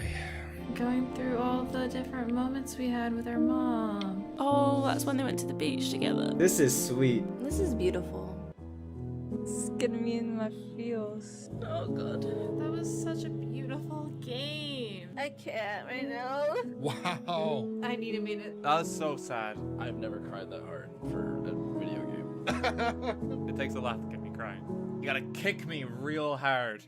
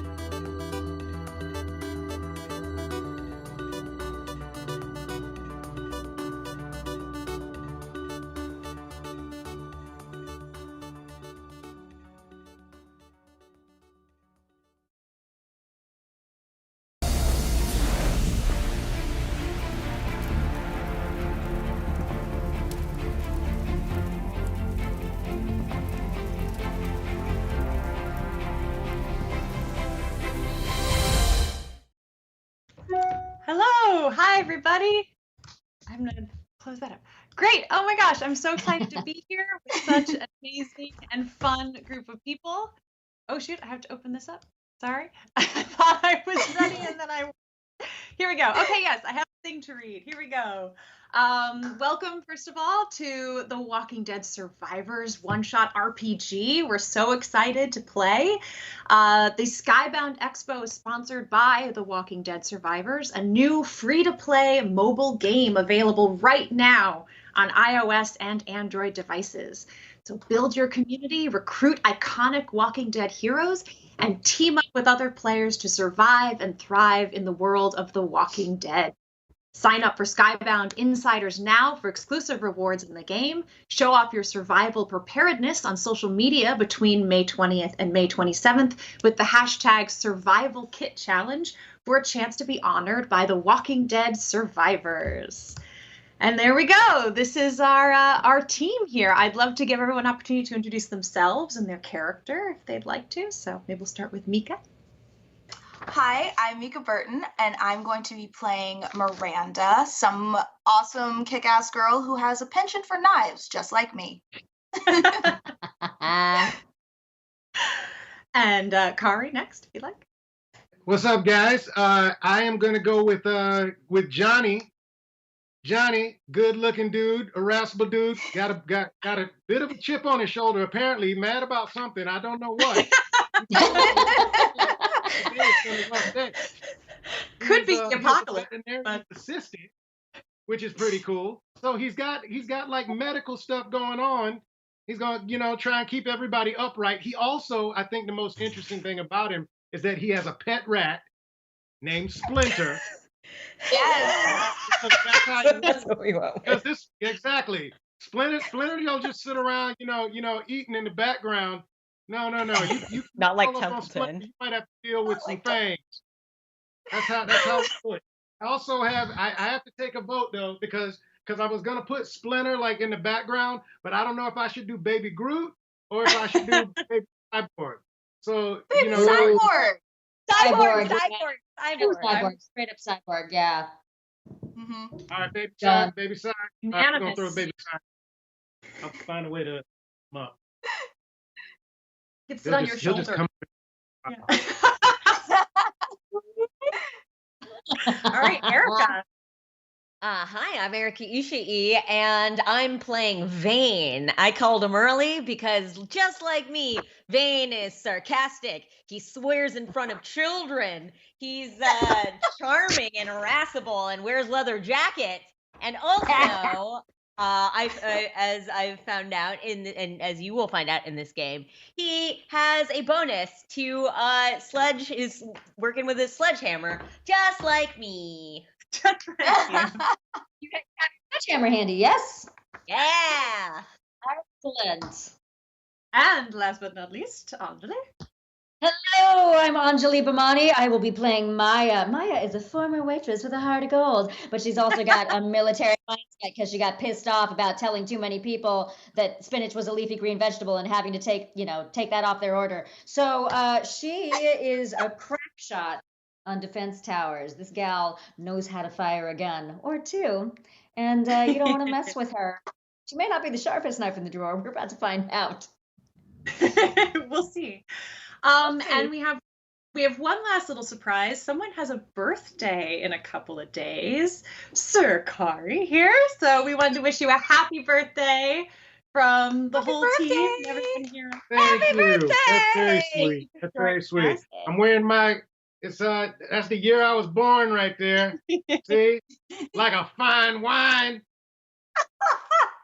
Very true. So thank you for joining us so close to your birthday, and we'll kind of just get started here. We've only got 2 hours, so we're gonna just jump right in, and I'll see how much damage I can do here. Only got 2 hours. 2 hours to try not to die. 2 hours to try not to die. That sounds very Walking Dead to me, right? Sure. Okay. Let's do it. So, you guys have been held up at this sort of industrial park, right? A bunch of broken down buildings, and most of the buildings are mostly destroyed, but you found one that had kind of a chain link fence parking lot around it. About a 2-story building, but half of it has collapsed in on itself. And you explored it, but it was pretty clear that whatever business this was moved out long before the damage. So it's basically empty offices, and just whatever supplies were there. However, in the years since, the parking lot has just been filled with junk, barrels of random things, old cars, things like that have just been kind of put up. But you've been able to make with corrugated metal chains, make a pretty secure perimeter. However, you've been seeing more and more single walkers show up as the days have gone by. And you guys know this world, and whenever that happens, there's a horde not too far behind. So you're starting to get a little nervous. Luckily, you have a mechanic on your team. You have this big school bus that you and the rest of your group, there's about 15 of you, have been traveling around in. However, the bus busted 2 of its wheels on your last trip. So you're stuck without wheels, and you didn't have a jack. However, your mechanic, Thaddeus, has been digging through all of the material in this junkyard and found a bottle jack. So now all you need is tires. Now, Soup, they're sort of your sniper. Soup, for some reason, really stoic, tall person. They are a crack shot. They have this amazing rifle, and so they go up on the top and they kind of keep an eye out around all the surrounding woods and land there. And they noticed a quarry just over the side. And you sent a scout over there to take a look at it, little Claire. She's about 15, but she's real fast and really knows how to take care of herself. So she went up and scouted. She said there's a whole bunch of junk, cars, buses, boats, electronics, appliances, just trash that has been dumped into this quarry just over this ridge. So Thaddeus, as well as you 4, have decided to go take a look at it. Now, there's a bunch of other people on your team that you can choose to bring with you on this scouting mission if you'd like. Obviously, Thaddeus, your mechanic, will come with you to make sure you're getting the right stuff. Claire, this is a 15-year-old. She's kind of a gopher. She's pretty quick. She's, got her wits about her. Soup is your sniper. Ransom's kind of a loose cannon. You're not quite sure what's up with Ransom, but he's big, strong, muscly guy. He can handle himself, but you get a little nervous sometimes around him. And then you have a bunch of sort of regular people who you've been protecting and taking with you. So you can choose who you would like to take on your scouting mission to the quarry. How dangerous do we feel like it is to leave them behind? Like, are they? Do we have a sense of imminent danger leaving them behind right now, or not so much? Perception roll. Yes, first roll of the game. First roll. Okay, we're leading strong. 19. Amazing. You feel like your barriers are relatively protected, although you did a perimeter check and there are a couple of new weak spots. Either walkers that have pushed just long enough before you notice them to take them out, or these are old fences. You didn't have a lot of time to do repairs. So you probably feel like you have a day before these defenses go down, and you're running out of things to reinforce them with. Gotcha. I feel like we need to leave at least one person behind who's capable of doing some protecting while we run out to do this scouting mission, but we might need Ransom. Let's see, is Soup on the top of the bus, or is he on the top of the building?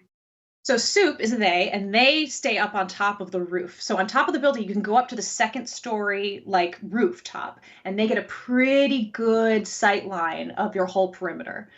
So that's where they've been camping out most of the time. They kind of keep to themselves. So they've been kind of protecting and picking off any of the sort of lone walkers that come.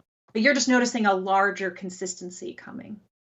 Right. So maybe it's best to leave those guys behind. Do they have a way of talking to us while we're on? Do we have walkies? Don't have any walkies, no. Okay. And so, how about can we at least hear gunfire when they? Yes, you can hear gunfire. It's open. It's like a long sort of dirt gravel path that heads up to the top of this quarry. And Claire told you that it's a dirt gravel path down, but you're not so far away that you wouldn't hear gunfire. I say we Okay, take cool. Claire because she seems to know the area, and like we need someone fast and little to be getting around ahead of us and scouting. Good call, man. Okay. Yeah, I think that's a good idea. Ransom feel signs like up. He throws on his maybe- backpack, and Ransom's like, "Okay, I'm all ready. I heard about the scout mission." And he actually reaches in, he pulls out. He's like, "I made a few of these, and they're bottles filled with a little bit of gasoline and a handkerchief, pieces of fabric that he stuffed in there." He goes, "Just like the movies." He puts it Oh back. hell yeah, we're bringing Ransom too. All right, nothing like a good Molotov. Yeah, I don't trust Ransom so much. I was thinking maybe it's probably Yeah, we best sure that's to the best keep it idea? Yeah, Well, can we? Okay, like group huddle. How about we leave Ransom, but we take the bottles. I don't know You that know what? you're I'm going to be actually able cool to with take that. those bottles off him, but you are welcome to Exactly. try, Vane. I feel Li- like that is Yeah. your call. You charm him That- because All right. I mean, if you can do that, that's great. But I also am a proponent of keep your enemies close. If maybe it's better to keep him with us rather than us coming back and not knowing what the hell he's done with our bus and all of that stuff. So before we leave him behind, that's just my thought. Thinking maybe we keep this dude around so he doesn't get into shenanigans while we're gone. Then maybe And you if don't we have to need a talk. human shield, we have a human shield. All He's a right, good guy. all right. So we, Vane and everybody like break from the group, and I was like, Ransom, my man, you're coming with us. welcome aboard. So yeah, he's I hand him excited. this T-shirt with a target on its chest. A red shirt, I assume. Yeah. Yeah, red shirt. So he throws on the shirt. He's very excited about it. He's like, "I remember when we had these stores." So he and Claire kind of walk up with you. Thaddeus is coming as well. He sort of leans into Maya. He's like, "Maya, you sure? You sure we're okay to leave all these people here with just Soup? I mean, Soup's a crack shot, but I just don't want him to be." I know. It's I'm up not to you. particularly happy about it. No, I'm look, I'm not particularly happy about it, but to be totally honest, I don't entirely trust Ransom to do much about that from behind either. I don't trust him not to blow the whole place up while we're gone. So let's just get out there, let's get back quickly, and let's keep a good ear out. Okay, let's keep a good ear out we have for time? anything behind us. Do we have Go time ahead. to shore up the barriers a little bit, just to use it, maybe even take pieces of the bus, like the seats. Maybe we pull the seats. We don't need seats on the bus Who needs anymore. seats? Like, right? So yeah, Seats on the ground. your on the old bus. your old busted school, the school bus does still have its seats intact. You can take those out if you want. In front of the bus is this sort of double door, chain link door with some corrugated metal that you have one padlock that you've been able to wrap a chain around and padlock that one shut. Claire so far is keeping your keys. She's been sort of she's got extra ammo, all that stuff. She's sort of the keeper of the materials, I trust that the kid. stuff. Yeah. And that's sort of been the main entrance. You think that's pretty secure, but you've noticed that sand and dirt and all this stuff, it's all kind of piled up in this junk. And there's a couple of places where there's almost ramps on either side that would allow walkers to get up and in. A couple of places along the fence down in the dirt, it's blown away or gotten dug out and it's starting to come up a little at the bottom. Other one where along the screws along the poles are starting to pop, and you don't have a lot of supplies, but you're definitely seeing some wear and tear. Around the back, there's a single door that will lead up towards the quarry. This you do not have a padlock for. You just have some chain and some rope that you've wrapped around as best you can. Oof. Are there like kind of big barrels, oil barrels that we can like roll in front of some of these kind of loosely put together corners and spots? Yeah. We can roll those into place. In the front corner there's about 6 barrels. They're big and heavy. You're not sure what's in them. You haven't checked yet. But there's something sloshing in there. It's definitely liquid. They're hard to get open. Check. You can if you want to. Can we check? I mean, Of course you can. that sounds like an invitation. They're sealed nice and tight. You're definitely going to need some kind of a tool to pop them open. Do we have anything in our vicinity, like a little tiny hand, one of Well, those little hand I've drill got, type- I do actually. I have carpenter tools, so if there's like, you know, I can use like a drill bit or something to get in there and just like sniff around, see how it is. Yeah, I mean, also you have a screwdriver. You don't have like anything left. I mean, all your batteries are dead long ago. But you have, I mean, you don't know if you have that, but you have like a screwdriver that you could probably get through Just a like weak pry point. it open a little bit. Cool, yeah. So Vane goes up and just starts stabbing at this barrel. Is able to make a couple of holes. This one does smell like oil. Does smell like there's oil in that one. All right, so no gas shortage. Yeah. Awesome. Who knew Yeah, there'd so be we can lots take a couple of those and put them around the perimeter, and then if tell Soup that if they see any you know, like walkers breaching the perimeter there, they can shoot it. Light it up. And if Light it video up. games have taught me anything, they will explode on impact. Now, were you saying that there was like kind of a trench at all or something that you can go up and in? So what you've noticed is that there's all this sort of trash and debris within this parking lot, and over the years with the different people that have been here, there's actually almost a ramp. These aren't super high fences, maybe 7-foot high fences, that the trash has built up and spilled over the other side, that with enough leverage, there's almost like a ramp to come up and over. Okay.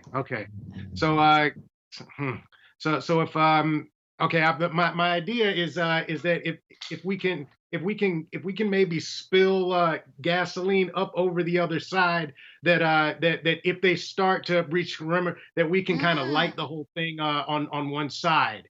So I'm not sure if I see exactly how to get that done with these heavy barrels. Maybe if we could get a siphon or something to spray along that we could have a way to hold something off and you know, keep us warm on a cold night.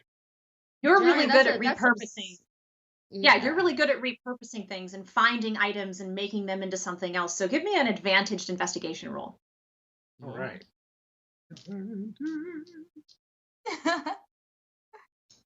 Let's see. Help me out. What am I using here? You guys are gonna have to help me out when it comes to the rolling and. D20. 2d20, and you'll take the higher roll and add your investigation bonus. Well, the first one's a 1. So that's not that. Not that. The second one's a 9. Second one's a 9. A 9. Okay, and then on your character sheet, you should have a bonus next to investigation. Yes, +6, so 15. 15. Yeah. Fantastic. All right. So Johnny, like, his eyes light up, like he's got an idea. He explains what Kari explained, and that he starts sort of rummaging around, going through the trash, pulling things out. You find an old refrigerator, and the coils in the back of that refrigerator, you're able to just sort of pry them off, and you think you can use that to siphon the oil out into a bucket. Oh. Nice. Not bad, Okay, Johnny. so Where'd you learn that? you know, before all this craziness went down, I spent a lot of time on YouTube. Sure. Valid. Sure. Yeah, Yeah. you know, All right. Where we are. I love the DIY section at Barnes and Noble. You know, it was a lot of fun. So so let's see. So why don't we if you guys don't mind help me out, let's find six smaller buckets that we can you know, put, you maybe get half of the oil or gasoline that's in this barrel, and fill those, put them at different sides of the perimeter. That way, depending on where we're finding a breach, we'll be able to you know, use these smaller buckets to toss some gas and light some things up. I'll go ahead. You hear a shot go off from Soup on the roof, and as you look off to where you heard it, a walker goes down about 20 feet from your perimeter.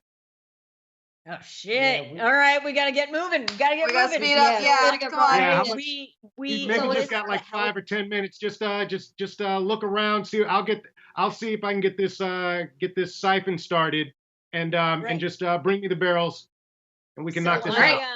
I have Wait. a bonus to since I'm an expert builder, I count as 2 helpers when building barriers, so I can help with that and hopefully help direct other folks that are in the settlement to like help out with this endeavor.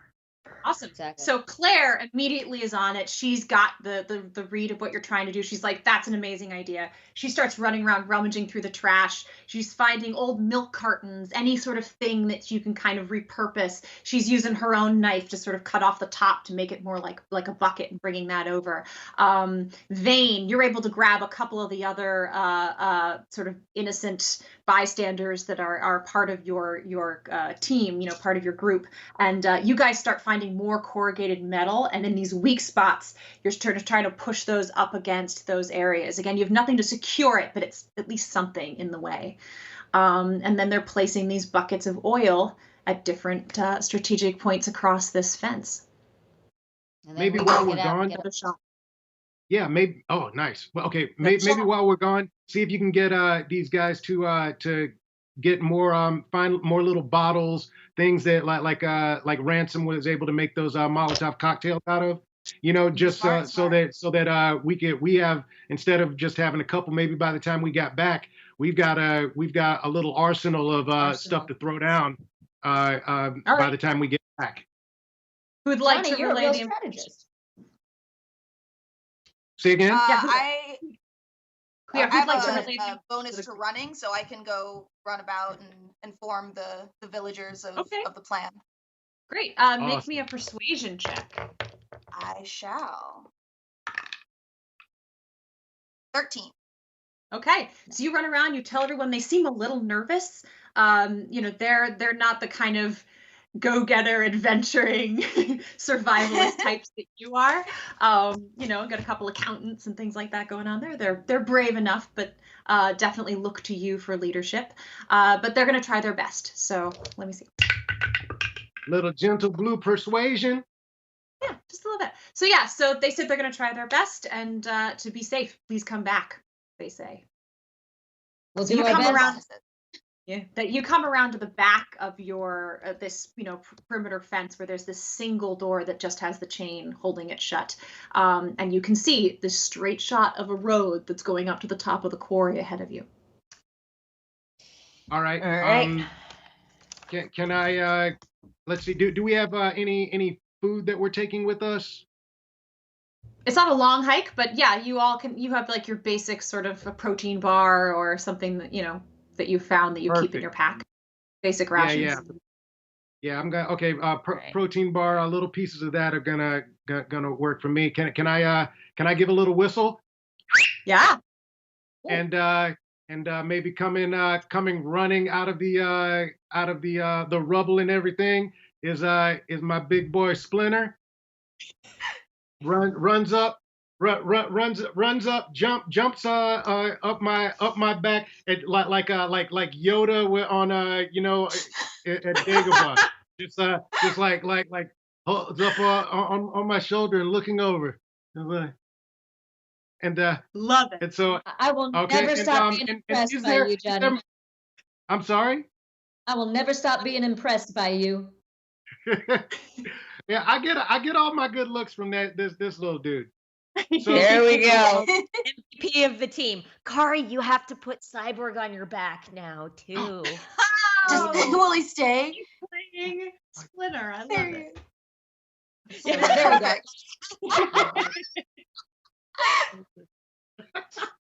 I love it. Oh All yeah. right, so all right, here we go. Ransom goes and he undoes the chain link fence, and he pushes the door open. He steps out, and he's being quiet because he's kind of looking around. You hear another shot go off, and somewhere around to the right, you hear a body fall. I'm gonna keep my handgun handy. Ready? But out and ready to go. Yeah. I say if we got any melee weapons, we should keep those out too, because we're moving fast and quiet on the way there. We don't want any shots going off that could alert the rest of the walkers to our presence. That's a great idea. At that, I'm gonna take out my butcher knife and keep it handy. Yeah. Yeah. Sweet. And I'm gonna switch out to my crowbar. Cool.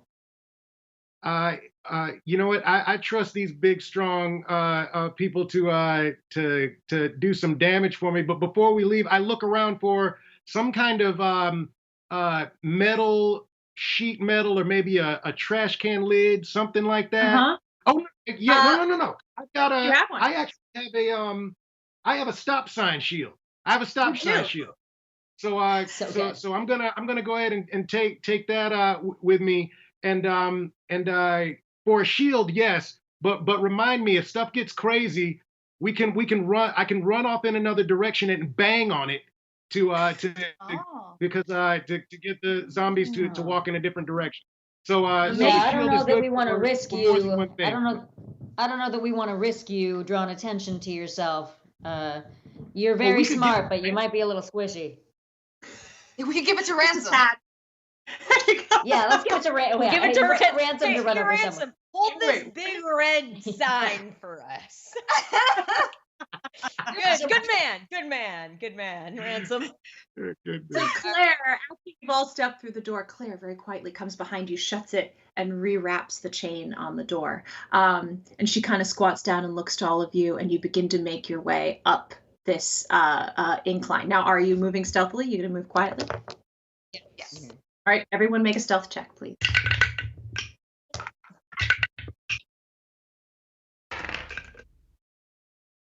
I'm gonna use a luck point. Which one is the stealth check, guys? So again, D20, and then you'll add a stealth bonus if you have one. If you don't have one, it'll just be your dex bonus. I got a 24. 16. All right, great. So it's 4. enough. Oh boy. So Vane Vane's and like Ransom, swinging right? his hammer around. The big guys are kind of throwing out a little bit, and they're kind of patting each other on the back, and actually Ransom does like one of those like army crawl rolls that like look really cool, but unfortunately it causes the gravel to move a little bit, but it's okay. Your friends sort of step in and like roll their eyes and get you guys to like play along, and luckily nothing seems to come your way. So you're pretty quiet. You're able to get up to the top of this ridge, and as you look over into this quarry, it's huge. Probably once used to be used to get limestone, something like that, way back in the day. Now it is just filled with trash, and you see buses and boats and cars and refrigerators and appliances and fabric, kind of a treasure trove if you know what you're looking for in there. But Thaddeus, with his goes, just need 2 tires off of that bus there. Now, some of the electrical terminals are also corroded, so any kind of wiring that you can find would be really helpful. It's not strictly necessary, but if you got it, it'll get us a lot further. So keep your eyes peeled. All right, and Thaddeus, big guy in sort of a plaid shirt. You know that he used to be a preacher, but he's also a mechanic, and he's been working with automobiles and things his whole life. So you trust him to know what he's talking about when it comes to this. All right. So there's kind of this zigzag path that goes down into the quarry that kind of will take you right towards this big old kind of bus that's sitting there. I mean, I feel like we might as well go in. I'll keep an eye out for walkers. If you guys want to, if Thaddeus and maybe Claire and Speedy McGee, want to go in there and check it out. Right. Scout it out. Yeah. You know what? Let's I'm going to take off a little piece of a protein bar, and Splinter's gonna jump off my back and stand and sit up on his back legs at attention, and I'm gonna I'm going to. Oh, are there any wires or anything near the in Make an this investigation check. All right. You're up at the top right now, so go ahead and make an investigation check. The investigation 14-20. A 20? Like a natural, like a dirty 20? Love it. No. Okay. 14 plus 6, 20. Yeah, dirty 20. So yeah, you're looking around. You see there's a lot of small appliances, things that probably wouldn't have long enough wiring for what you're looking for. But you do see a boat, and you know that a lot of the sort of wiring there will stretch like the full length of the hull there. So there's probably stuff that you could use there. That's the only thing that seems big enough on your way obviously further off, maybe more, but sort of on your way, this boat will have some of the wiring. Okay, can I go and tear that thing open and see if I can find a wire? So Johnny heads towards the boat. Thaddeus kind of looks over and goes, gives you a thumbs up. He's going to head over towards the bus to start working on those tires. But it will split you up a little bit. So who wants to go where? I'm going to protect. Oh, I feel I'm going to stay behind and protect. I'm going to protect Johnny. I honestly, since I got eyes on these guys. You guys. I got my rifle, worst case scenario, but I trust the two of you to take care of each other with the big guy over there, Ransom. Yeah, I'm Claire's going to go to the bus. You're going to go to the bus? Okay. So Miranda joins Thaddeus and Claire and Ransom to go to the bus. Maya, you're going to stay with Johnny and go to the boat. Vane, who are you going with? I'm going to go to take the boat, but also bus people right now and like scouting mission only. Yeah. Like if you see the shot, go for it. But if at any point you need to pull out of there, we gotta join up because I don't feel good about splitting this party. Yeah. All right. Fair. Thaddeus, very sober face, nods his understanding. All right, so they continue down the road. We'll start with our crew at the boat. So you come to the boat. It's kind of on a little bit up on like a trailer, like someone pulled it in there and just parked it there to die. And you're pretty sure that the wiring's all going to be kind of where the steerage of the boat is down in the cabin. So if you could pull off the control panel there's probably tons of wiring that'll work for you. There's a little ladder leading up to the deck of the boat. All right. You mind hanging down here for a little bit, and me and Splinter will head and jump into this boat. Just give a holler if you see anything coming. Gotcha. Are you sure there's not anything in the boat? Yeah, can we do a listen? Can we listen or see if we can smell any rotting corpses? You can do a perception. This is why I love having you guys around. Yeah. 11. Fantastic. So you give a listen. Are you both doing it? Yeah. Actually, okay. I would like to ask Splinter. I pull out a little piece of protein and I say investigate and investigate okay. and I take the little piece of protein and I throw it up in the boat. I was like, go get it. Go find some. Go. Tell me what's up. What's up. So Vane and Maya put their ears to the hull trying to listen. Vane, you're just hearing, like the wind, and so you're not getting much. However, Maya, you're listening and you do hear like a knocking, like something sort of rhythmically knocking. It could just be something that's swaying and knocking into a post, you're not sure. But there is something inside kind of rhythmically moving. So then, Johnny, you toss this little piece of protein bar and say investigate, which is, something that you've taught Splinter to do. So you have to sort of, Splinter sort of is able to find little ledges and get himself up onto the top of this boat, and he disappears from view. And you wait. All right. Careful, buddy. And we wait. And you wait. And about 2 minutes go by, and you still don't see Splinter return. Nothing better happen. I don't like it. That rat. Nothing better happened to that rat. I don't like it. What have I done? I gotta go check on him. I gotta go check on him. I'm hot on his heels. I'm not letting him go anywhere by himself. Right? Yeah. All right. Three of you climb up this ladder. Yeah.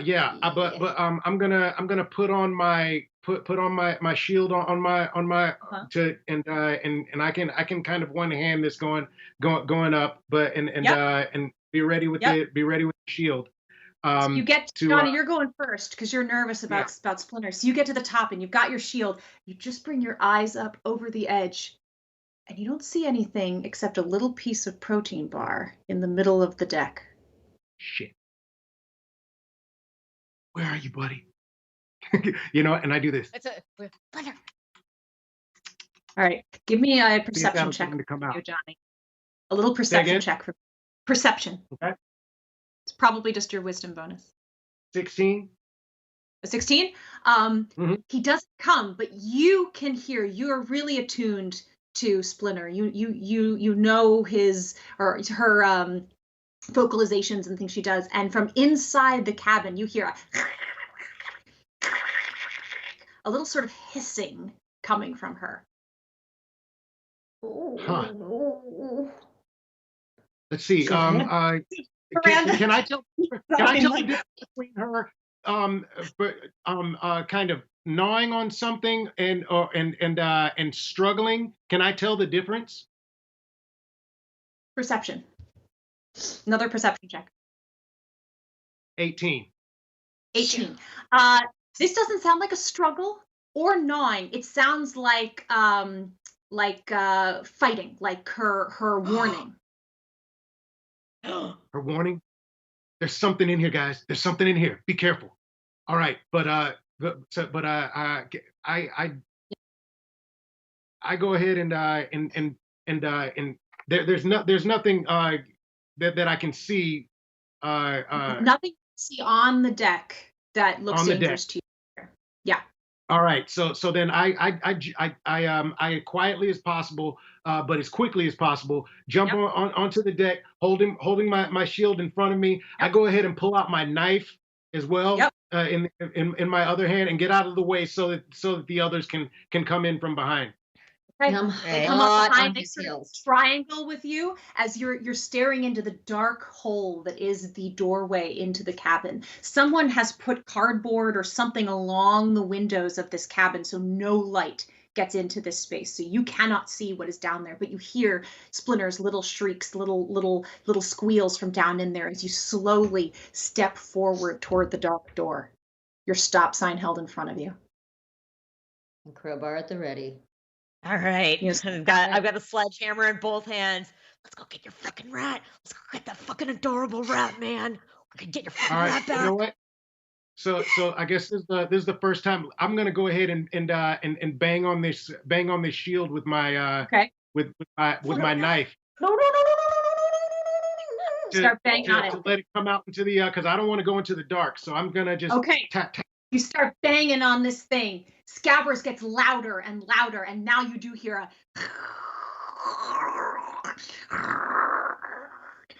Scabbers, I'm sorry, Hogwarts in my mind. Splinter. And it's Splinter? Splinter was getting louder. And then darts out, runs right past you towards the back, turns around and starts moving, and a hand puts out on the floor and grabs into the wood of this deck, pulling itself forward. A forearm and an elbow pulls itself forward. Finally, the top of a head of a walker starts to pull itself up on the deck. You guys can take slow steps back to stay out of its way. What would you like to do? All right, we don't want to let's not make any noise. We can just quietly back up. We got Splinter. Oh, they got me saying it. Let's go. Back up. Back it up. Back it up, Johnny. Go first. Johnny first. Johnny first. Go. Johnny, get out. All right. Reaches out towards Johnny's ankles, misses. I grab it. Go. I looked at. Is it on the ground or is it standing? On the ground. No, it is on the ground, army crawling, pulling itself forward. And now that it's coming out of the hole, you can see it has no legs below its thighs. We can just go. I holster my knife, pick up my shield there. It's with the angled edge of the stop sign and bring it down in the middle of this thing's head. Fantastic. Roll a d20 and add your strength modifier. All right. Couldn't leave well enough 10. alone, could you, Johnny? Plus, I have no strength modifier, so it's just a 10. We're gonna give you the proficiency with it because you're an improvised weapons kind of person. So that's a 12. You bring it down. It connects. However, it does not go through its head entirely. And as it's there, it's going to attempt to bite your ankle. No, I don't know. Actually, you're at a 14 with your shield. So yes, I think it does just miss. I have a 12. Okay, so it misses. It reaches out to try to bite your ankle, but your boot, your jeans are down enough. And as it tries to bite down, you pull your ankle back, and it doesn't quite get purchase. But it is still crawling forward towards you. And I say, Alright, fuck you, man. Trying to eat my rat. I'm gonna go at it with the crowbar. Okay, crowbar from Maya. Go ahead.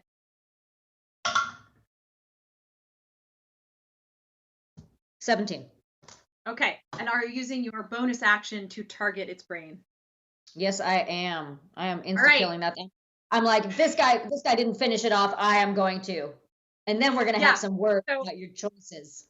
As he pulls the stop sign out of the ground, and you see that it still is moving towards you, and it goes to reach for his leg, and he pulls it back. Maya, you just step in and just with your crowbar, write down brains across the hull of this ship. And stepping back just to make sure that we don't get anything on us. And as soon as I know that everybody's okay, I turn to Johnny and I go, "You are not a tank. You stay behind. When I say you go, you go. Your rat is okay. We could have gotten out of here without anything. Anything happens to you, we're fucked." I'm sorry, I get a little emotional when my boy gets when they wait. Did we decide is it a boy or a girl? Let me just go and check. Okay, it's a girl. It's a girl. My bad. Yeah, I just went and checked. I should have known. I'm a veterinarian assistant, not a veterinarian. I didn't. Okay. So anyway, so I was like, that's my girl, man. I got a little emotional. I'm sorry. I will try to remember not to go for it. I got a little excited. I mean, it's a pretty cool stop sign shield. It's an excellent stop sign shield. You know what else is pretty cool? You being alive. Ooh. Splinter runs up and sort of sniffs at the dead walker, and then runs up your pant leg back to her spot on your shoulder. Now that we're still here, do we want to grab any wires? Did we ever see any of the wires? You have not fully gone in. Just make sure that there's nothing else in here. Okay, we'll chill and let you get back to the other part of the story while we check out some wires. Yeah, we're gonna investigate here. You guys will investigate. We'll come back to you. Meanwhile, walking down the road, Thaddeus, Claire, Ransom, and Miranda, you four come down and you get to this bus, and you're noticing that there's almost sort of like a crescent shape of, again, large mounds of trash have create kind of this crescent with almost like a lagoon in the middle. And then the bus is at an angle leaning up against the far wall of that space. Everything seems quiet to you. You guys have been really good and quiet making your way down here. I want to move closer towards the bus, but I want to make sure that I hide in any shadows or piles of trash along the way, just in case. Sure, give me a stealth check. Can do. Dirty 20. 20. So yeah, you do a really great job. You kind of keep close to the side and find larger items that you can kind of creep behind, and you sort of look out before you move forward again. Claire can follow you pretty well. Thaddeus is a big dude. He's not that graceful, but he's doing his best to at least stay quiet, as he's going to keep a good 10 feet behind you. Ransom doesn't give a shit. He's army rolling. He's crawling. He's trying to look like, hot shot. But you get up close to the bus, and you can see from here that at least 3 wheels are good. 3, the rest are shredded, but at least 3 of the ones that are propped up look like they're whole. From where my hiding spot is, I'll look at Claire and go, "Come here. Just come here." She runs up. She's real light on her feet. Yeah, what do you need? Go tell the rest of the crew we found some wheels so we don't have to go back out in the open. Be real fast about it, okay? And I kind of pat her on the head. You got it. She's got like blonde hair that she keeps in like a curtain in front of her face, and she's got the long sleeves with like the thumb hole that she, so that you can hear, she's all she's like, "You got it." She's like, "This is so cool to get a Miranda." So she turns and she goes. Right? And it's like she wasn't even there, just off, right? So she's going to go off. She's going to go talk to them and tell them that you've found what you're looking for. So Thaddeus, he's got this side, but he pulls out the bottle jack, which he won't need for this because it's actually propped. He says, "Okay, I've got a wrench that, plug that we can get the nut, but it's going to take me a while. They're on there tight. They're put on with a machine. It's going to take me a while to get those off." Right. Well, you start now. I got your back. Okay. Hopefully Ransom's got your back, and hopefully the rest of the crew will be back soon. But be quiet if you can. Okay. I'll kind of keep an eye out. So he's gonna kind of crawl forward, not on his hands and knees, but sort of bent over low to get over there. And you see him pull out this, big sort of wrench that he's got, and he starts lugging it. It's hard. He's gonna call Ransom over, I think. Yeah. He's going to call Ransom over to help him. So he's going to get Ransom, another big, strong guy, to come and just help push on it. The two of them together are able to get the first 2 turns, but it's kind of going to continue to take some time. Ransom, as he's helping, sort of peeks in the side of the bus, and he comes back to you. He says, there could be stuff in there, right? Like, bus operators, they keep all of the equipment that they need for repairs and things like that in glove box, something like that. I mean, it might be worth it. What do you think? I hate that you have a point, but I'll go in and check. He's like, I want to 10 times. I'll just kind of groan and creep through the bus door. So you creep through the bus door. As you come into give me a stealth check for that. Yeah. 21. Dirty 21. Yeah, mama. So you're super quiet. You're able to just kind of put your head in, and as you look down the aisle, you see 2 figures towards the back. You can't quite make out who they are, but you can hear them kind of whispering to each other. Whispering? And in my Walker knowledge, I would know that they would not whisper, correct? Oh, yeah. I would unsheath my butcher knife and kind of stick to the shadows, but slowly get closer to see if I can hear what the whispers are saying. Another stealth check. Okay. Good thing I'm good at stealth. Oh my god, nat 20! Woo! All right. So you actually, in a push-up position, lower yourself to the floor, and using just the strength of your arms, you were able to just basically like a snake move forward right along the floor. As you get up closer to them, you hear one of the voices is a child's voice. The other is an older man. They start whispering, saying, "Who are they? I don't know. We have to go check. All right, well, I'm going to give you the gun, and you've got to keep an eye on me, okay? They're probably here. They could be real dangerous. They could hurt us, all right? So you stay hidden. You hear me, kid?" That's what you hear. It's probably a bad idea.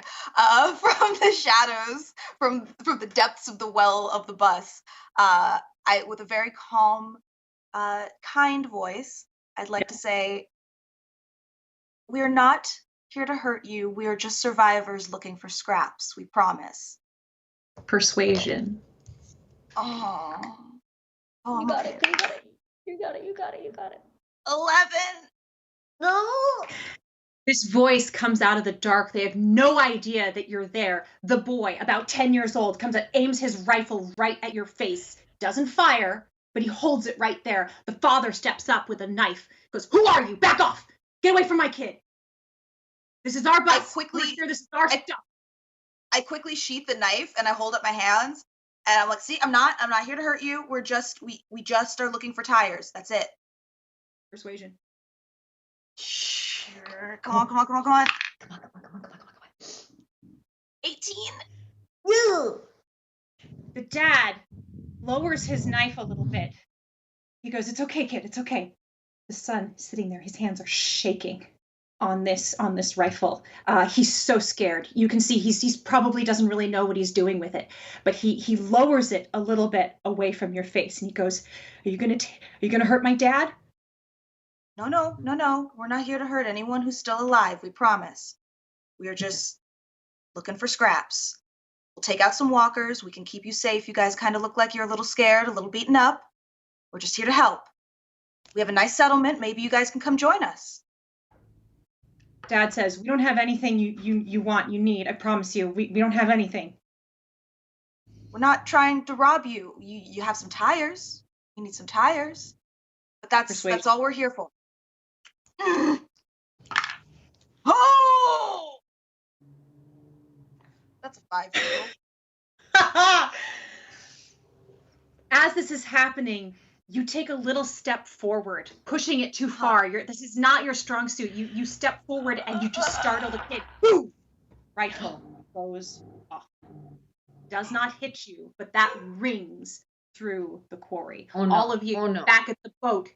You've gotten down in there. It's safe. You're starting to pull wires out from underneath the boat's hull. You hear this shot go off. It's too close to be soup. Yeah, like All right. grabs like a handful of wires, just like wraps them around, grabs them, and starts like going back. Rips them out. The bus. Same thing too. Same thing. Like grab and run. Grab and run. You meet Claire halfway. Claire's like, they found the tires. I don't know what's going on. I heard a gunshot. You turn around, start running by.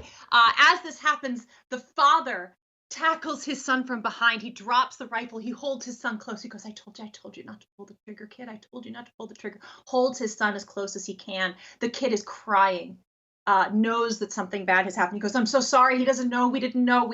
We're just scared. You got to understand. Please don't hurt us.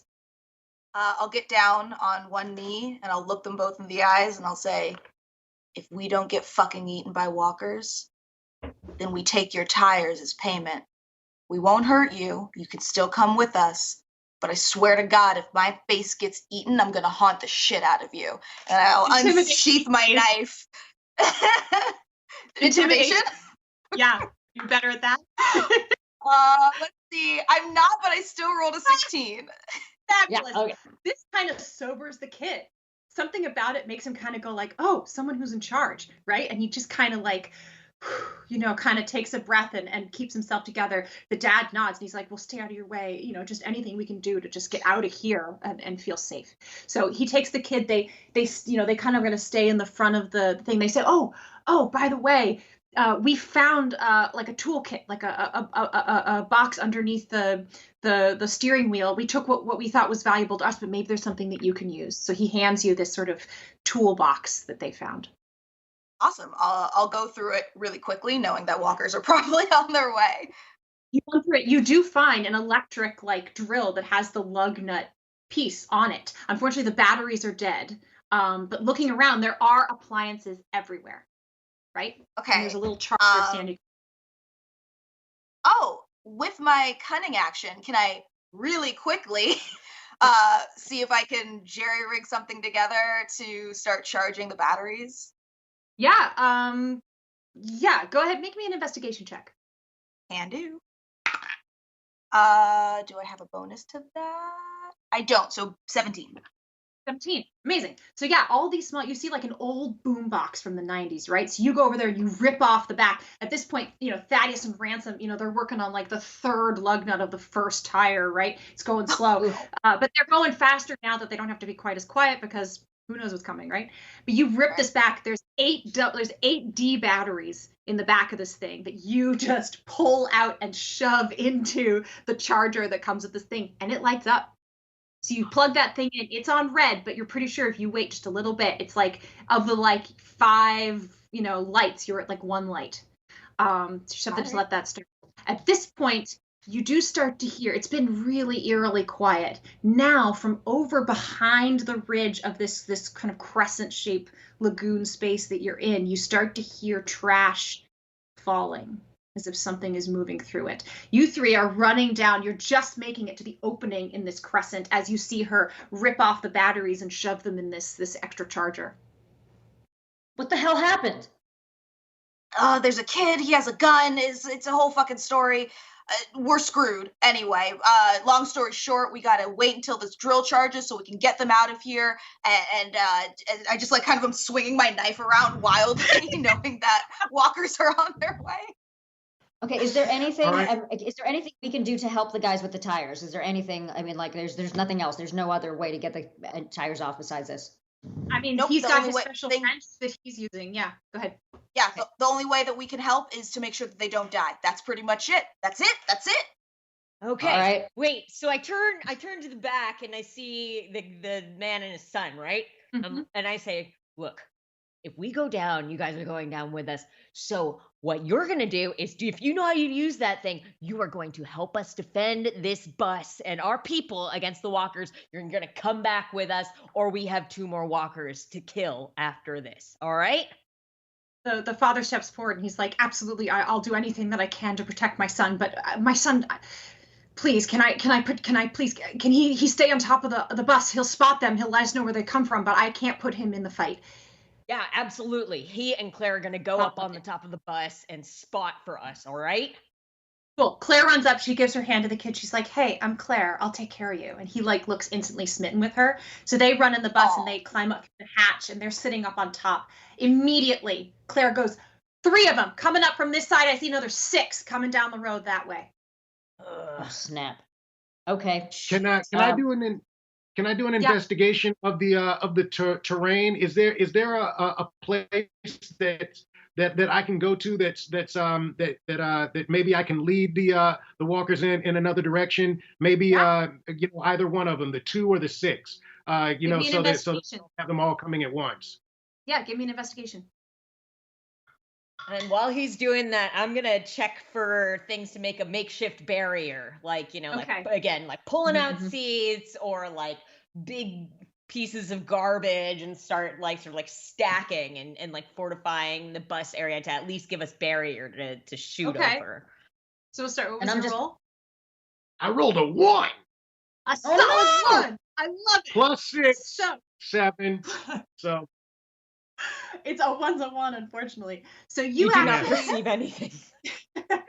You actually run up to the top of one of these junk piles, frantically looking around, and as that happens, you lose your footing and you stumble down the backside. You take 2 points of bludgeoning damage as you fall down. Actually, it's higher than that. You take 6 points of bludgeoning damage as you fall down and land hitting your shoulder on a rock as you hit the bottom. But as you lie there and you kind of get your bearings, you look up, and the 3 walkers that were climbing up the backside have now noticed you, turned around, and are starting to come back down towards you.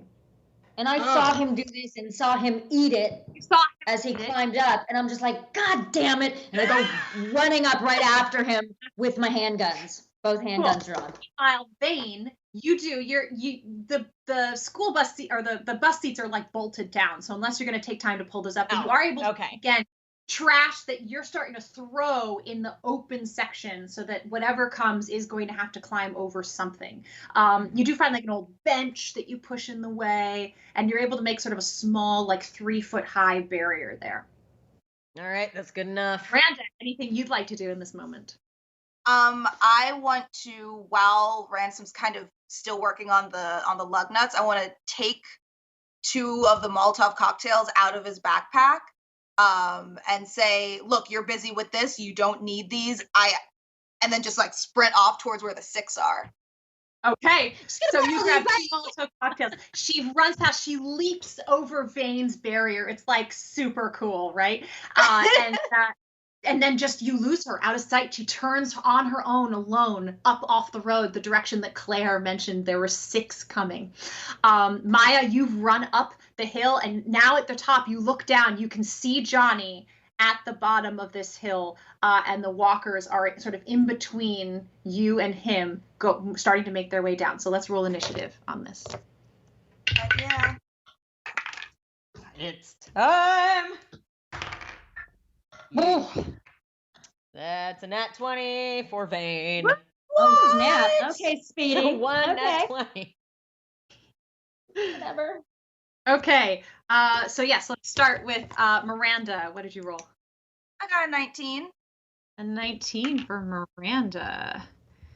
And Johnny, what'd you roll? 17. 17 for Johnny. Same for Maya. Maya is also 17. And sorry, Vane, what was that? It was a nat 20, right? So what are you? Yeah, nat 20. All right. So I see there's the 3. There's a 6 a little further away. Looks like Miranda's got them with the Molotov. Some sort of plan. Some sort of plan going on there. I trust her. She's a smart kid. Yeah. Let's see. Hot Topic and Trigger Finger are up on the top and everything spotting. We got all right, we've got Johnny that's getting borne down upon. So Bane draws his pistol. He's like, a son of a bitch, and fires off one shot at one of the walkers. Well, you can't see those. So those 3 walkers are still on the other side of this junk pile. You just know that Claire and the kids spotted them. Okay. So Maya right now is the only one on top who can see him down at the bottom of the other side of this pile. Okay. Do I see any of the 3 then? No. So the 6 are off with Miranda. You can't see the other 3. You know are on the other side of this junk pile. Okay. In that case, I'm going to delay after I can, like, I start sort of like going up on top of the barrier, and I'm going to delay until I can see, I can get a line of sight on someone. Awesome. So yeah, so you use your movement. You'll run up basically to where Maya is. You kind of come up and steady yourself next to Maya. Now you get the lay of the land. Halfway down are these walkers that have now turned and put their attention on Johnny, who is prone at the bottom of this pile of stuff. It is now the walkers' turn. Ow. Those 3 walkers slide right in and encircle Johnny. They're going to hold their action until after Johnny goes.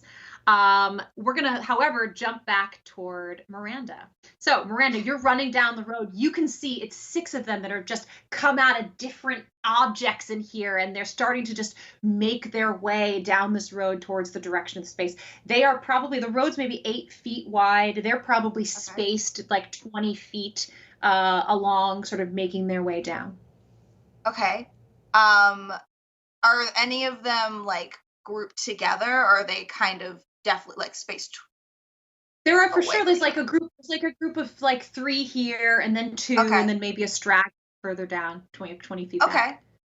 Back. So hypothetically, GM, if I were to toss a Molotov in the direction of one of those groups, unlit, and shoot it with a shotgun, would my knowledge know if that would light it on fire and explode it or not? Perception check. Let's see. All right, let's if you're wise enough for that. It's not great. That's not great. That's an 11. 11. Maybe again, you've seen it in the movies, but you're not sure if that's like how real science works or not. Right. Well, you know, it's a zombie apocalypse. Anything goes. So I think that that's what I'm going to do. I'm going to, yes. I'm going to toss one unlit Molotov because I have 2 kind of in the direction of the closest group of walkers, or get it close enough to where I know it can like land by their feet. And then I want to take a buckshot at it. Okay. Give me just a dexterity check to see if your throw is accurate. Heck yeah, I'm good at that. Oh, that was a nat 20. Woo! All right.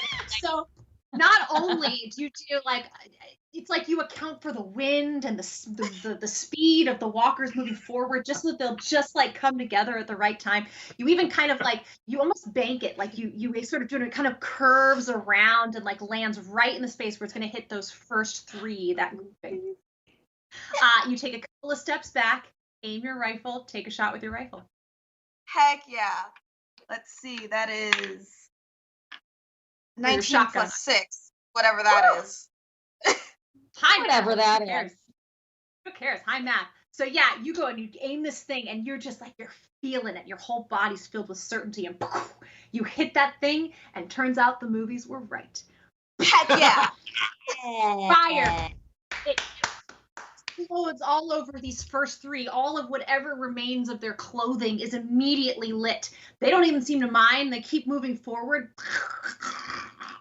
However, you do see like one's jaw sort of falls off, another one's ear starts to peel and sizzle. So you definitely hit them with that. All right, we're gonna come back. We are up to Johnny. It is your turn. Okay. So I'm surrounded by 3 walkers surrounding me. I've believe it or not, I've had to be in this situation before. I think high school was weird. So and this is what you do. And this is what you do. You pick the smallest one and you step on his chest as you get the fuck out of that thing. But the way that I'm gonna do it is I'm gonna take my shield, I'm gonna pick the smallest one. I rush at him to knock him back and step on him as I run out of that circle towards my friends. Okay, so this is how we're gonna say you're gonna use your movement essentially to stand up with these creatures around you, and you're gonna use your action. I've got quick feet, although I've been sliding. I got quick feet. You had a rough moment right there, but yes, you do quick feet, and you're gonna bum rush this one with your shield to try to push him down. Now you will take an op attack from the other two that are near you, so they're gonna attempt to bite you as you run away. Now, can I? Okay. Hold on. So first of all, give me a strength check to see if you're able to actually push this guy down and run past him. Okay. Let's see. We'll do a contest. He's not that strong either. Okay. 13. Ooh, you beat him.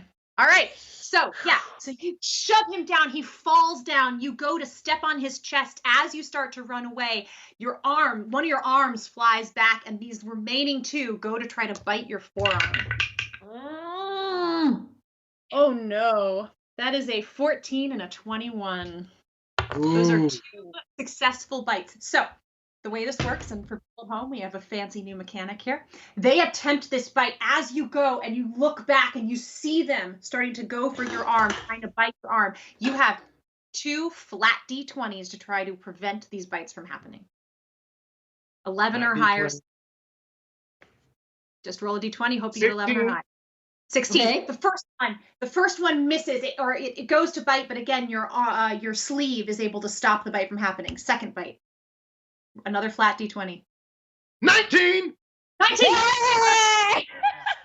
As that one bites down on your arm and it can't quite get through your sleeve, you're able to wrench your arm up, which prevents the other one from biting, and you turn and you book it towards your friends up this hill. And again, you have good quick feet, so you're able to just run up it without difficult terrain.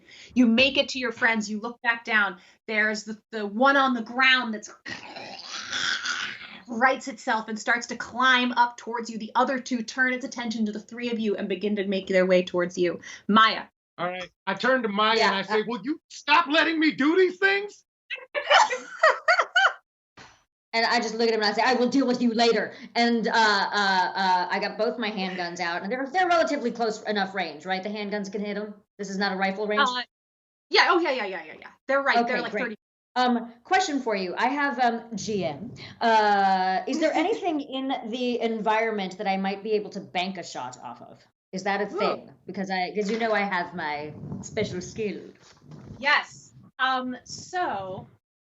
Or do I need to check for that? Well, you know what? No. The whole point of your fancy trick shot thing is that you tell me. So you look around. If you can sell me. So I look around. Yeah. So I look around and I actually see this big steel drum that is kind of like oddly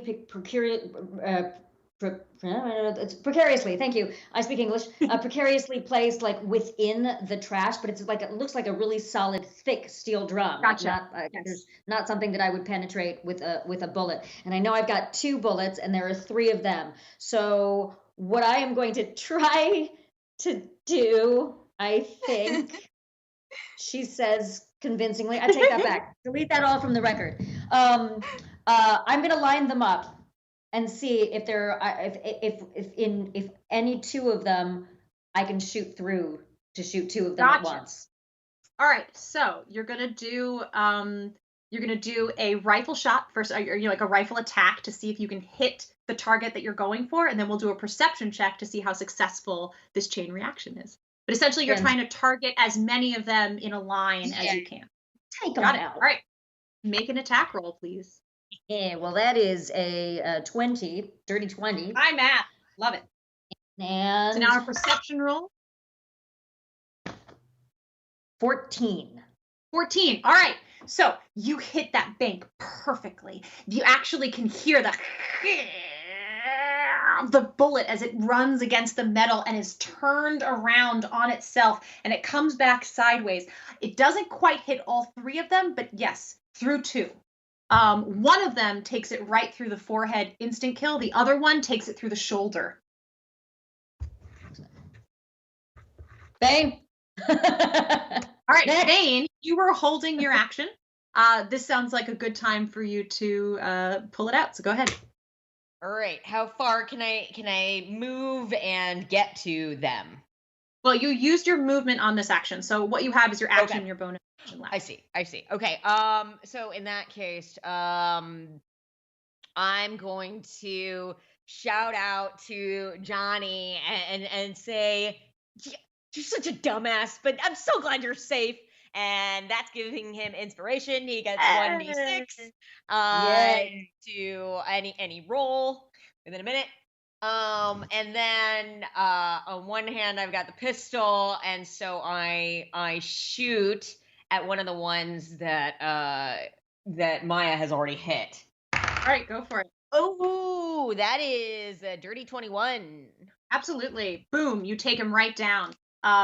This one, instead of, through the eyes, he was turned a little bit from the side, so it goes through temple and out the other side, and he falls down next to his friend. There's still the one that Johnny stepped on to get over. He's sort of righted himself and starting to pull himself up the path. He was harder to hit because he was lower down. All right. Thaddeus, Ransom, and Claire, we're back to the bus. You turn back to take a look just to make sure everything's going okay. They've got that, first wheel is almost done. Thaddeus tells Ransom to keep working on that last lug nut. He saw the electric drill that you set up. He goes and grabs it. He goes to the second wheel. This is going much faster. He's already got one out. A second one out. Any minute now, they're going to have these wheels free. We're going to come back around to the walkers. So that one on the bottom, you can see he's got the smell of you guys. He climbs up. He gets within about 5 feet of you. All three of you. It's just one of them. You guys are on this line at the top of the thread. Going back to Miranda, the ones coming towards you, they all make it another 15 feet closer to you. You're able to kind of keep pace with them if you like, or you can let them come up on you. I think I'll keep half pace, so not close enough for them to get me, but also close enough that if I wanted to engage them in melee, I could. Okay. So they come up within 5 feet, so they're within melee. This first three, and you get to make your attack first. Wonderful. I am going to. I'm just gonna butcher knife the one of them right in front of me. Great. Are you going to aim for brain, or are you going to take a bonus action? I'm going to take a bonus action. So I'm gonna knife the one right in front of me. All right, go for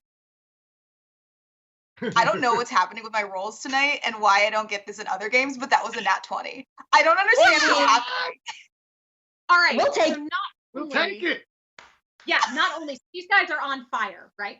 They're blazing fire. You are able to sweep through. You just behead one of the ones there, and as it is, you actually clip the one next to it and take out two of them in one swipe as you pull through. The third one is on fire and kind of turns and looks your way. No comprehension, but it's hungry for you. So you still have a bonus action? I'm going to bonus action disengage and kind of put more space between me and the zombies. All right. So you just let him come up to you, take this swipe, taking two of them down, and then step back as this one lurches forward looking for you. All right, Johnny. Let's see. We got what have we got? There's that one that's getting up off the ground that's still ambling. There's only one coming up towards you now, but he's 5-10 feet away. Okay. Let's see. First of all, I think I gotta get I've got to get my little splinter involved.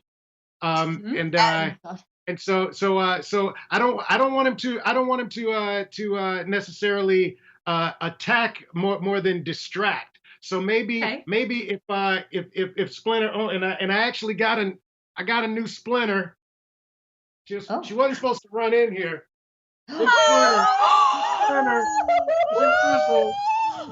my god, you guys, now we really have to save Splinter. Great. We got new Splinter. She just wants to sit up here with me, so Would she's gonna distract chill. me for sure. Exactly. So she's like serious distraction powers over here. Okay, So I want her to run through its legs, just kind of and just kind of bump the leg as she runs past. Doesn't Amazing. Give me an advantaged animal handling check to try and communicate this to Splinter. Okay. Give him a little knock, girl. You ready? Give him a little knock. You can do Okay. it. You can do it. Wait. We need a little look. Give me a little look. Come here. Oh, Just got that look. Give me a little look. Come on. Come on. Oh, come on. Give me a kiss. Oh my God. Yeah. There we go. Okay. This got good now. It's a 2. Oh, wait. No, it's advantage. You have advantage. You do advantage, yeah. But you have advantage, so you can take a second roll. And take a higher roll. Okay. 11 plus 4 to 15. Plus 4. Amazing, much better. So you pull Splinter out in front of you, and everyone's watching, and you just make these noises to him. No one else gets it. But 100% gets it. You just Splinter sort of leaps into the air, flies forward, starts doing little figure eights around this walker's feet. The walker, surprisingly, is like totally distracted by this movement and starts to reach down. It is going to get an attack on Splinter. No. Splinter, roll a flat d20 for Splinter, please. All right. Come on, Splinter. You got this. 13. A 13.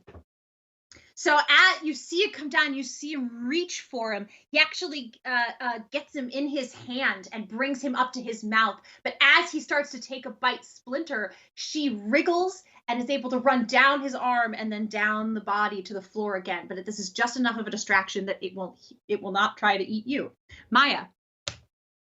Yeah, I'm gonna grab my handgun out instead of my rifle this time, and I'm gonna actually. Can I still do an insta kill with my handguns? I can still do insta kill with my handguns. Yeah. You just need to use your bonus action to call it.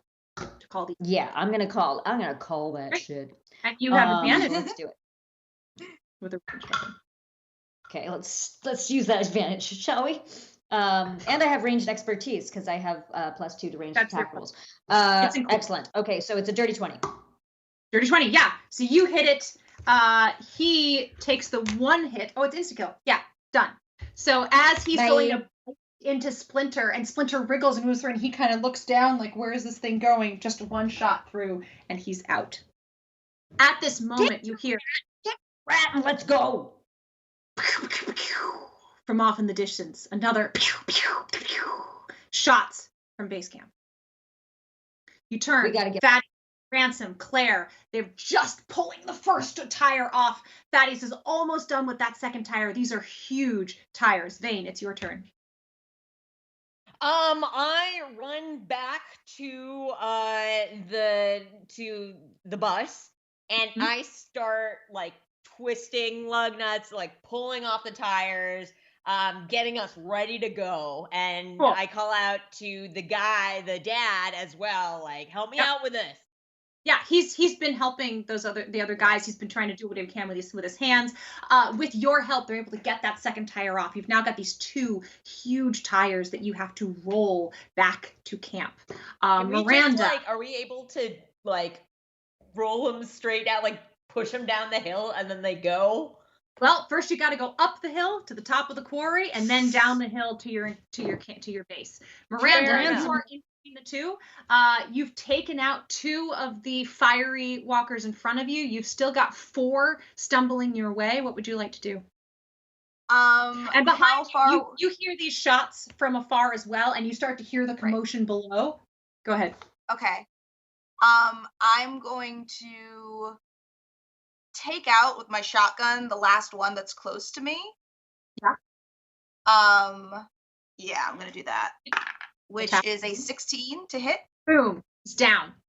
So Cool. you've sliced these, you hear the shots, you look back, you hear the commotion, just a hand up, boom, 1. Take down the one in front of you. And then 3 smoldering. I'm gonna use my bonus action and my movement to dash and run back to the bus. Fantastic. You turn, you run back, you see them. They're just pulling these giant tires off. Everyone else is coming down. You can see that Johnny's got, some trash, stuck in his clothes and stuff like that. He's sort of dusting everything off. But otherwise, everyone looks mostly okay. He's got a little, goose bump coming in on the back, goose egg coming in the back of his head. But these 2 giant tires are there, and they're starting to roll them towards the exit from this little enclave you're in. Go ahead. How would you like to get help them? Yeah, I want to help them start to roll, but I'm also going to let them know, so I only killed 3 of them. There's still 3 wandering around out there. We just got to keep our eyes out, you guys. Just real nervous. Cool. Dad goes back, puts his arms up. The little boy jumps in his arms. He helps Claire come down, and they're going to kind of be a team holding each other, keeping each other safe. All right, you start making your way. I'm going to need probably 2 of you on these. Thaddeus and Ransom are amazing and are going to take one of those big tires, and they just fast as can be are rolling it straight ahead and up. They're going to lead the way forward. Who's going to take the other tire? I'll do it. Vane, roll a strength check for me. 23, dirty 23. 23. All right, yeah. You're able to get it. You're not as fast as Thaddeus and Ransom on your own, though. But you can do it alone. Okay. All right. I'll keep going. Right. Going. Basically, you keep falling like a foot behind every roll. You're just a little bit slower than them. I'm not the strongest dude in the world, but I'll get behind you and help you out a little bit if I can. All right. I tell Splinter, stay close, girl. And here we go. Strength check. 16. 16. All right. You're not doing. You're able to help Vane at least keep pace, right? Vane's doing most of the work, but you're maybe helping steer. You're using your intelligence to make sure that he stays on a straight track as you're heading up. Now you see these 3 growling walkers in front of you as they start to kind of move down towards you. Thaddeus and Ransom kind of pause a little bit. Go ahead, Maya. Are they in front of us, between us and the camp? Oh yeah, they're in the road that you're using to head up to the top of the quarry. Right. So I'm gonna get in front of them and pull my rifle, and amazingly, there's another steel drum nearby. No. Let's say this time that I see a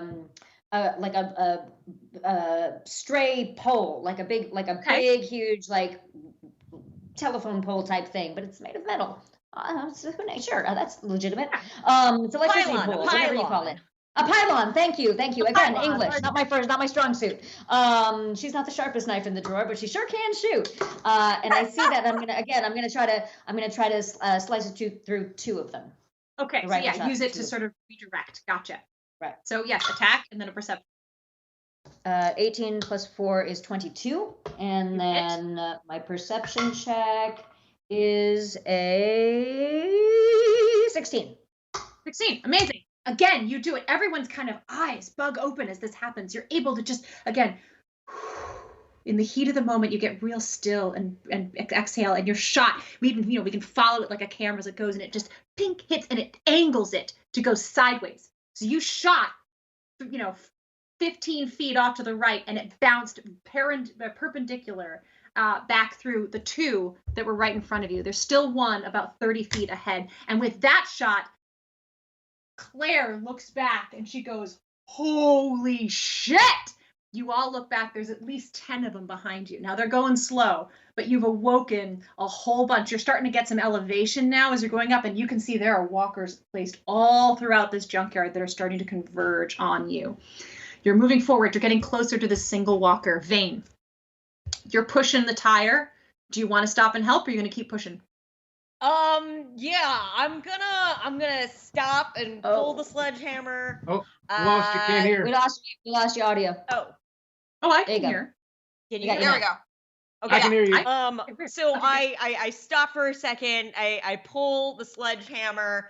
I tee up, and for an insta kill, and I slam it into the walker's head. All right. So as you're rolling this thing, you just leave it to Johnny. You come forward. You're going to try and take this one down in the one shot.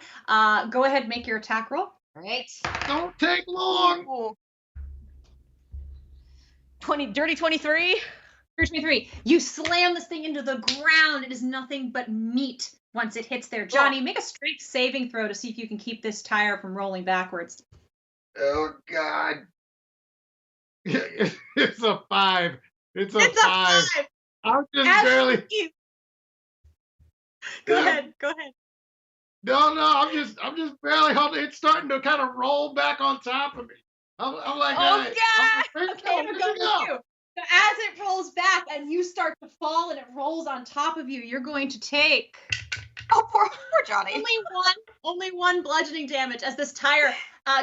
Give me another strength save to see if you can grab it before it rolls down the hill. Oh, Jesus. Babe, I mean, look at you in your leather jacket. 20. A 20.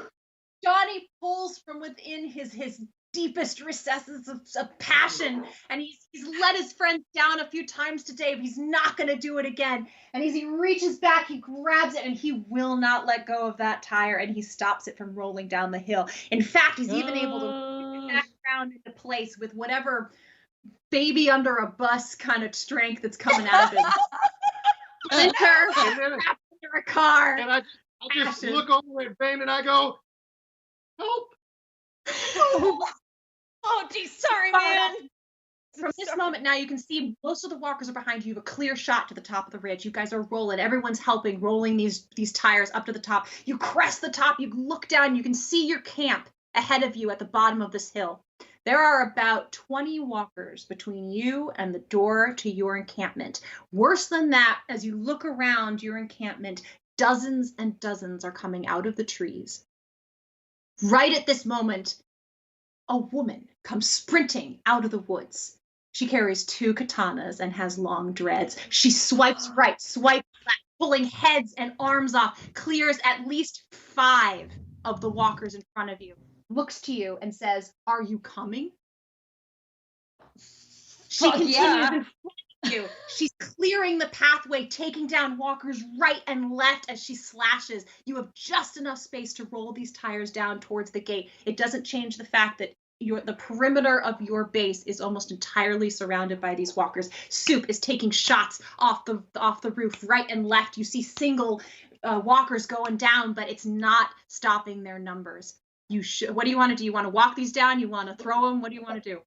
Real quick, the barrels that we set, the big oil barrels that we set to blow up, are they on the inside of where are they, guys? I'm on the inside. So you have buckets of oil on the inside of the perimeter that you placed at strategic points around the perimeter, but they're inside. Okay. You didn't get in. Yeah. But you have to get in there to get to them. Can we? Let's see. I've got a fire extinguisher. That I can maybe I can use to kind of clear our path to get us through the door. So I've got 2 uses left. So I can use an action to cool. Is there a way that like a 15-foot cone to be able to? So this mystery woman is in front, and she's clearing the walkers right in front of you. You rush down next to her and turn to the side. She looks at you. She sees the fire extinguisher, gives you a nod. You come forward. There's probably a good 10 of them between you and the fence, but you are now 15 feet from it. You aim your fire extinguisher and say hello to my little friend. and Splinter goes. Right. You just set it off. I'm going to make Constitution saving throws to see how well it is. 1, 2, 3. Only 5 of the 15 in front of you are able to withstand the sort of shock. The other 10 take this blast of cold, and they all fall to the ground. They are still alive and moving, but you've taken them down to the dirt, and they don't seem to be getting up. They seem to be sort of staying on the ground now. So you've made it much easier for passage. There are still 5 in the way of that door, but you've cleared 10 of them. You get another appreciation. That is your turn. Johnny's turn. Let's see. We're kind of, our thing is all running here. So Miranda, let's go back to Miranda, and we'll go start at the. Since 5 of them seem to be immune to this this cold damage, I'm going to try the fire damage again, and we're going to kind of like Wanted style, throw up one of those Molotov cocktails, and then try and shoot it out of midair and hope that the fire rains down upon them. I love this game. Amazing. Do it. I love the story of like fire. Dexterity check just to see again your aim for the throw. Yep. That's a 19. Amazing. So yeah, so you throw that in the air. It's it disappears like in golf. It disappears against the skyline a little bit. But just as you see it coming down, you aim your gun, take a shot, and it's just a regular attack of your. That is a 12 total. Yeah. Okay. You miss in the air. However, it still lands right in this writhing mass of 15 walker bodies, 10 of which are on the ground, 5 of which are walking. It gets kind of lost within the mass of that group. Okay. Usable. Not land. Is that your turn? Right. Or do you have more to do? I think, yeah, that's my turn. All right. Let's give Vane a shot, because I think Johnny and Maya got to go. So go ahead, Vane. Okay. Miranda, I mean this in the most respectful and hopefully non-toxic masculine way ever, but like you're really hot and your skills with shooting are just like totally next level. And that's inspiration. You're inspired. Inspiration. Nice inspiration. It's generous sexism. I know dances. He's so appropriate. I know. I'm working on dismantling the patriarchy that I was taught as growing up in society. And like he just takes like a big swing at 2 and tries to sweep through 2 of them. So you guys have been pulling tires down to the bottom. You're now just at the point where these like 10 are on the ground. You gonna go stand walkers or downed walkers? I'm gonna try to hit the ones that are still up. So let's see, that would be 23. Hit. And then do a sweeping attack where I hit through an adjacent one next. So yeah, so you yell this incredible compliment towards Miranda, and then immediately two-handed with this sledgehammer, just 2 heads knock down. They also fall to the ground, but they are still moving. Okay, coming back to let's see, Maya. Oh, that's me. So I heard all of that, and I saw all of that, and I saw the sledgehammers, and I go, okay, Vane, not gonna lie, also very sexy. And I don't give you inspiration, but I gave you a compliment. So there you go. Vane looks at Johnny and is like, so I got there are 3 more up. There are 3 standing and 12 on the ground. And there's a Molotov somewhere in there. Can I see it? Can I spy it? Can I spy it? Yeah, give me a perception check. 16.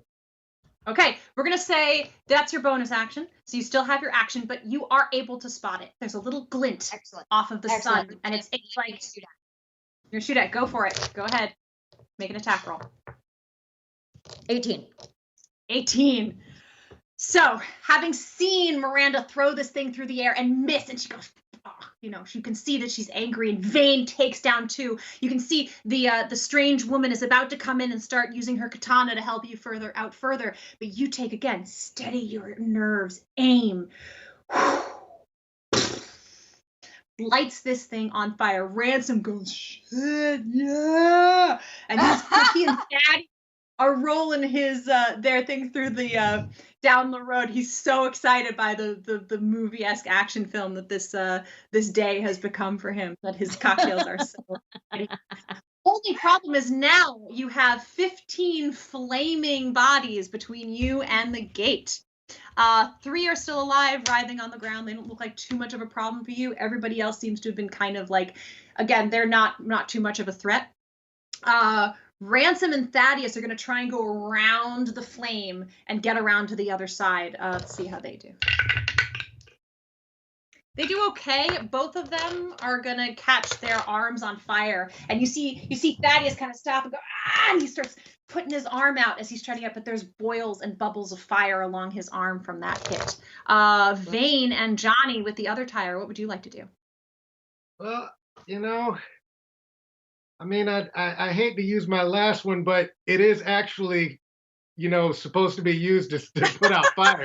So why don't I go ahead and after these things have been melted thoroughly, go ahead and try to put this fire out with my fire extinguisher. Yay, John. I mean, teamwork, fire and ice, baby. So you don't even have to aim. You hit it. All of them kind of, it all sort of simmers down. I mean, there are a few moving so forth, but you're real easy to get past them. Claire actually like running through tires on those what are those Tough Mudders or whatever. Yeah, she runs through them all. She gets there. She's undoing the chain, throws open the gate, and is like, "Come on!" The strange woman runs past first. She's, chopping off heads as she runs by through this crowd, killing any of the last ones that are moving. She dives through and holds the gate open as Ransom and Thaddeus roll their tire down and start to head towards the bus. Vane, you and Johnny follow, pushing your tire along. Claire slams the door shut and starts wrapping chain around that. Whoa! Cool. Art. Oh, that's so cool. As they get to the tires, they start to jack up. He puts the bottle jack underneath and starts to jack up the bus so we can start to fix these 2 tires. Thaddeus is going to focus on that. Now you have a chance to take stock. And you can see that at all these weak places, these walkers have been pushing in on them. All these places, they probably just bought your friends enough time, but now oil barrels have been knocked over and rolled out of the way. Some of the chain link is starting to get through, and arms and legs and chins and hands are starting to push through the fence at these various weak points. You have a round to do something about it. Let's give a new initiative for this one now that you're down here. So go ahead and roll for me. All right. 10 for Vane. 15 for Johnny. Okay. 14 for Maya. 14 for Maya. And 22 for Miranda. Ooh, Miranda. All right, Miranda, you're quickest on your feet. As Thaddeus and Claire and the father and all these, they all get to the bus. You've noticed the rest of your crew has all gotten on the bus. They're going to try to stay on there and stay quiet. They're going to go and start trying to work on this bus and get it ready to go as soon as possible. You're the first person who looks around, and you can see there's at least 2 weak spots. They're probably an instant away from people flooding through. Whichever weak spot has the most body parts sticking through it and has an oil barrel next to it, I'm going to use my last shotgun shell, and I'm going to try and explode and set alight that whole little movement, that area there. Make an attack on that oil bucket. It's the one kind of almost right in front. Yes, that is a 17. 17. You hit the oil bucket. Oil flies up everywhere. It's all over the bus. It's all over you guys. And this time it does alight, and unfortunately kind of spreads quickly like fire through the whole camp. Everyone is going to take 4 points of fire damage off of that. It does, however, splatter all over the creatures in front of you. This is a small area. We're only talking like your 15 feet is as far as you can get from that fence, right? So, and fire, it ignites the building. The admin building behind you slowly starts to burn. All of the sort of cladding on it begins to kind of singe and light up. Walkers' turns. So walkers are going to push through. Okay. The place that you just hit is the weakest spot. They are able to push that chain link fence down, and they begin to swarm the area. So that's where they are. Where did everybody want to be standing when this happens? You can call your position. I think I'm starting to learn my lesson that I need to probably let my tanks be tanks. So I'm going to get back toward the back side of the bus and maybe even crawl up on top of the bus if I can't, start to look around and strategize what we can do to help our defenses. Okay, so Johnny runs towards the back of the bus where there is a ladder to the top of the bus, which you can use on your turn if you'd like. Maya, where would you like to be positioned? How close are they to getting these wheels on the bus? I mean, they just got there. He's still jacking up the axle to try to, or the frame. I'm going to position myself between the bus and that weak spot where they're flooding in. I'm just going to stand. I'm just going to stand strong. Miranda, where did you dig your shot from? I probably shot from across to the weak spot that I just shot, but I'm probably close to the second weak spot where they are going to start funneling through. All right, cool. And Vane, where would you like to place yourself? All right. Is there a higher up sort of vantage point further away from the bus, or even the admin building, or obviously the admin building is 2 stories high, so you could, it's now on fire, but you could run in and go up the stairs up there and join Soup, or you climb a pile of rubble. You're going to join Soup. I'm going to join Soup. Yeah. All right. So you run back into the building. You're going to disappear for a minute. All right. Walkers flood in. The first creature that's living and breathing and has blood pumping through its veins that they see is Maya.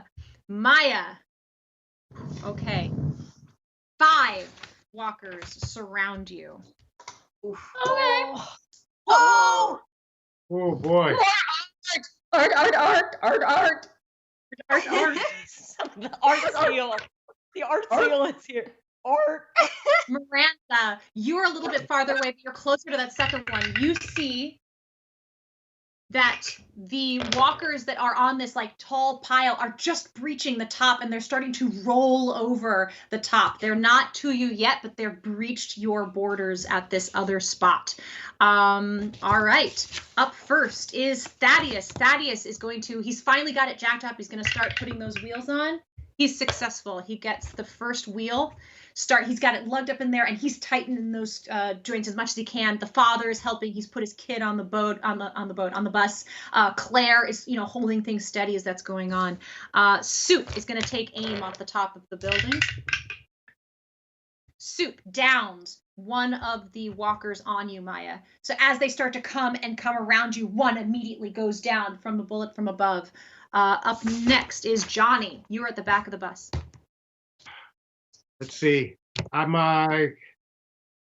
trying to see. Should I make a distraction? Is there a part of the fencing that's stronger than the others that I can see from where? Yes, now there are just faces and bodies lining the entire fence. Right, but you can definitely see that, like, where there are vertical struts that are holding the fence in place, that seems to be the most, the strongest point, as long as that's not where the chain link has been joined. Right. So if you can get to a place where it's just solid chain link on the other side of those vertical struts, that would be nice and strong. Okay, so I'm thinking that even though they can't get through, maybe if I take one of those little buckets. That the smaller buckets that we could use and douse the douse the walkers that are on the other side of the fence. And get that lit somehow. Then maybe that'll just distract them from coming towards the bus. Maybe distract them just all the light and the fire. So I'm gonna run to the bucket that's closest to the strongest part of the fence. Hands reach through you. You feel them grasping at your arms. They don't get you, but you can feel them trying to reach and grab your body as you pull back, holding the bucket of oil. Okay, and I just throw the bucket of oil and kind of spray it all over them. Amazing. Yeah, it goes up. It's all over the fence. It goes through. It covers the crowd behind you. You get a lot of it on yourself as well. Okay. Oh, great. Great. It's like, all right, shit. So I'm sitting here thinking, I've got a first aid kit. What's in my first aid kit? Your first aid kit, you've got bandages, you've got aspirin, you've got homemade like painkillers that you've made yourself, you've got mosses and things that you know how to use. You've got a scalpel knife. What else what would you like to have in it? What do you think would be in there? I would love to have it in there maybe a little tender, a little sure. Spark striker. Type of thing. I'll tell you, you've got actually an old survival one, which you use to make just little flames so you can sterilize stuff. So you have a little like camping flint and tinder. Okay, perfect. So I try and find a dry part of my pants to wipe off my oil soaked hands, and I go over to the fence and just start striking it on the give me medicine check. This is you do this for your medicine stuff. It's your thing. You have advantage. Yeah. Not survival. 14 plus 6, so a dirty 20. Oh.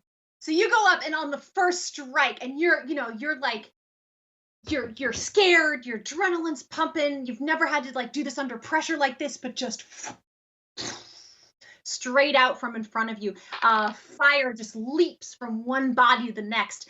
They're all kind of on fire. This now flaming mass is kind of vibrating forward towards the fence. You yourself make a dexterity saving throw. All of this is happening in slow motion. Oh yeah, it's very slow motion. Very was Zack Snyder with his, all his things. Yeah, it's all, the movie would be half as long if you just sped it up to regular speed. So true. So make a quick dexterity saving throw for me. Let's see. Dexterity. Yeah, so a 9. A 9. Wait. As you back up, trying to avoid the flames from this, you actually back into a little bit of barbed wire. Taking what the hell was that doing there? Damage from behind you as the flame sort of startles you back and rips up your back. Boy, you're taking a lot because this is rough. Johnny. How much he's damage a medic. you got? 8 piercing damage off of this barbed wire behind you. Oh. All right, Maya. So I got three around me now because we took out 2. How many? 4 around you. Okay. I have 2 handguns. I'm going to shoot at 2 of them. Okay, go ahead. Take your shots. So she's just going to pop. 17 plus 4. Is that dexterity or strength? Okay. It should be. It'll say plus 8 to hit and or 19. something. Yeah, to both of those will hit. So boom, boom, right next to you. And it's hard to maneuver and get it, but you're able to hit 1, hit 2 right in front of you. Unfortunately, they do not go down. Go ahead. What are you gonna say? Okay, I also still that was my action. I still have movement. So as I go boom, boom, because I was surrounded, right? Yep, surrounded. Right, as I do that, I back up, like really, like straight up headbutt behind me to shove. Right. To attempt to shove an opponent 10 feet away. It's a strength athletics contest. It is strength contest. Give me a strength or athletics check versus my walker. Athletics. Oh, it's still strength. Okay. That is 18. Oh, you absolutely beat me. You're able to push one. He goes rolling back, bumps into the bus as you push him back, but he is out of your way. You have 3 of them on you. All 3 of them are going to attempt to bite you. Okay. Ooh. I have a crit and 2 misses. Okay, all right.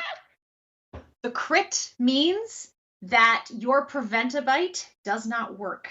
This walk is particularly fast and strong and is able to get a 0 in on your arm, and you don't notice that it's happening. However, your friends do. Would anyone like to aid an ally if they're capable? Please aid an ally. I'll do it. She's gonna get bit. Go ahead. Yes, Maria, you're just right there, and you can see her doing it. Do you have a ranged weapon or a melee in your hand? I have What a do you- melee. You have your thing. I'm gonna say you're close enough to her. I love it. So make a simple attack with your butcher's knife, if that's what's out. Okay. Yes, and just a simple no modifier. No modifier. Just hope you roll well.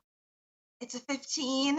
It's 15. It's fine. You hit. So as you look over, you see she's not noticing. She's about to get bit. You turn and you slam this butcher's knife straight down, cleaving the back of the head, taking that guy out as he falls to the ground. Maya looks back, a shocked look on her face, as you both take a sigh of relief.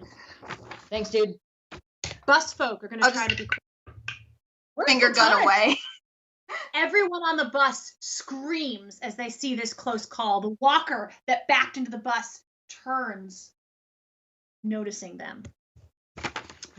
Vane. All right, so Vane reappears up at the top of the admin building on the roof. You see Soup on with the edge. Soup. Soup is just, they're taking out as many as they can. So as the fires start to surround the admin building, Vane pulls out his guitar and plays like a fucking power chord and is like, ah! And does a scream and attempt to distract all of like the bus walkers and the walkers around the perimeter on fire towards the admin building. Wow. All right. So all of you I did not see that coming. Neither did I. Johnny, that is some AC/DC business right there. That's what that is. Johnny is slow motion lighting fire to the walkers in front of him. Miranda is saving Maya's life as Maya's taken out walkers right and left. Vane shows up on the top suddenly.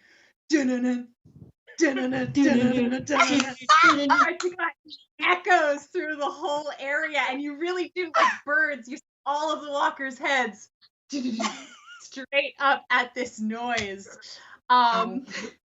Including the one on the bus, who again also sort of turns, no longer paying attention to the people in the bus.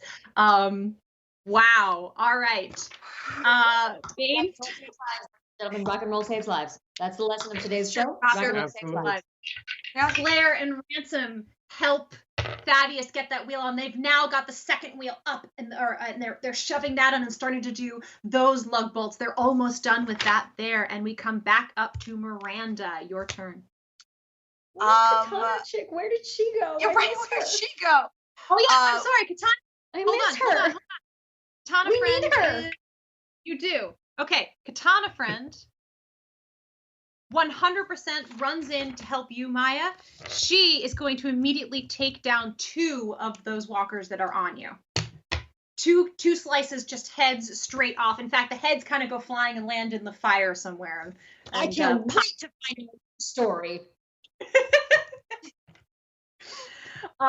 Great. We're back at the top with Miranda. So Miranda, Mystery Woman, and Maya are in kind of this 3-line, battlefront between the oncoming onslaught of walkers and the bus. And the walker is still next to the bus, correct? There is one still next to the bus, yes. Well, I'm just going to turn around with my butcher's knife and just kind of shove it through his brain. I want to take the bonus action to make sure that it hits him. Insta kill. Go ahead, make an attack. Yeah.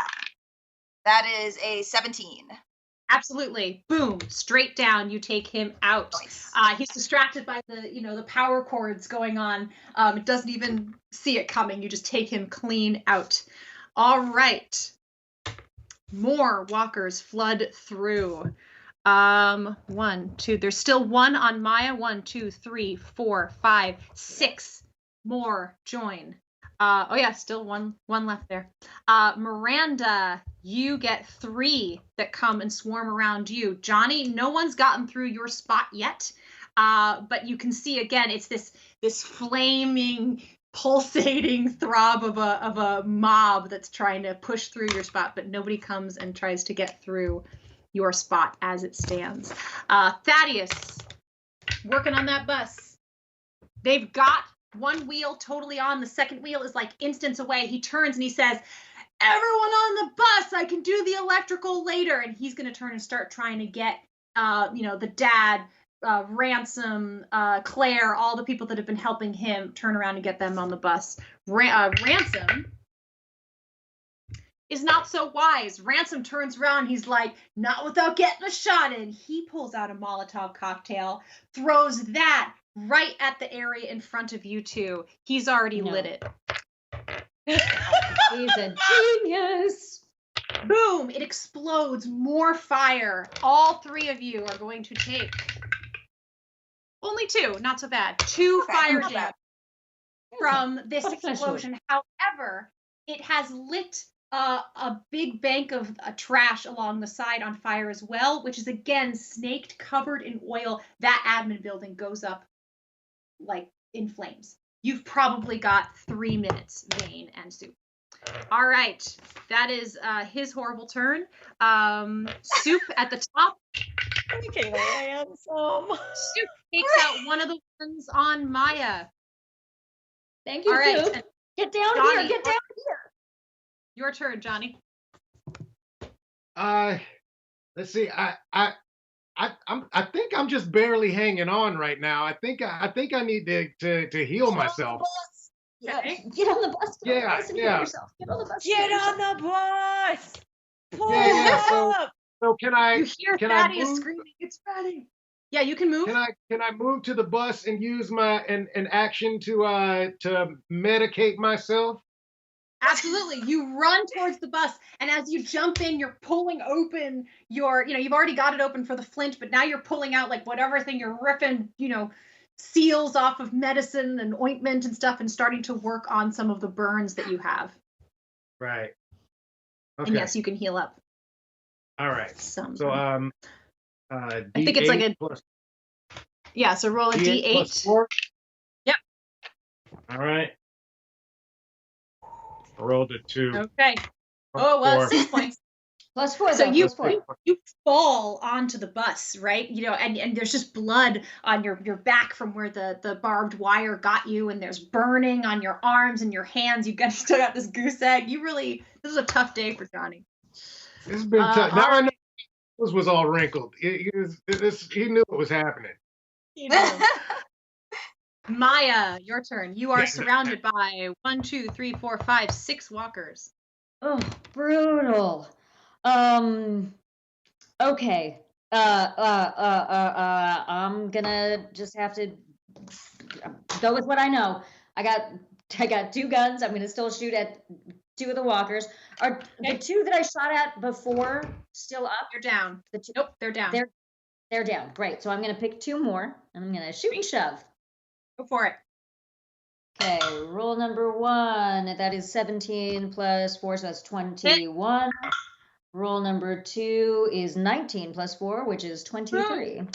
You hit. All right. So again, it's hard, but this time you cross your arms and you get 1 there, 1 there, and then you're going to shove. Which one do you want to shove? And which? I'm assuming there's one in front of me if I'm surrounded by them. Absolutely. I'm going to kick. Can I use kick as a movement? Yes. Yeah. So go ahead. Roll your strength check. And then a nice strong kick. 19 plus. What is it? You said it was perception? No, this is strength. Just athletic strength. Oh, okay. Then that's 23. Great. I had a 13. So yes. So you boom, boom, and then with your leg you kick one forward who flies away from you.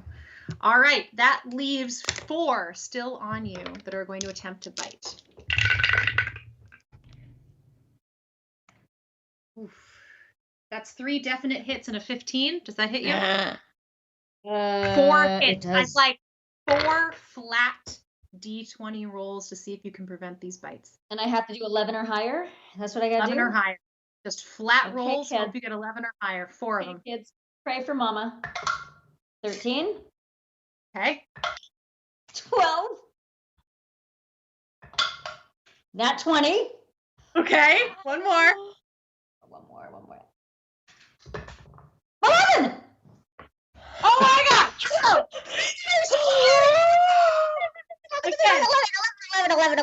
11. More slow motion. Yes, more slow motion. You kidding? Time slows down. The Matrix reconfigures itself. Maya is just dodging fights right and left, arms, legs going everywhere, just squealing from right and left. You are able to avoid every single one of these fights coming your way. Bus folk are screaming their asses off. They're doing a terrible job. Right? The mob is just getting more and more intense. Johnny, you glance back to the spot where you are. You can now see that it's starting to peel up where the dirt is, and walkers on fire are coming underneath. Vane, your turn. You're up at the top. The flames are now starting to lick up around you guys. You can feel the heat and hear. It's competing with your rock music. All right, I still keep playing. I try with this performance to calm the people on the bus, and to, just to get everybody to work together. I make up stupid lyrics that have no, they don't rhyme or anything, but it's just about getting everybody on the fucking bus and to pull the bus over and just keep the noise going. Roll a persuasion with advantage. You're playing rock music or performance. All right. My God, performance. Okay. Oh my God. Okay. Well, that was an 18 plus 4. Okay. 18 plus 4. Boom.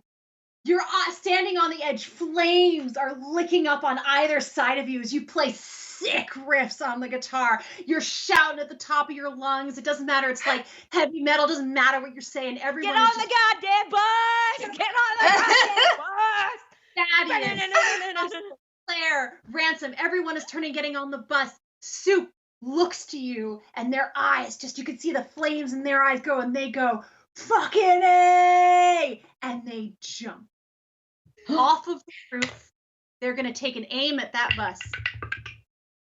They land on the bus. You see their ankle crack to the side. Oh! They pull together, pull themselves down. They look up at you and they're like, give you the thumbs up, and they're like, come on. Flings the guitar and takes a running leap onto the bus. Oh my God. Oh my God, this is the greatest day of my life. For those of you who rock, I salute you. I salute you. You rock. Yes, Vane is making death horns in the air as he falls on the bus. Give me a strength, just a straight. See how well you do. Go for it. 16. Boom! You land on the bus. You only take 2 points of damage as you sprain an ankle rather than break it, because it's hard, but you are able to hold yourself. You and Soup grip arms, like that sibling love, rockers love, and slide yourselves onto the bus. We're back up to Miranda. Miranda, have 3 walkers on you. What would you like to do? Yeah, I'm just going to take the disengage bonus action, and I'm going to yeet myself onto that bus behind me. Right. Yeah.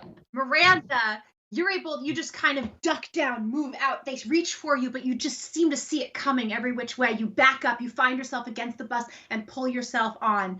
So that was a movement and a bonus action. Would you like an action?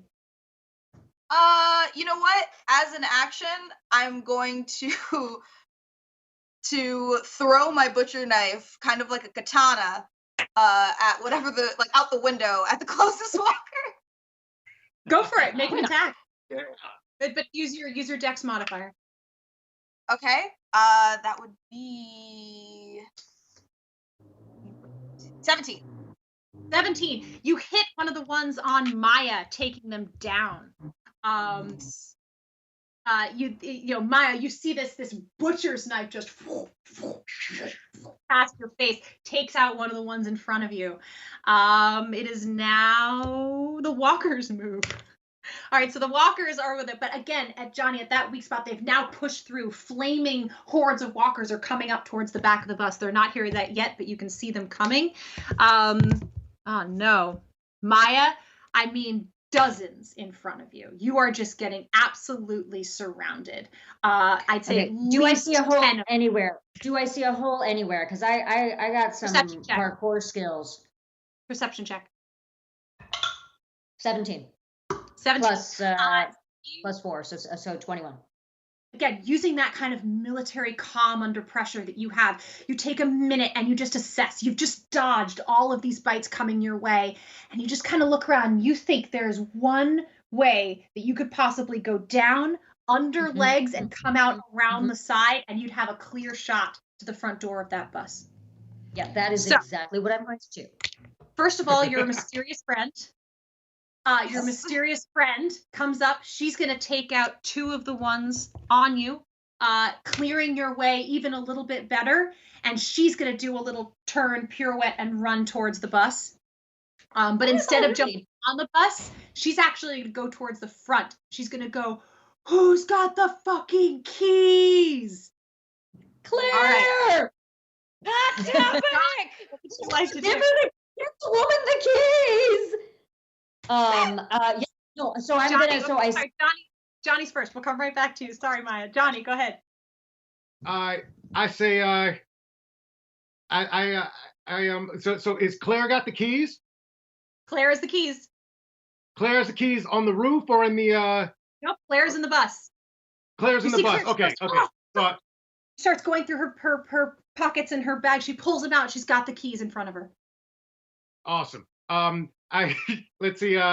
Well, I don't want to waste a move on it, but I would love for I would love for Splinter to just to run and jump and grab him out of her hand and run up to the front of the bus and just perch on the dashboard. Okay. like somebody take these. Advantage animal handling, please. All right, let's see. It's just a 5. Yeah, we didn't really go over it that much. You got advantage. You got advantage. Plus You got 4 advantage. is a 9. It's an advantage, so you get to roll again, see if you get higher. Oh, that's right. 2. So it's a 9. A 9 is what we got. Splinter reaches up, grabs the keys out of Claire's hand, but misunderstands you, runs out of the bus towards Mystery Woman. You see Scabbers going off towards Mystery Woman. Okay. Scabbers, I keep saying Sarah. Splinter. Splinter makes it. That's her cousin. That's her cousin. It's fine. They look a lot alike. And actually you see this Mystery Woman reaches down, grabs the keys, and starts to work on the lock. And Splinter is out there with her. Maya, now it's your turn. You've seen this opening. Mystery Woman's helped you out a little bit. Great. So first thing, I'm gonna use my movement to like get low and roll, so that nothing can hit me. You're disengaging. You're gonna use your action basically to disengage, and then your movement to get out of the way. Amazing. Exactly. So yeah, you duck low, you spot this opening, and you're able to roll forward, head over heels, somersault, come up on the feet, and crouch, just avoiding right and left. As you then jump up right in front of this door. Looking back, you can see all of these walkers pushing forward. Again, 15 seconds before they're on the bus, you jump in, slamming the door closed behind you. Vane. I do have a bonus instruction. I do have I have a bonus action, right? Yeah. Yes. Go ahead. All right. Who else has not attacked yet? Vane has not attacked yet. Vane. Okay, but Vane. But you're down there, right? No, I'm up on the top of the bus. Vane and Soup are on top of the bus, about to slide in. Right. Vane, I am all about the rock and roll. You killed it, dude. Anything you got, and she starts yelling. Anything you got, any ranged weapon, anything. Shoot these motherfuckers so we can get going. You stay on top of the bus, and we'll drive off with you on the top. She's giving him like lots of strong instruction, which is a bonus. Yeah. Yes, ma'am. So you have advantage on ranged attacks for the next round, Vane. All right, Vane, you're up. You hear these inspiring words. She's giving you directions like, if you want to hit that one, you're going to have to go 2 feet to the right. She's giving you all. So you have advantage on any range attacks that you make this turn. All right. So I pull out the pistol and I take aim. And as inspiration, I'm like, cause Soup. Wait, has Soup gone yet, or Soup? Soup is on top with you. Soup is holding on to the top of the bus. All right. So I'm gonna clear the way. Anybody that gets near to Katana Lady, I'm gonna pick off. You see one is coming coming closer towards her. You aim. Go ahead, attack. 17. 17. Boom, you blow him out of the water. He just flies back. And you can see at this point, click, she's got the lock undone. It starts to fall down the chain. She's ripping him off as she does. Miranda, you're on the bus. Is the dad with the shotgun on the bus as well? He is. I'm going to yank the shotgun out of his hand. And just go, thank you. And I'm going to aim at any of the walkers that are walking towards our mystery helper and shoot him. Take one out. Go for it. All right. That is 18 plus 6, so I know that hits. Boom! You take another one out of the way. However, they're pushing forward. Now they're all lined up against the bus. The bus is starting to rock back and forth a little bit. Thaddeus runs up to the front. God, I hope this works, he says. It kicks over. He's able to front. He slams his foot down on that. Mystery woman has just enough time to cartwheel her legs up as she lands on the hood of the bus, and he rams the gate. It splits open, pushing walkers right and left as they fly, and the bus bounces as it jumps over them, and it goes down the road. As this happens, Mystery Woman turns around, looks to you in the bus, and you see Splinter crawl up on her shoulder. She picks him off, gives him a nod, puts him on the hood of the bus, disappears into the night. That is the end of our game, you guys. That was awesome. That was fun. No one had to amputate any arms. Right? I mean, that book that was great. sucked if we had to amputate. Nicely done, survivors. I love Nice it. Guys. GM. You were incredible. Thank you so much. Seriously, round of applause. That was amazing. Oh my Thanks god. so much. You guys were so creative. I loved it. It was really fun.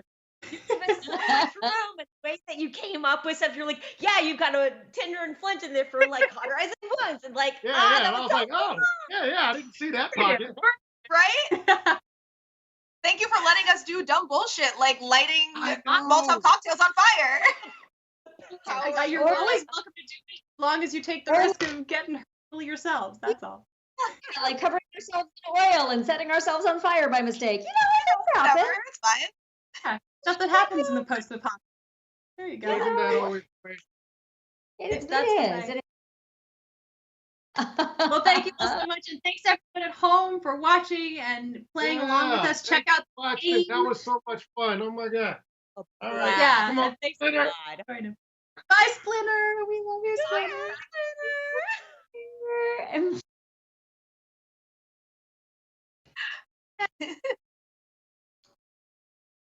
Bye, everybody. Splinter saying Yay! bye. Oh my Bye, God, everybody. look at Splinter. That's awesome. Bye, everyone. I love you. I have a Splinter, admittedly not as cute as Kari's little puppy dog that we saw, which was great. Yeah, I don't have. I don't have Karma, that you've at all. I got just a have my machete. own You're ready to melee go. weapon. That is awesome. Oh my gosh, that goodness, was this so has been- fantastic. uh-oh. I can't hear Hector. Can't hear you. Can you hear me? Am I good to go? I can hear you. Okay. And we're back. Okay, Yes, I can hear darn. you as well. Wow, what did you make of that RPG?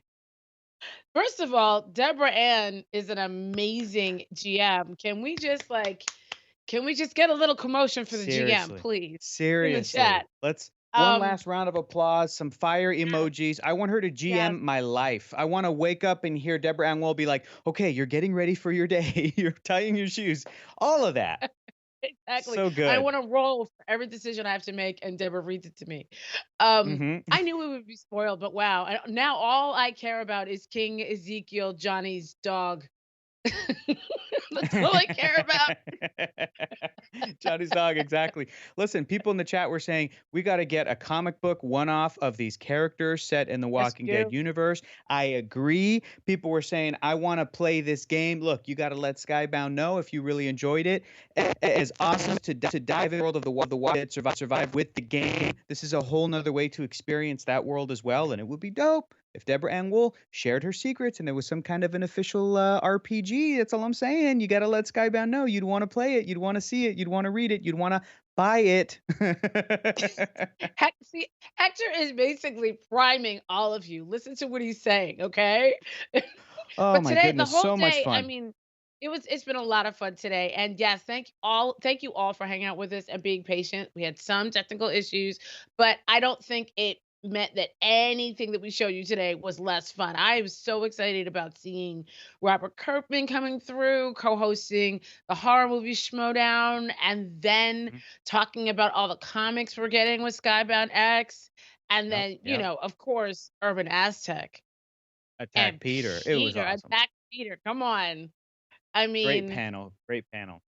it was it was really, really amazing. The women in gaming, I learned so much. Again, didn't know that when you make partner at Twitch, you're supposed to get a manager. I would like to speak to the manager. But yeah, It was awesome. it was, and I Fantastic can't wait day. to see all these new comics and all the new stuff that's coming out. And you're gonna get some Invincible swag if there's anything left over. I hope so. And we also just want to let everybody know, too, as we kind of wrap out, don't forget that there are 30% off deals happening at the Skybound shop, which is really, really dope. There's a bunch of awesome stuff there. You've got novels, comics, the mystery box, action figures. I mean, there's just so much great stuff in the history, this 10-year celebration of Skybound, and there's so much awesome stuff coming in the future as well. I'm so excited about this year. I'm so excited about the next Skybound Expo, which is happening in July. So just mark off your entire month of July. Stay tuned for that date, but just block that whole sucker off. Karima, thank you so much for hosting this with me today. I had a blast. This was so much fun. This was fantastic. So thank you so for much. having me. This was amazing. I had a ball, and everybody behind the scenes, you guys are all incredible, and the fans here, like, oh my God, I was checking the chat, like, you have some hardcore Skybound fans, and I'm here for it. I love it. It almost looked like the entire day that our bookshelves in the background connect. I just wish I could actually reach my hand over, be like, okay, bye, hug, goodbye. But we're West Coast, you're East Coast. This has been such an amazing day, and it was so great to see you. And hopefully soon we'll be able to hang out in person. Hopefully some kind of a con or event or something. And again, I echo what you were saying. The fans today were just fantastic. We thank you guys so much from the bottom of our hearts. We hope you have a fantastic rest of your day, evening, night. Be safe. Hug your loved ones. Get vaccinated. Get Skybound stuff. Play RPGs. Just have a great weekend, everybody. Thank you guys so much for watching. And don't forget to download the mobile game, the Walking Dead Survivors mobile game, because that's why we're here today. Thank you all so much. Hector, where can everybody find you? Oh, you can find me right there on the internet at Hector is Funny on Twitter and Instagram. Karima, where can people find you? He's being modest. You can also find him on this amazing show he does called Heroes Reforged. You can find me, the Blur Girl, at just like it says in the tin down there. I'm on Twitter, I'm on Instagram, all over the place. And my live show is on Tuesdays on Twitch, the Blur Girl Live. Please check out twitch.tv/the Blur Girl and come visit. It's fun. It's an awesome show. It's one of the best shows on Twitch. Seriously, you'd be a fool to miss it. Just such an incredible. Thanks for that setup, by the way. Yeah, Heroes Reforged. I do have that YouTube channel where we're reading the Invincible comic book right now, which has turned into probably the blueprint for Invincible Season 2, which we did not expect. That's what would happen if you continue to read the amazing Invincible comic book series. But huge thanks to everybody involved in the Skybound Expo 64, brought to you by The Walking Dead Survivors. Thank you guys so much. Have a great rest of your day. Stay safe, and we'll see you in July. Bye. Bye. Thank you.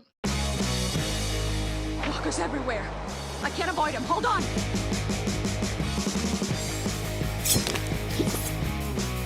If there are survivors, we'll save them.